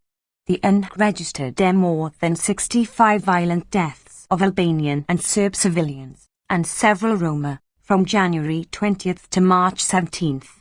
These are reported to be isolated killings by gunmen and grenade attacks on cafes and shops. Victims included alleged Albanian collaborators and civilians known for open-mindedness and flexibility in community relations. Abductions continued, the victims almost all Serbs, mostly civilians. The OSS report of March 20 gave a similar picture, reporting unprovoked attacks by the KLA against the police and an increase in casualties among Serb security forces, along with military operations affecting the civilian population, indiscriminate urban terrorist attacks targeting civilians, non-attributable murders, mostly of Albanians, and abduction of Albanian civilians, allegedly by a centrally controlled KLA security force. Specific incidents are then reported. The last NATO report, January the 16th to March the 22nd, cites several dozen incidents, about half initiated by KLA-UCK, half by Serb security forces, in addition to half a dozen responses by Serb security forces and engagements with the KLA, including aggressive Serb attacks on villages suspected of harboring UCK forces or command centers. Casualties reported are mostly military, at the levels of the preceding months. As a standard of comparison, one might consider the regular murderous and destructive US-backed Israeli military operations. Noam Chomsky. In Lebanon, when Israeli forces occupying southern Lebanon in violation of Security Council orders, or their local mercenaries, were attacked by the Lebanese resistance. Through the 1990s, as before, these have far exceeded anything attributed to the FRY security forces within what NATO insists is their territory. Within Kosovo, No significant changes are reported from the breakdown of the ceasefire in December until the March 22 decision to bomb. Even apart from their apparently isolated Rakak massacre, there can be no doubt that the FRY authorities and security forces were responsible for serious crimes. But the reported record lends no credibility to the claim that these were the reason for the bombing. In the case of comparable or worse atrocities during the same period, the US and its allies either did not react, or, more significantly, maintained and even increased their support for the atrocities. Examples are all too easy to enumerate. East Timor in the same months, to mention only the most obvious one. The Rakak massacre was quickly seized upon by advocates of bombing as the event they had been waiting for. Secretary of State Madeleine Albright called National Security Advisor Sandy Berger to tell him that spring has come early to Kosovo, referring presumably to the planned spring offensive that the KLA had been describing to anyone who cared to listen. Rakak transformed the West's Balkan policy as singular events seldom do. Washington Post correspondent Barton Gellman observed in reconstructing the path to crisis. This was the defining atrocity that set wheels in motion, the headline reads. Albright is reported to have been outraged by the massacre, but if true, that is a severe indictment, considering her high Kosovo in retrospect. Reaction to massacres to which she actively contributes. The same is true of others who do not react far more energetically to massacres for which they share responsibility. 27. Albright recognized at once that Rakak clearly is a galvanizing event and we had to move the Allies as rapidly as we could. She was quick to grasp that the atrocity could be used with great effect to stiffen international resolve against Milosevic. All doubts about what happened were quickly set aside, along with what was known about the tactic of provoking massacres to elicit NATO intervention, Rakak included. 28. I know of only one other record from official Western sources, namely, documents from Germany's Foreign Ministry and German courts. 29.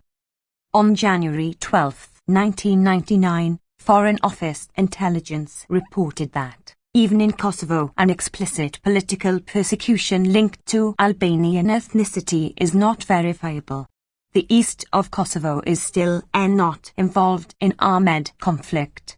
Public life in cities like Pristina, Yugoslavia, Njilan, etc. has, in the entire conflict period, continued on a relatively normal basis.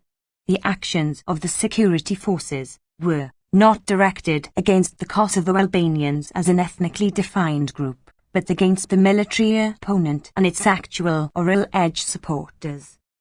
On February 4, an administrative CIT hearing asylum requests concluded that from May to July 1998, Foreign Office status reports do not allow the conclusion that there is group persecution of ethnic Albanians from Kosovo. The violent actions of the Yugoslav military and police since February 1998 were aimed at separatist activities and are no proof of a persecution of the whole Albanian ethnic group in Kosovo or in a. 112. Noam Chomsky. Part of it. These actions were a selective, forcible action against the military underground movement, especially the KLA. And people in immediate contact with it in its areas of operation. A state program or persecution aimed at the whole ethnic group of Albanians exists neither now nor earlier.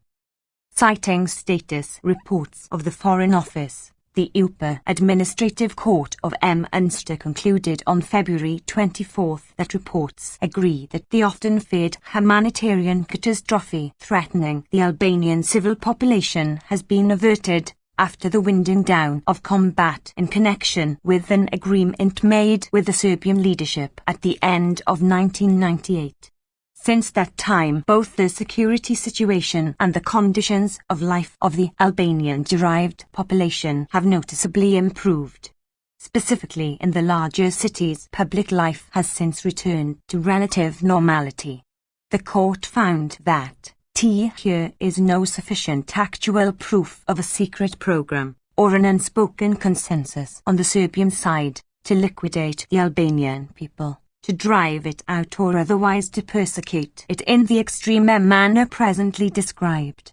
Events since February and March 1998 do not evidence a persecution program based on Albanian ethnicity.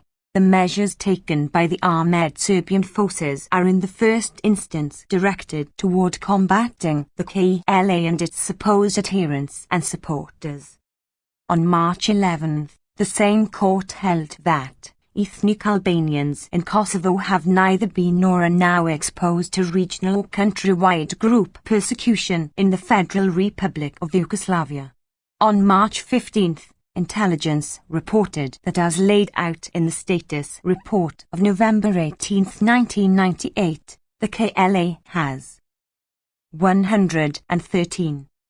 Kosovo in retrospect resumed its positions after the partial withdrawal of the Serbian security forces in October 1998, so it once again controls broad areas in the zone of conflict. Before the beginning of spring 1999 there were still clashes between the KLA and security forces, although these have not until now reached the intensity of the battles of spring and summer 1998. The documentary sources available agree that prior to the bombing, even after the withdrawal of the monitors, the situation remained fairly stable, with KLA actions, possibly with CIA involvement, designed to elicit a violent and disproportionate Serbian response, which rarely failed to come, and was exploited eagerly by the advocates of bombing to mobilize Western opinion for their cause. The vast expulsions from Kosovo began immediately after the March 24 bombing campaign.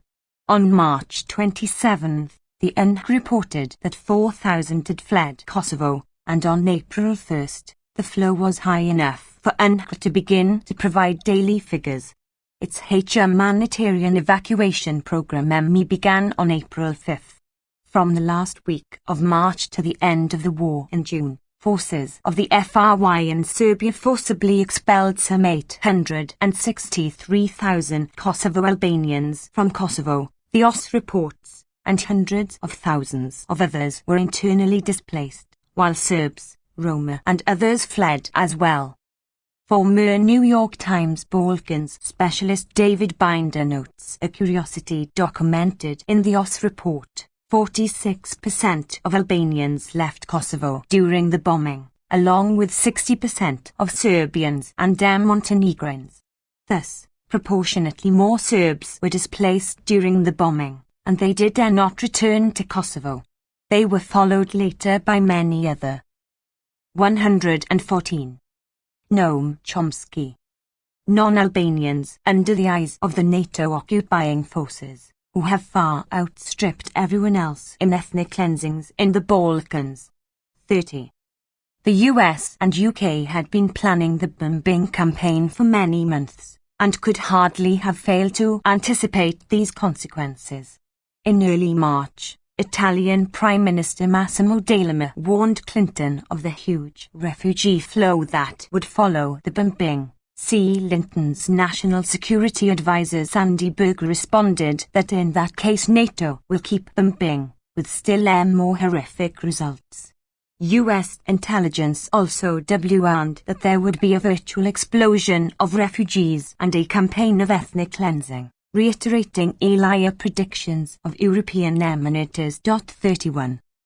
As the bombing campaign began, U.S. NATO Commanding General Wesley Clark informed the press that it was entirely predictable that Serb terror would intensify as a result.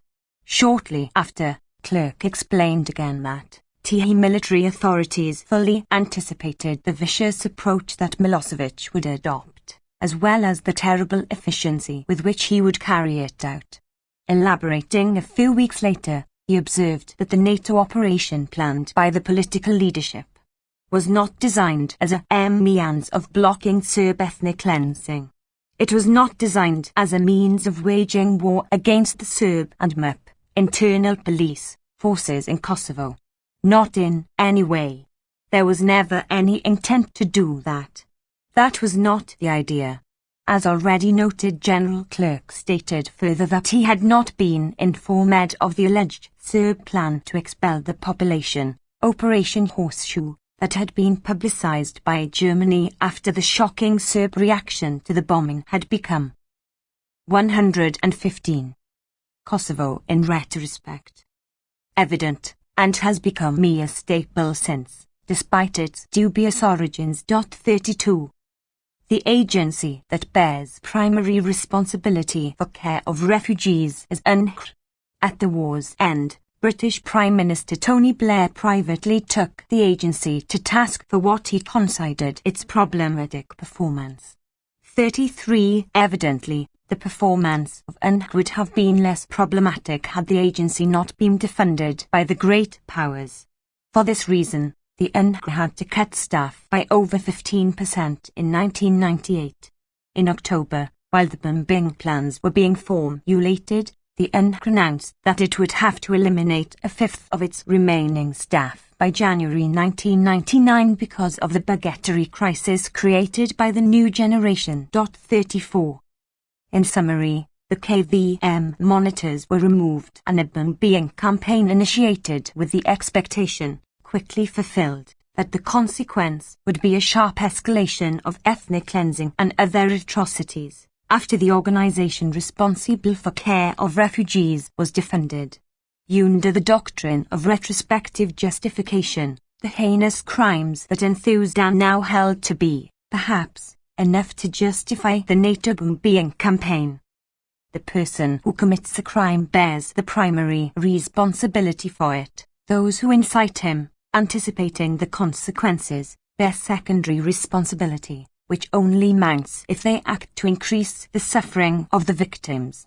The only possible argument for action to incite the crimes is that they would have been even more severe had the action not been undertaken. That claim, one of the most remarkable in the history of support for state violence, requires substantial evidence. In the apostrophe 116. Noam Chomsky. Present case, one will seek evidence in vain, even recognition that it is required, or comprehension of what it entails. 35. Suppose, nevertheless, that we take the argument seriously. It plainly loses force to the extent that the subsequent crimes are great. If no Kosovar Albanians had suffered as a result of the NATO bombing campaign, the decision to bomb might be justified on the grounds that crimes against them might have been deterred. The force of the argument diminishes as the scale of the crimes increases. It is, therefore, rather curious that supporters of the bombing seek to portray the worst possible picture of the crimes for which they share responsibility. The opposite should be the case. The odd stance presumably reflects the success in instilling the doctrine that the crimes incited by the NATO bombing provide retrospective justification for it. This is by no means the only impressive feat of doctrinal management. Another is the debate over NATO's alleged double standards and inconsistency, revealed by its looking away from other humanitarian crises, or doing too little to prevent them, or tolerating abuses and failing to protect the victims. Participants in the debate must be agreeing that NATO was guided by humanitarian principles in Kosovo, precisely the question at issue.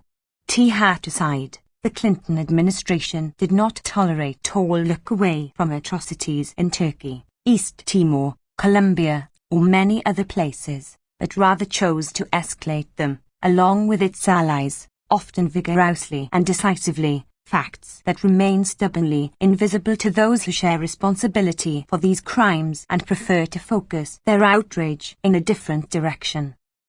117. Kosovo in retrospect. It is a rare achievement for a propaganda system to have its doctrines adopted as the very presuppositions of debate. These are among the lessons learned, to be applied in future exercises cloaked in humanitarian intent, as often before. The absurdity of the principle of retrospective justification is, surely, recognized at some level. Accordingly, many attempts to justify the NATO bombing take a different tack. One typical version is that Serbia assaulted Kosovo to squash a separatist Albanian guerrilla movement, but killed 10,000 civilians and drove 700,000 people into refuge in Macedonia and Albania.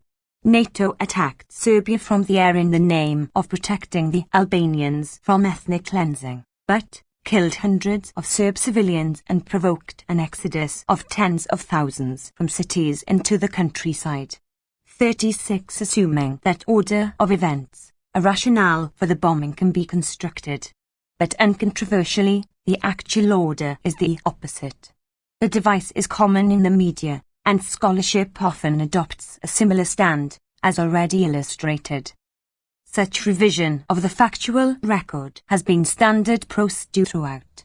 In a typical earlier version, New York Times foreign policy specialist Thomas Friedman wrote at the war's end that once the refugee evictions began, ignoring Kosovo would be wrong, and therefore using a huge air war for a limited objective was the only thing that made sense. 37. The refugee evictions to which he refers followed the huge air war, as anticipated. Again, the familiar inversion, which is understandable. Without it, defense of state violence becomes difficult indeed. One commonly voiced retrospective justification is that the resort to force made it possible for Kosovar Albanians to return. 118. Noam Chomsky. To their homes. The West can be proud of its role in ending terror and mass expulsions from Kosovo, the editors of the New York Times concluded. Discussing the great success of the war he supervised, former Secretary-General of NATO Javier Solana wrote that, with no casualties of its own, NATO had prevailed. A humanitarian disaster had been averted.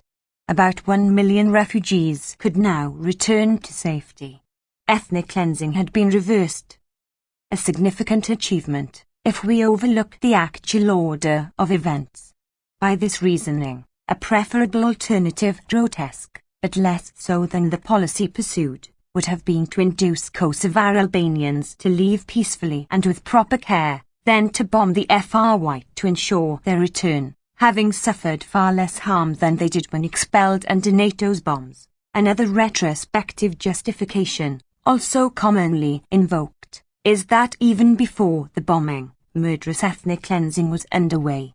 Recall the official version of the C. Linton administration, reiterated in January 2000, on March 21st, the day after the withdrawal of the Kosovo Verification Mission, KVM, monitors. Serb forces launched a major offensive, dubbed Operation Horseshoe. In another variant, Cambridge University law professor Mark Weller, in his introduction to the volume of documents on Kosovo that he edited, recognizes that the NATO bombing, which he strongly supported, is in clear violation of international law, and might be justified only on the basis of an alleged right of humanitarian intervention. That 119. Kosovo in retrospect.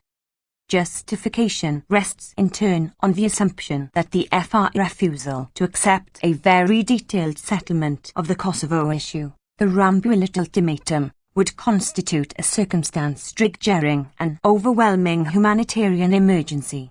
But events on the ground relieved NATO of having to answer this point, he writes, namely, the commencement of a massive and pre-planned campaign of forced deportation of what at one stage seemed to be almost the entire ethnic Albanian population of the Kosovo just before the bombing campaign commenced. 38. As discussed, this device faces a few problems. First, the documentary record provides no evidence from the crucial factual claim, and indeed refutes it, given the absence of evidence despite extensive efforts to unearth it. That includes the US government records presented as the definitive justification of the bombing and the volume well edited.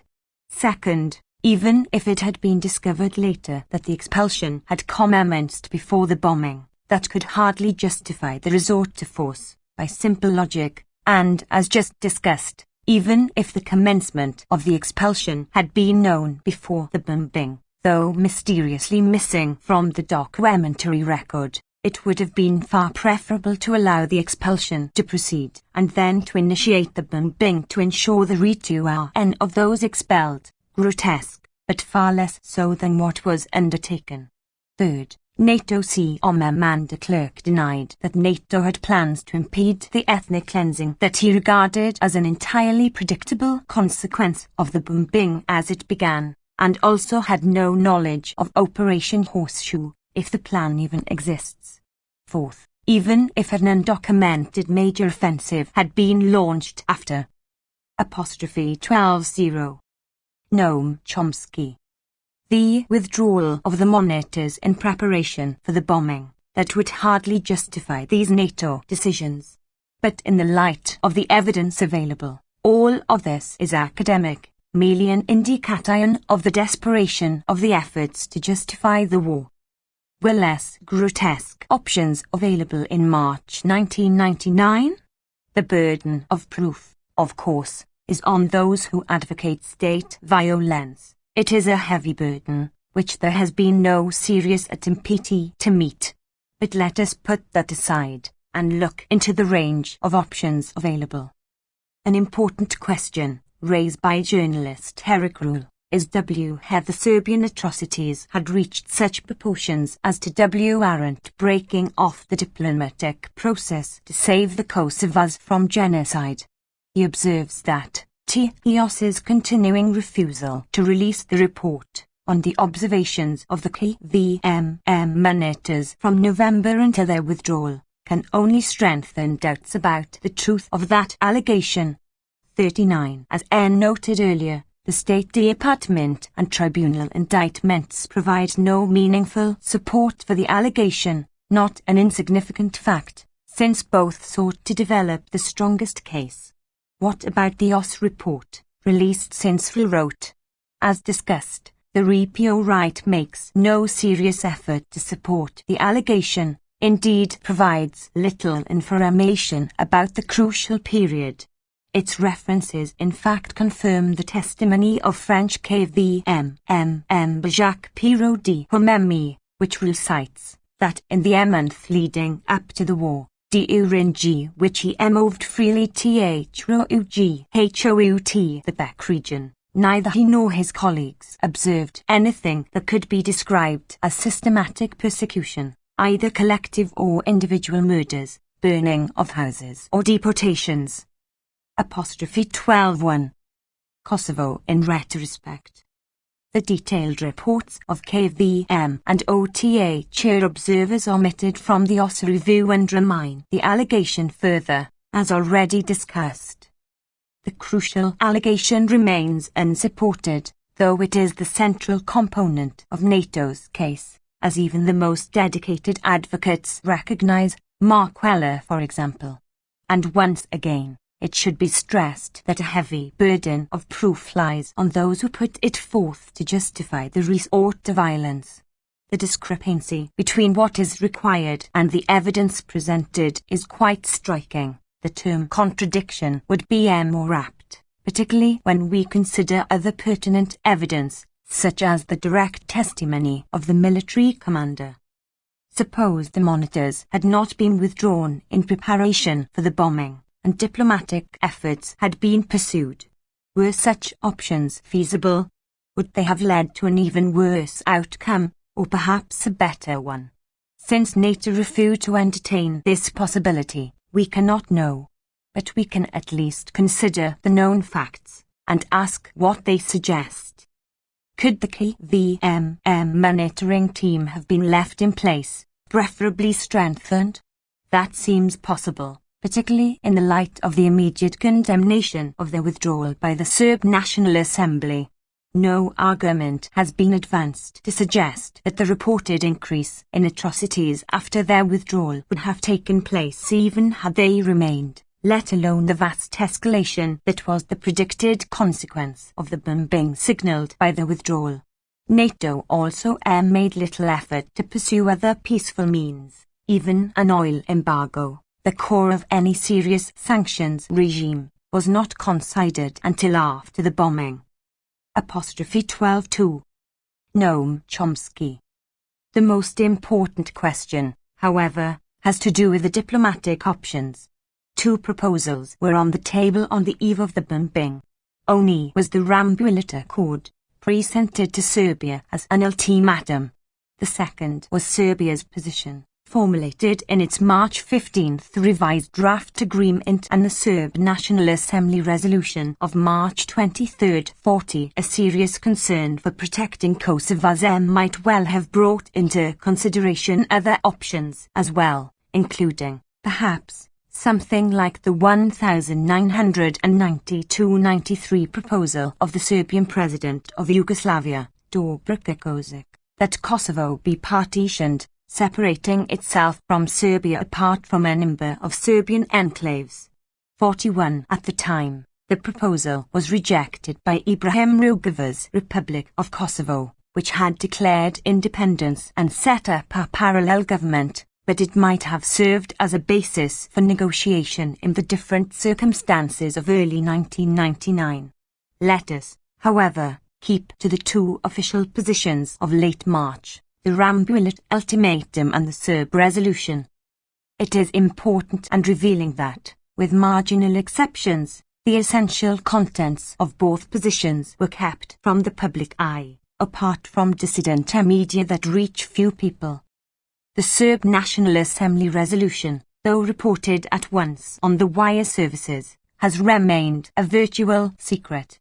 There has been little indication even of its existence, let alone its contents. The resolution condemned the withdrawal of the OSCE monitors and called on the UN and OSCE to facilitate a diplomatic settlement through negotiations toward the reaching of a political agreement on a wide-ranging autonomy for Kosovo, with the securing of a full equality of all citizens and 123. Kosovo in retrospect. Ethnic communities and with respect for the sovereignty and territorial integrity of the Republic of Serbia and the Federal Republic of Yugoslavia.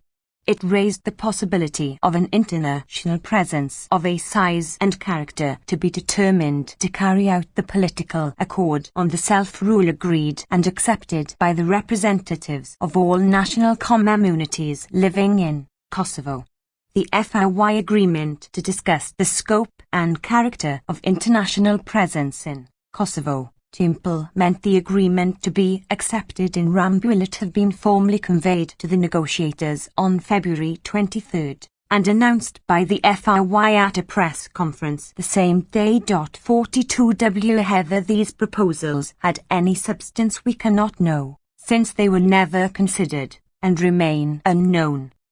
Perhaps even more striking is that the Rambouillet ultimatum, though universally described as the peace proposal, was also kept from the public, particularly the provisions tacked on late in the negotiations, that would have given NATO troops the freedom to operate anywhere in Yugoslavia, Barry Posen, a killer clause that entailed a loss of sovereignty that was clearly unacceptable. Michael MCC Guaya comments, requiring Milosevic to allow NATO to use Serbia as a part of the NATO organization. Lord Carrington, former NATO Secretary-General, then chair of the Hague Peace Conference for Yugoslavia. 43 Though MU work remains obscure, it appears that these provisions were introduced after Serbia had expressed agreement with the main political proposals, and virtually guaranteed Serbia's rejection of the package.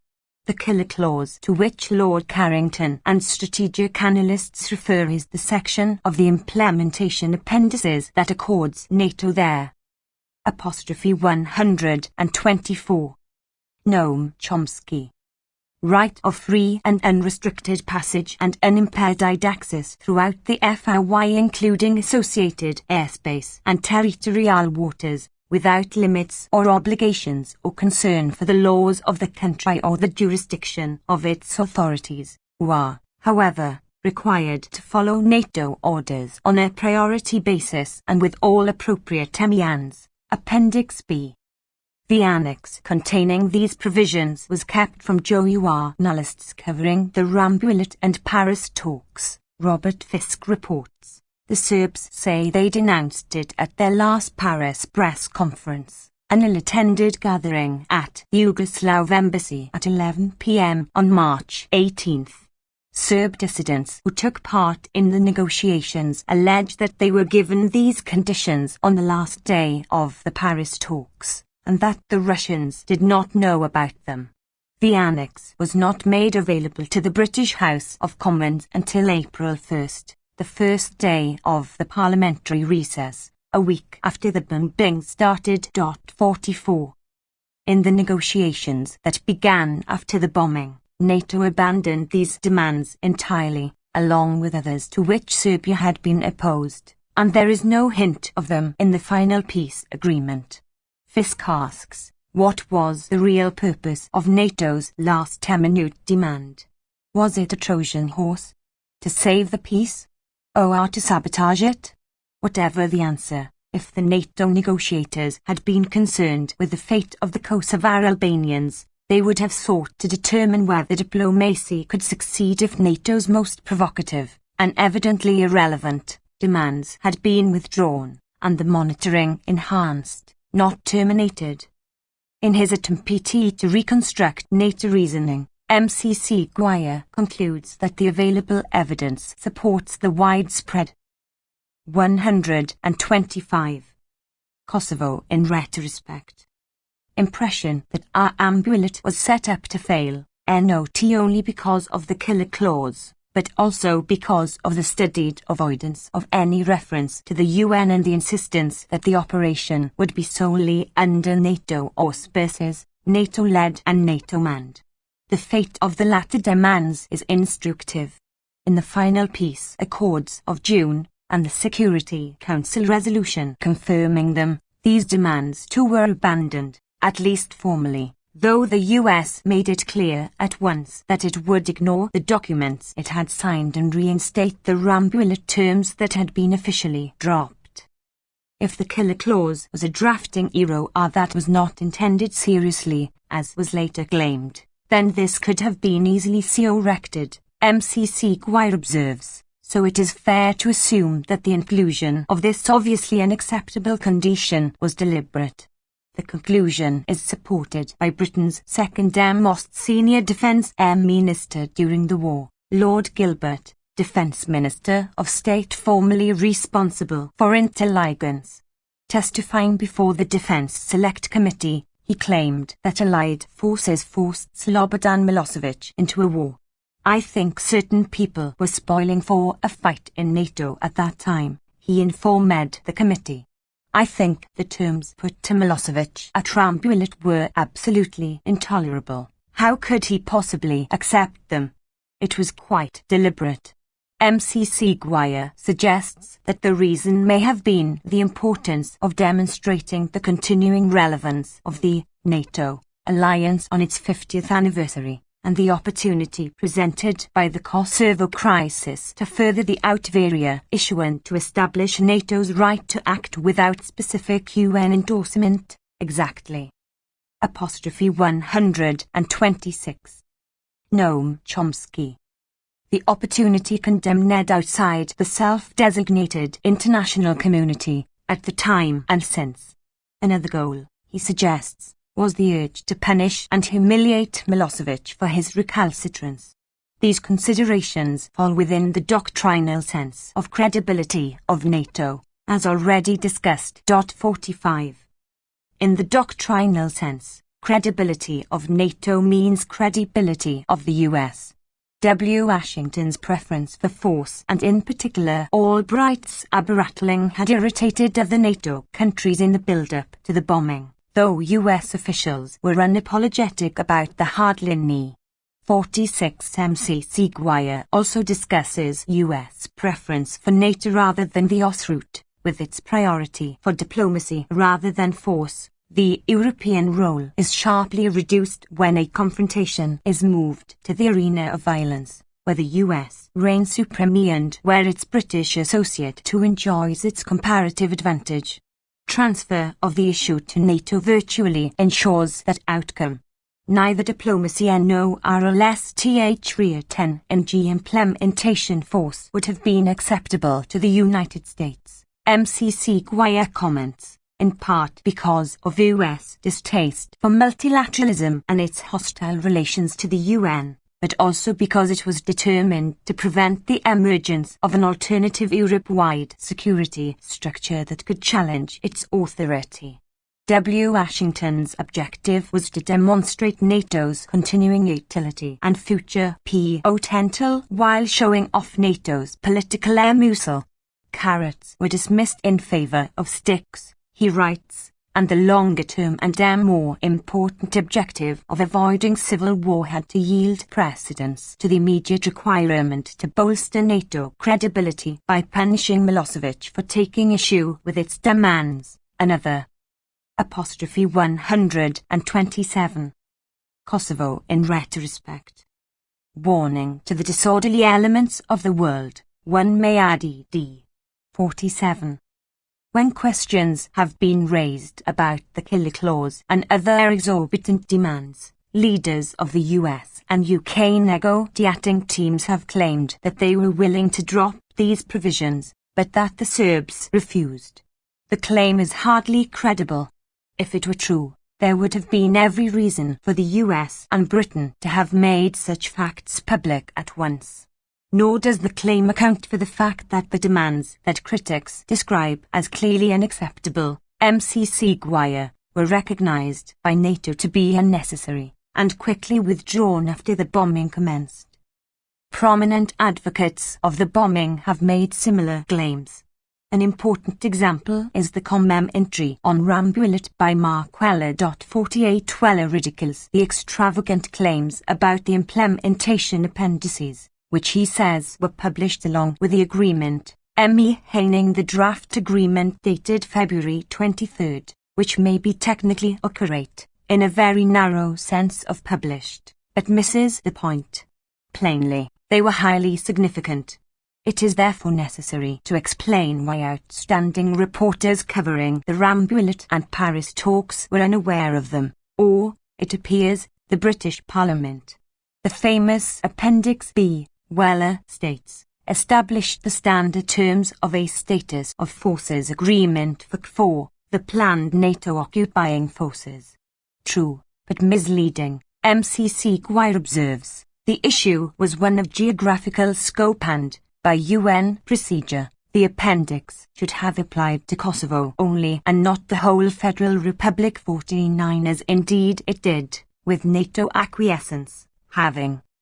128. Noam Chomsky.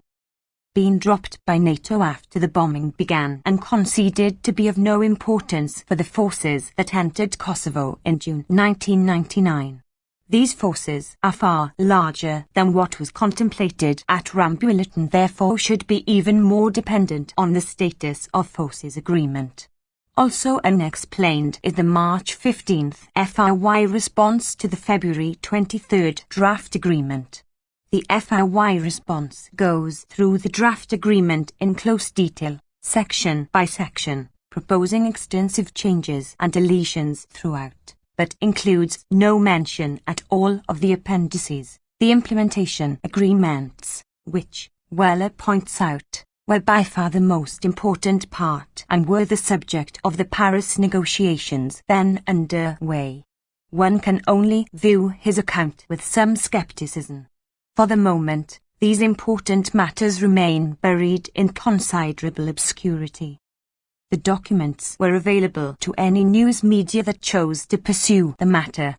In the US, the extreme, and plainly irrelevant, demand for virtual NATO occupation of the FRY received its first mention at a NATO briefing of April 26, when a question was raised about it but was quickly dismissed and not pursued.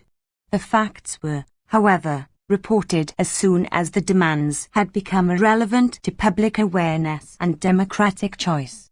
Immediately after the announcement of the peace accords of June 3, the press quoted the crucial passages of the take-it-or-leave-it Rambouillet ultimatum, noting that they required that a purely NATO force was to be given full permission to go anywhere it wanted in Yugoslavia, immune from any legal process, and that NATO-led troops would have had virtually free access across Yugoslavia, not just Kosovo. 50*129. Kosovo in retrospect.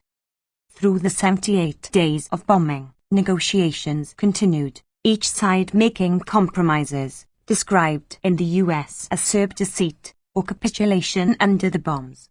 The peace agreement of June 3 was a compromise between the two positions on the table in late March. NATO abandoned its most extreme demands, including those that had apparently undermined the negotiations at the last minute and the wording that had been interpreted as calling for a referendum on independence. Serbia agreed to an international security presence with substantial NATO participation, the sole mention of NATO in the peace agreement or Security Council Resolution 1244 affirming it. As noted, NATO had no intention of living up to the scraps of paper it had signed, and moved at once to violate them, implementing a military occupation of the Kosovo under NATO command and castigating Serbia and Russia for their deceit when they insisted on the terms of the formal agreements, so that bombing was renewed to bring them to heel. The media and most commentators fell into line with scarcely a hint of possible impropriety, following long-standing precedents. Again conforming to precedent, the matter has disappeared from history, the norm within the most powerful state when it chooses to disregard mere formalities, such as the agreements it has accepted. 51. While Serbia and Russia were deceitfully insisting on the terms of the official agreements, NATO planes disciplined them by again bombing the oil refineries in Novi Sad and Pančevo, both centers of opposition to Milosevic, on June 7. The Pančevo refinery burst into flames, releasing a huge cloud of toxic fumes, shown in a photo accompanying a New York. 130. Noam Chomsky. Time story of July 14, which discussed the severe economic and health effects. The bombing itself was not reported, though it was covered by wire services. 52. It had been argued that Milosevic would have tried to evade the terms of an agreement, had one been reached in March. The record strongly supports that conclusion, just as it supports the same conclusion about NATO, not only in this case. Forceful dismantling of formal agreements is the norm on the part of the great powers. 53. As now belatedly recognized, the record also suggests that it might have been possible, in March, to initiate a genuine set of negotiations, not the disastrous American diktat presented to Milosevic at the Rambouillet conference, and to insert a large contingent of outside monitors capable of protecting Albanian and Serb civilians alike. 54. At least this much seems clear. NATO chose to reject diplomatic options that were not exhausted, and to launch a military campaign that had awful consequences for Kosovar Albanians, as anticipated. Other consequences are of little concern in the West, including the devastation of the civilian economy of Serbia by military operations that severely violate the laws of war. The matter was brought to the International Criminal Tribunal for the former Yugoslavia, ICTY, during the war, but it will not be addressed, the tribunal has announced, even the massive criminal attack on civilian infrastructure in an effort to terrorize the population, or such individual incidents as NATO's bombing of Serbian state TV and radio, killing 16 journalists on grounds that it was a facility used for propaganda purposes, as the Pentagon put it in its review of the air. 131. Kosovo in retrospect. Campaign. After NATO spokesperson David Wilby had stated that it would not be bombed if it broadcast 6 hours of Western news a day, the tribunal did regard it as controversial to justify the attack on TV and radio on the propaganda purpose to which it was employed, citing Wilby's statement and others. But it nevertheless chose to accept the NATO justification in terms of dual-use capability of radio and TV, which could be used for military communications. The Committee to Protect Journalists refused to list the Serb victims in its annual report of murder journalists, on grounds that they are propagandists, not journalists. Monitors of media independence accepted this judgment without comment. 55. The tribunal also stoutly defends its independence. Others, however, might tend to heed the words of NATO spokesman James Shea when asked about the possibility of NATO liability in news conferences in May 1999. He replied that NATO is the friend of the tribunal. NATO countries are those that have provided the finances to set up the tribunal. We are among the majority financiers. He was certain that the prosecutor would only indict people of Yugoslav nationality. 56. For similar reasons, there is little likelihood that the tribunal will pay attention to its 150-page indictment Operation Storm, a prima facie case, reviewing the war crimes committed by Croatian forces that drove some 200,000 Serbs from Krajina in August 1995 with crucial U.S. involvement that elicited almost total lack of interest in the U.S. press and in the U.S. Congress. New York Times Balkans correspondent David Binder observes. 57. The suffering of Kosovars did not end with the arrival of their '132. Noam Chomsky. NATO, KFOR, occupying army and the UN mission. Though billions of dollars were readily available for bombing, 5 months after the war ended, the US had not paid any of the $37.9 million assessed for the startup costs of the United Nations civilian operation. By November, the U.S. Office of Foreign Disaster Assistance has yet to distribute any heavy-duty kits and is only now bringing lumber for the winter shelter program in Kosovo. The UNRWA EU humanitarian agency ECHO have also been dogged with criticism for delays and lack of foresight. The current shortfall for the UN mission is the price of half a day's bombing, an embittered senior UN official said, and without it this place will fail, to the great pleasure of Milosevic. A November donors conference of Western governments pledged only $88 million to cover the budget of the UN mission in Kosovo, but pledged $1 billion in aid for reconstruction for the next year, public funds that will be transferred to the pockets of private contractors if there is some resolution of the controversies within NATO about how the contracts are to be distributed.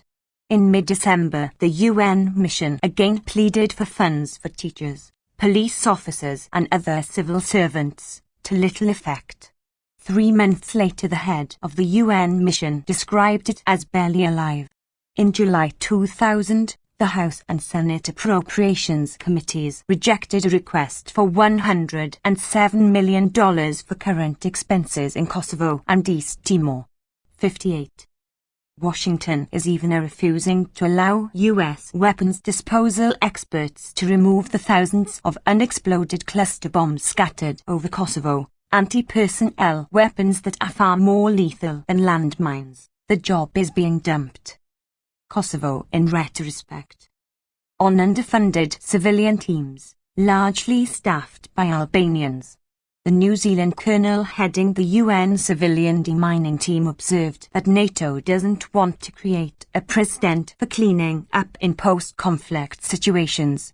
Over 50 people had been killed by unexploded cluster bombs from the war's end until March 2000, with a mounting toll expected over the summer when farmers and children returned to the fields. 59. In July 1995, Milan Martic, president of the self-declared Serb Republic in Croatia, was indicted by the ICTY for having ordered a missile attack on Zagreb in retaliation for a Croatian offensive that drove many Serbs from their homes, killing 7 civilians. It was a war crime, the ICTY determined, because the missiles were fitted with cluster bombs, and such a device is an anti-personnel weapon designed only to kill people, hence prohibited against civilian targets. The Pentagon reported that American planes dropped 1,100 cluster bomb canisters, with 220,000 bomb bullets, over Kosovo, while British planes dropped about 500 bombs, each with 147 bomb bullets. Cluster bombs were also used in attacking civilian targets in Serbia, for example in a May 7th attack on the city of Niš, killing 15 people in the market and also hitting the city's main hospital. But these are not crimes, just mistakes made by NATO, the ICTY prosecutor informed the Security Council. 60. Despite the limited post-war aid, the appeal of a disaster that can be attributed to an official enemy and exploited, on curious grounds, to show why 78 days of airstrikes against Serbian forces and infrastructure were necessary, has been sufficient to bring severe cutbacks in aid elsewhere. The U.S. 134. Noam Chomsky. Senate planned to cut tens of millions of dollars from Africa-related programs. Denmark reduced non-Kosovo assistance by 26%. International Medical Corps was compelled to suspend its Angola program, having raised $5 million for Kosovo while it hunts, in vain, for $1.5 million for Angola, where 1.6 million displaced people face starvation.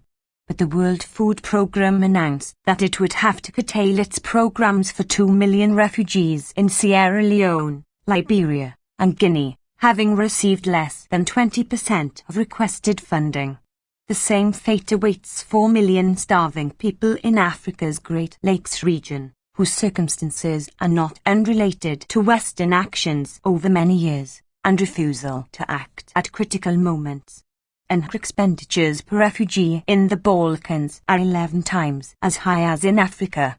The hundreds of millions of dollars spent on Kosovo refugees and the crush of aid agencies eager to spend it was almost an obscenity, said Randolph Kent, who moved from UN programs in the Balkans to East Africa.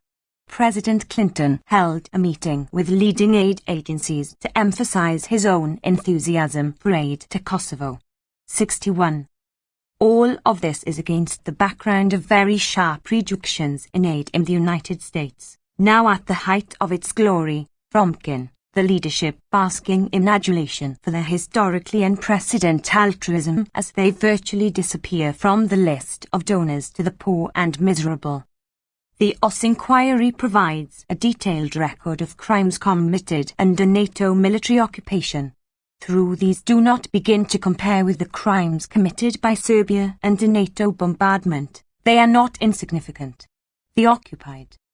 135. Kosovo in retrospect. Province is filled with lawlessness that has left violence unchecked, much of it attributed to the KLAUCK, the OSS reports, while impunity has reigned instead of justice. Albanian opponents of the new order under UCK dominance, including officials of the rebel group's principal political rival, have been kidnapped, murdered, targeted in grenade attacks, and otherwise harassed and ordered to withdraw from politics. The one selection from the OSS reports in the New York Times concerns the town of Prizren, near the Albanian border. It was attacked by Serbs on March 28. But the overall result is that far more damage has been caused after the war than during it. British military police report involvement of the Albanian mafia in grenade attacks and other crimes, along with such acts as murder of elderly women by men describing themselves as KLA representatives. 62. The Serb minority has been largely expelled. Robert Fisk reports that the number of Serbs killed in the 5 months since the war comes close to that of Albanians murdered by Serbs in the 5 months before NATO began its bombardment in March. Recall that the UN reported more than 65 violent deaths of civilians, Albanian and Serb primarily, in the 2 months before the withdrawal of the monitors and the bombing. Murders are not investigated, even the murder of a Serb employee of the International Tribunal. The Croat community left en masse in October. In November, the president of the tiny Jewish community in Pristina, Sedra Princevic, left for Belgrade after denouncing a pogrom against the non-Albanian population. Amnesty International reported at the year's end that violence against Serbs, Roma. 136. Noam Chomsky. Muslim Slavs and moderate Albanians in Kosovo has increased dramatically over the past month, including murder, abductions, violent attacks, intimidation, and house burning. On a daily basis, as well as torture and rape, and attacks on independent Albanian media and political organizations in what appears to be an organized campaign to silence moderate voices in ethnic Albanian society, all under the eyes of NATO forces. 63. The fate of the Roma is particularly grim, as throughout Europe. The Roma International Center in Macedonia alleges that more than 120,000 Kosovo Roma have sought refugee status in Europe, while 30,000 are living under extreme conditions in the enclaves in Kosovo.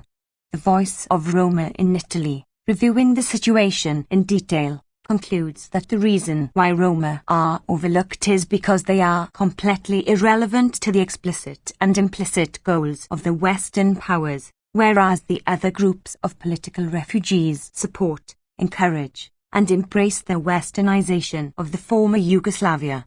Thousands were forced to flee from Kosovo to Italy at gunpoint under the NATO occupation, many dying when ships sink. Most Romani neighborhoods in Kosovo have been burnt and destroyed, with a few of the nicer houses left intact, now occupied by Albanians in front of the eyes of KFOR forces and UNHCR. Conditions in the Italian refugee camps are appalling. Humanitarian assistance, help and protection of Roma in and from Kosovo has been and continues to be virtually non-existent. A Roma historian from Pristina describes how his house was burned, his sister raped, and his neighbor kidnapped by ethnic Albanians. Kosovo in retrospect. That while his relatives and friends were taken to KLA torture chambers, all with the knowledge of KFOR forces who tell them it's okay. Like many Roma refugees, he was able to flee by bribing the Albanian mafia. 64. KFOR officers report that their orders are to disregard crimes. Of course it's mad, a French commander said, but those are the orders, from NATO, from above. NATO forces also seem completely indifferent to attacks by armed ethnic Albanian raiders across the Serb-Kosovo border to terrorize border settlements, steal wood or livestock, and, in some cases, to kill, leaving towns abandoned. Former KLA fighters are pursuing the strategy they used in Kosovo earlier, by ordering the ambushing of Serbian police officers and sometimes the intimidation of Serbian farmers. The leaders of this new army are hoping that the Serbs will retaliate with excessive force against civilian populations and create a wave of outrage and pressure on KFOR to respond, said a United Nations official. Ambushes of Serb police and attacks on more moderate or loyal Albanian politicians in Serbia have also increased. A U.S. colonel said, "The concern here isn't that the Serbian police will come across, but that Albanian attacks on Serb police and army will inspire a response great enough to cause public clamour for a KFOR response, once again." 65. Current indications are that Kosovo under NATO occupation is reverting to what was developing in the early 1980s, after the death of Tito. when nationalist forces undertook to create an ethnically clean Albanian republic, taking over Serb lands, attacking churches, and engaging in protracted violence to attain the goal of an ethnically pure Albanian. 138. Noam Chomsky. Region, with almost weekly incidents of rape, arson, pillage and industrial sabotage, most seemingly designed to drive Kosovo's remaining indigenous Slavs out of the province. This seemingly intractable problem, another phase in an ugly history of intercommunal violence, led to Milosevic's characteristically brutal response, withdrawing Kosovo's autonomy and the heavy federal subsidies on which it depended, and imposing an apartheid regime. Vickers. 66. Kosovo may also come to resemble Bosnia, a den of thieves and tax cheats with no functioning economy, dominated by a wealthy criminal class that wields enormous political influence and annually diverts hundreds of millions of dollars in potential tax revenue to itself. 67. Much worse may be in store as independence for Kosovo becomes entangled in pressures for a greater Albania, with importance. The entrenchment of organized crime in Kosovo has reportedly led to an increase in trafficking of drugs and women, sold to Albanian pimps who work under the protection of major crime figures in Kosovo, officials said, including some with links to the KLA, a new problem in post-war Kosovo. An Italian specialist describes the Albanians as partially ferocious. In 3 or 4 years in the biggest Italian cities, they have succeeded in destroying the competition of the other organizations. Albanians scare the Sicilian mafia, which had in any event shunned the sexual slave trade, now expanding rapidly. 68. UN Special Investigator for the former Yugoslavia, Jiri Dinstbia, reported to the UN Commission on Human Rights that 380,000 Serbs, Roma, Montenegrins, Slavic Muslims. 139.